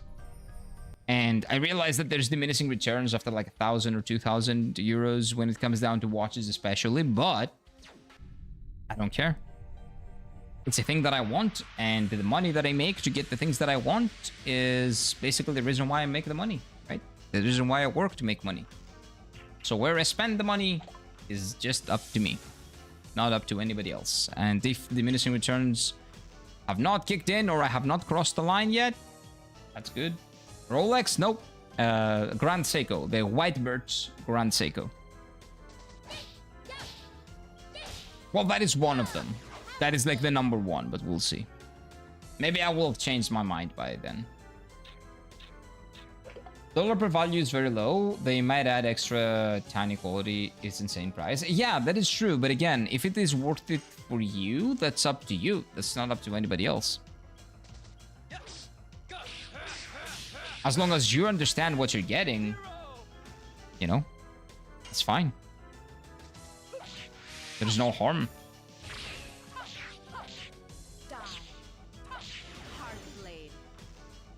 You pay extra for the brand recognition and the craftsmanship, like a Ferrari. It's not worth 300 to 500k in raw materials and work hours, but you pay for the honor of owning one. Yeah, it's the idea of owning one. The same exactly the same thing. Exactly the same case can be made for Rolex. Rolex, the brand. When you get a Rolex, you get the feeling of owning a Rolex. You get the clout but in your own head, you don't care about anybody else. Like, there are people even in here that don't even know what a Rolex is, or they know, but they won't notice it in their wrist. I will, but most people won't. It's not about what other people think about the very expensive thing that you have. It's mostly for a lot of people about, like, it matters, what matters to them is that they got there, they achieved the goal, and this is the representation of that goal. The representation of all the work they put in to be able to afford this. And that has the meaning, that has its meaning. So there is no price you can put in that meaning. That's why I'm telling you that it's very personal, like where the diminishing returns stop making sense for someone. Because for some people, it's not necessarily about that even. They're not thinking of value per dollar. And to be honest with you, I don't even think about value per dollar, even though I don't have any dollars. Like, I'm made to think like that, but if I didn't have to think about it, I wouldn't. Because after a point, again, you have money and you buy things with your money because, well, you worked for that. There is nothing more to it. I don't understand spending that much money on anything that's useless unless you want it as a status symbol. That's the thing. Sometimes it just means something to you, and the meaning that you assign to something is worth it. Sometimes it's just worth it. And it's fine if you don't understand that. That's completely fine.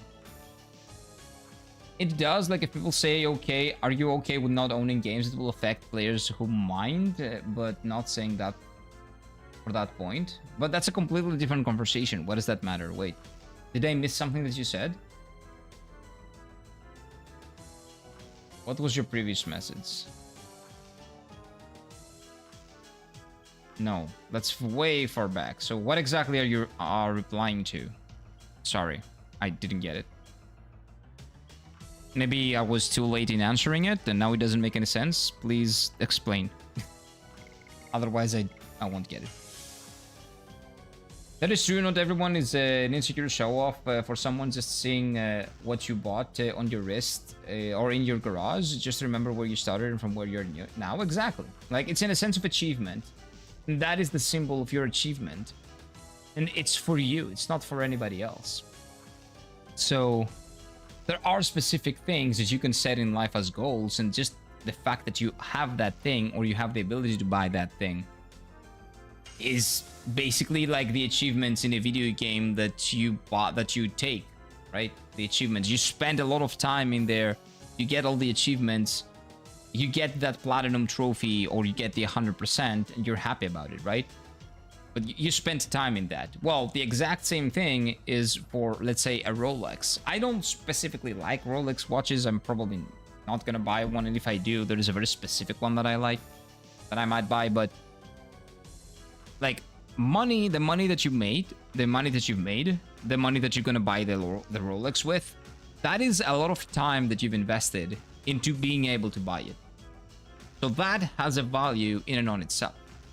So the money that you have and the fact that you're able to afford it comes from the time that you've put in your work or your craft or whatever you do, right? So that can give you a sense of achievement. If you are a watch person, you can change the Rolex with a Ferrari, or with a, I don't know, like whatever you might want to switch it with. I don't know, like nowadays with a Pikachu Pokemon card, I don't know. But that is what I mean. The things have a meaning that you assign to them sometimes, and you cannot put a price in that. Like, of course, that's not logical. You can say that doesn't make logical sense, but we are humans. We don't only act by logic. The big difference that we have with other animals is that we're very emotional beings as well. Our logic goes before everything, but sometimes emotion overtakes. And not instinct. I'm not talking about instinct. Oh my god, I killed it. I didn't want to kill it anyway. If I ever would be filthy rich, I think I would dress like Adam Sandler. Yeah, me too, because I don't really find meaning in dressing in a fabulous way. But you would see me dressed like normal, like I always do, like even with clothes from Temu, maybe, right? But I would still get the watch that I want to get. because that I don't care. That's what I like. Again, the things have the meaning that you assign to them. They don't have a meaning in and on themselves, right? It's what you made them out to, what you make them out to be. Everything is about perception, about how you perceive the thing. In other words, if people are okay to buy something expensive that's not worth the money, worth? Who assigns the worth? That's the question. Like digital games you don't own, well, that's their money. Oh, 100%. But what will affect people who want to own their games? I don't know. Like, do you think I will judge you for buying digital games, for example? No, you can do with your money what you want. Like, that's gonna lead to a detrimental position for you as a consumer, right? But we know that, and we've seen that. As long as you're fine with that, and you keep doing it, that means that you don't really care. So what can I do? It's your money at the end of the day. Yeah, you do what you want with it. But how do you compare that with the thing that I said about the Rolex watch, for example?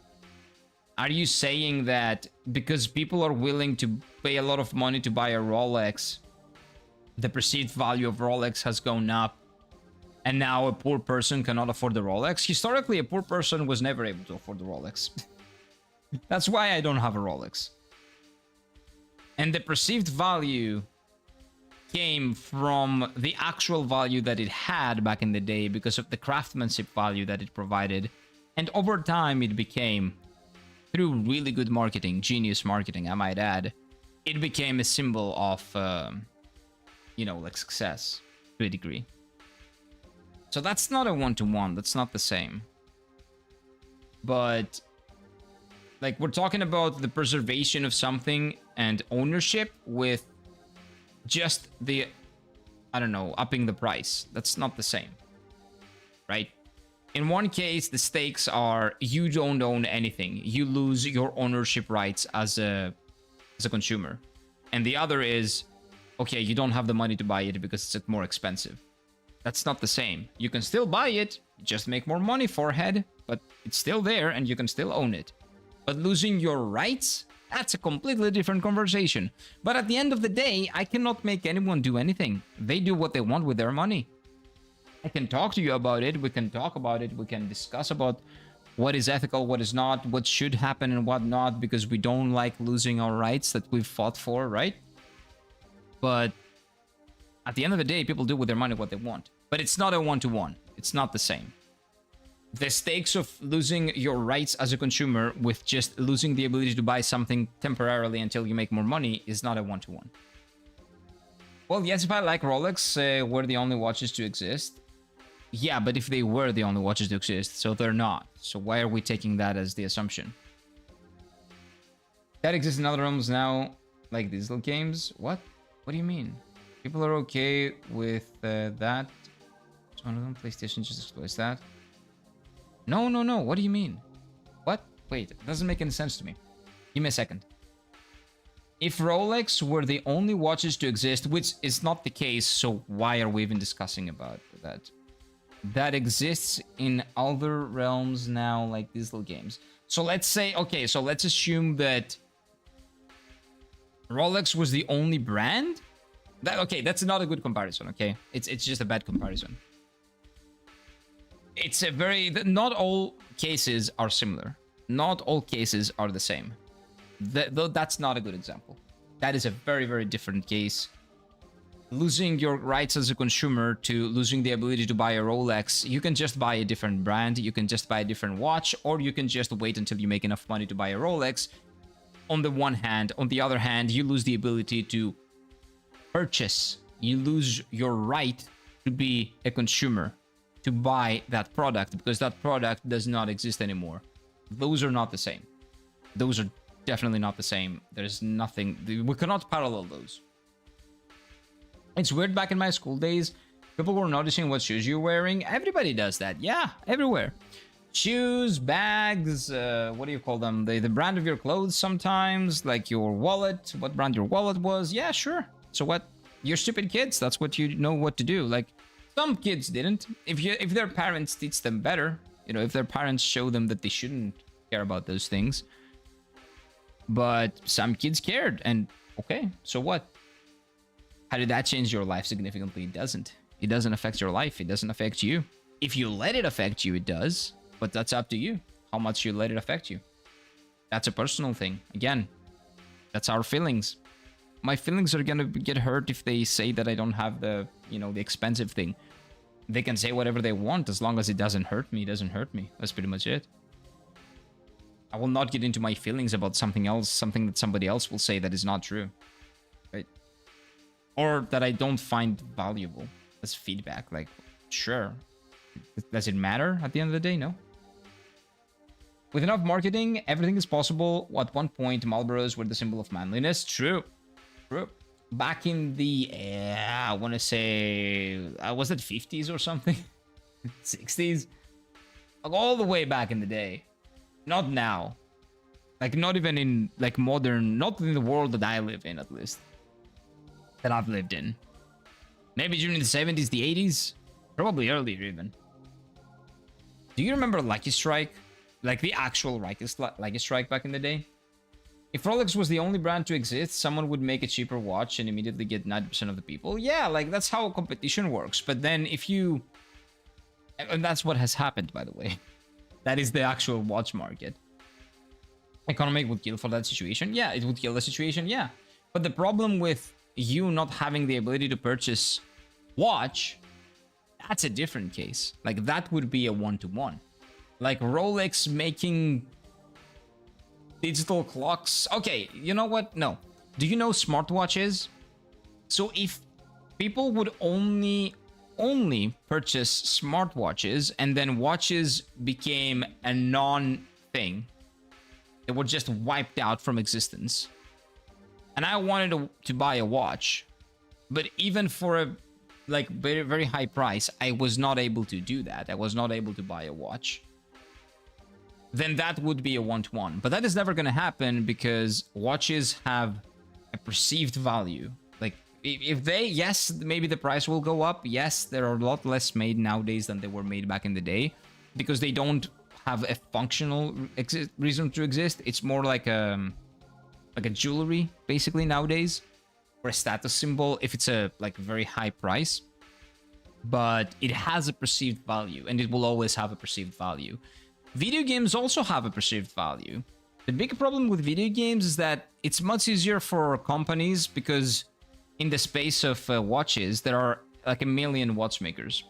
Most of them are owned by the same groups, but at the end of the day, there are a lot of watchmakers and there is a market for the physical ones.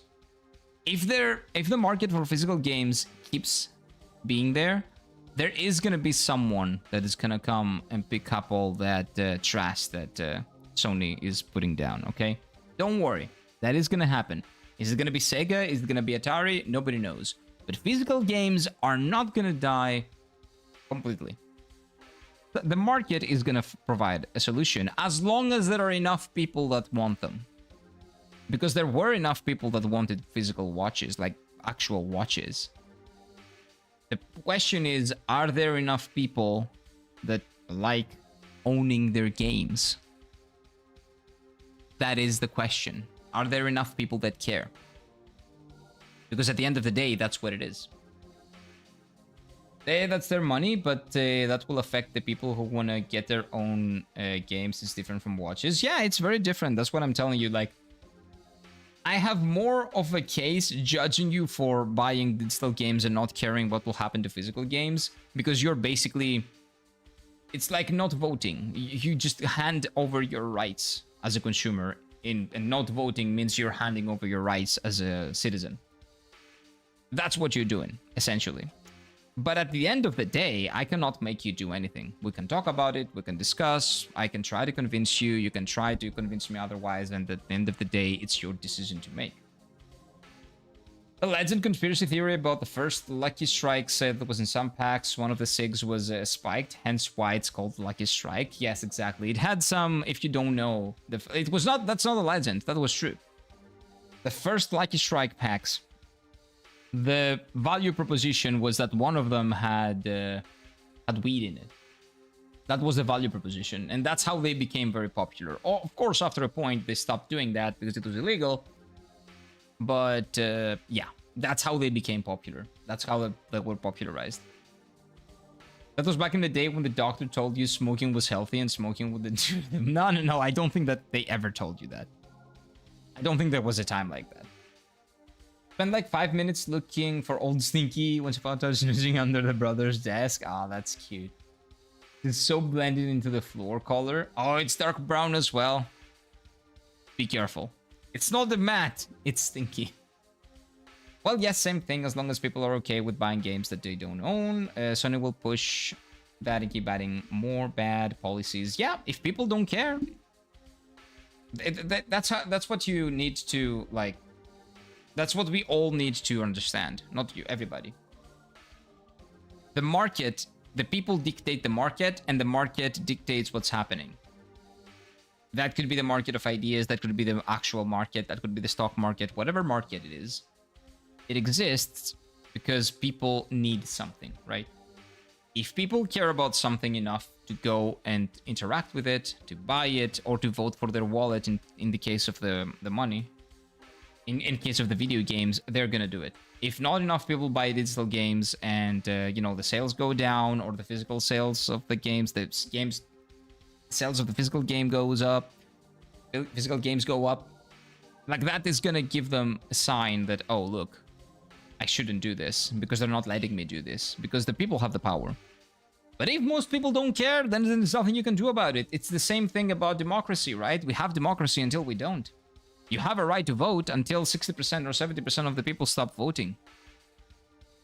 And then what you're gonna have? You're gonna have someone that takes over, like in history. That exactly like what has happened in history. You have your rights that people have fought for until you don't. So make sure you preserve them. Make sure you fight for them. Make sure you try your best to preserve what you think is right. And there's no, oh, this doesn't, I cannot do anything. It's all, you know, it's all for nothing. Nothing is for nothing. Okay? Keep fighting for your rights. Keep voting and voting with your wallets. And keep caring about stuff that a lot of people will tell you not to care about. Doctors once said smoking was healthy. Smoking marijuana, maybe. Smoking, like, tobacco? That is insane. If there was a time in the 50s, maybe, where doctors were saying that? That is insane. That was back in the day when you drank mercury for cough. I don't know. I have no idea when that was the case. There was actually a time in the 60s and 70s, and even in the 80s in America, of course, when tobacco companies would fund researchers making tobacco seem beneficial. Wow. Not just not harmful. That is insane. Yeah, that is quite insane. There were still commercials in the 50s where they said smoking was fine. Maybe it was fine compared to, I don't know, setting your lungs on fire. Maybe that was the context. It's that most people believe... Wait. It's that most people have... Oh, they're unaware. Like what happened with Germany. Parliament's pressure. They were unaware. They're removing the discs. With Blind Big and Monopoly coming by. Yeah, but it's up to the person to be able to critically think. It's up to you to be able to use your brain. It's up to me to be able to use my brain.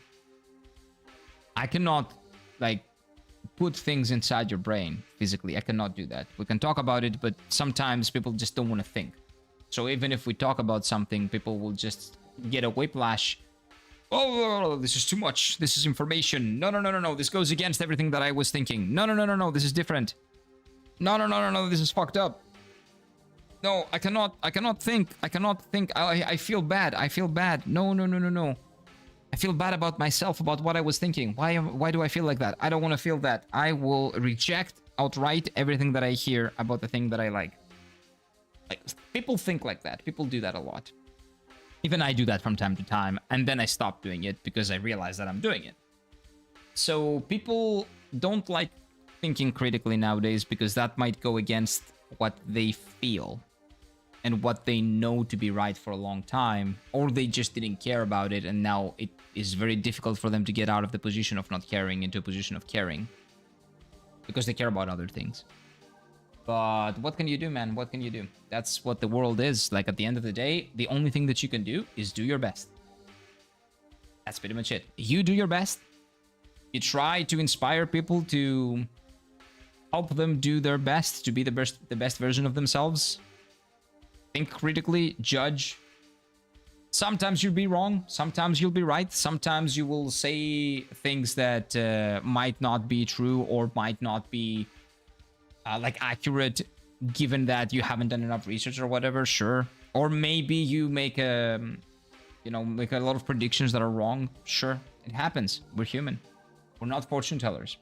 But at the end of the day, you should think critically, you should fight for what you think is right, you should definitely try to preserve your rights as human beings, as consumers, as if you live in a democracy, like all those rights that you have, they're not a given. The right to think freely, to talk freely, to vote for the government that you want, all those things that you think don't really matter nowadays, when you lose them, they will matter.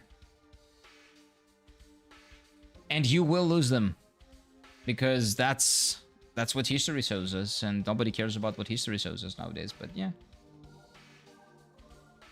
But yeah, do what you can, do the best that you can, and inspire others to do so as well. That's pretty much what you can do. I mean, I saw an old cough medicine photo where they show contents in the contents is wild. That's already on Discord. Thank you. Do that, please. I bet Marlboro Man passed away at 45 from lung disease, but they kept it. They kept the image alive in our hearts and minds. I wouldn't put it past them. Well, in history, there's a lot of moments when people spreading out what's right did well. It's just because most of the time it doesn't work, especially when it comes to entertainment. Entertainment is a very easy way to propagandize people. It's a very, it's the best way. If you put propaganda in your entertainment, a lot of people will not catch on. Like, you can put it in everywhere, but the best way to, make propaganda is through entertainment. That's why a lot of countries, like, traditionally, if you go back in history, have made, like, cartoons of political messaging and stuff that, are aimed to kids. That's the easiest way to brainwash people from a very young age. Basically warp their reality to think that what they're seeing, it's normal, but when it's not. But I guess normals change, societal norms change, so at the end of the day, everything is propaganda to an extent. Maybe because people will just pirate games anyway. No, what is that? That has nothing to do with it, no. Prestige companies actually managed to convince people that raining particle from above with crop clusters was beneficial to people's health with commercials. Yeah, everything, man. They can convince you about everything. That's why I'm telling you, that's what I'm telling you. At the end of the day, the only thing that you can do is that you do your best. You think critically, you try to preserve your rights, and you try to inspire others to do so as well. And if everybody does that, it will spread like wildfire, but most people don't do that, so try your best. Just try your best. Anyway, I do have to go. I have to go and eat and do some other stuff. So, gotta love you and leave you, chat. That was a nice discussion that we had. We did not beat the main boss, but we did beat another boss, and we did progress quite a lot. Probably not too much, but at least we did progress a little bit. We did some progression, okay? We did some things. Okay, wait. That's the one I'm talking about. It's like in Romania when they wanted to set a piece of plague. Oh wait, a piece of their a plague land. Then citizens kept going against it, so they didn't. They spread out the word first. We should spread out the word even. I do my best. But when somebody tells you that I don't like, if I tell someone, and that's where I will leave things off. Never try to do what's right to the detriment of somebody else's. No, don't get in the other people's faces and yell at them. That's not gonna do anything. The few people that will sit down with you and have a conversation with you, explain your trail of thought, explain why you feel like that, explain why that is the thing. Have a proper explanation, have proper arguments. And if someone doesn't want to listen to you, don't yell at them, don't point them, don't judge them, don't do all the things that people do, basically. Other people have their problems, have their reasons for doing things, and at the end of the day, nobody has the capacity to care about all of those things, same as you and me or anybody else, okay? So, take really good care of yourselves, eat well, sleep well, have a lovely, lovely week ahead because it's Sunday. Hope you enjoyed your weekend, and if you still have some weekend left, please do enjoy it. And I'll see you all tomorrow on the KiraFG channel for more AI Limit, where the story has become actually very disturbingly close to what I think the next 50 or 60 years of humanity are going to be. And for more Legend of Dragoon next Saturday. Have a good one, boys. Take care.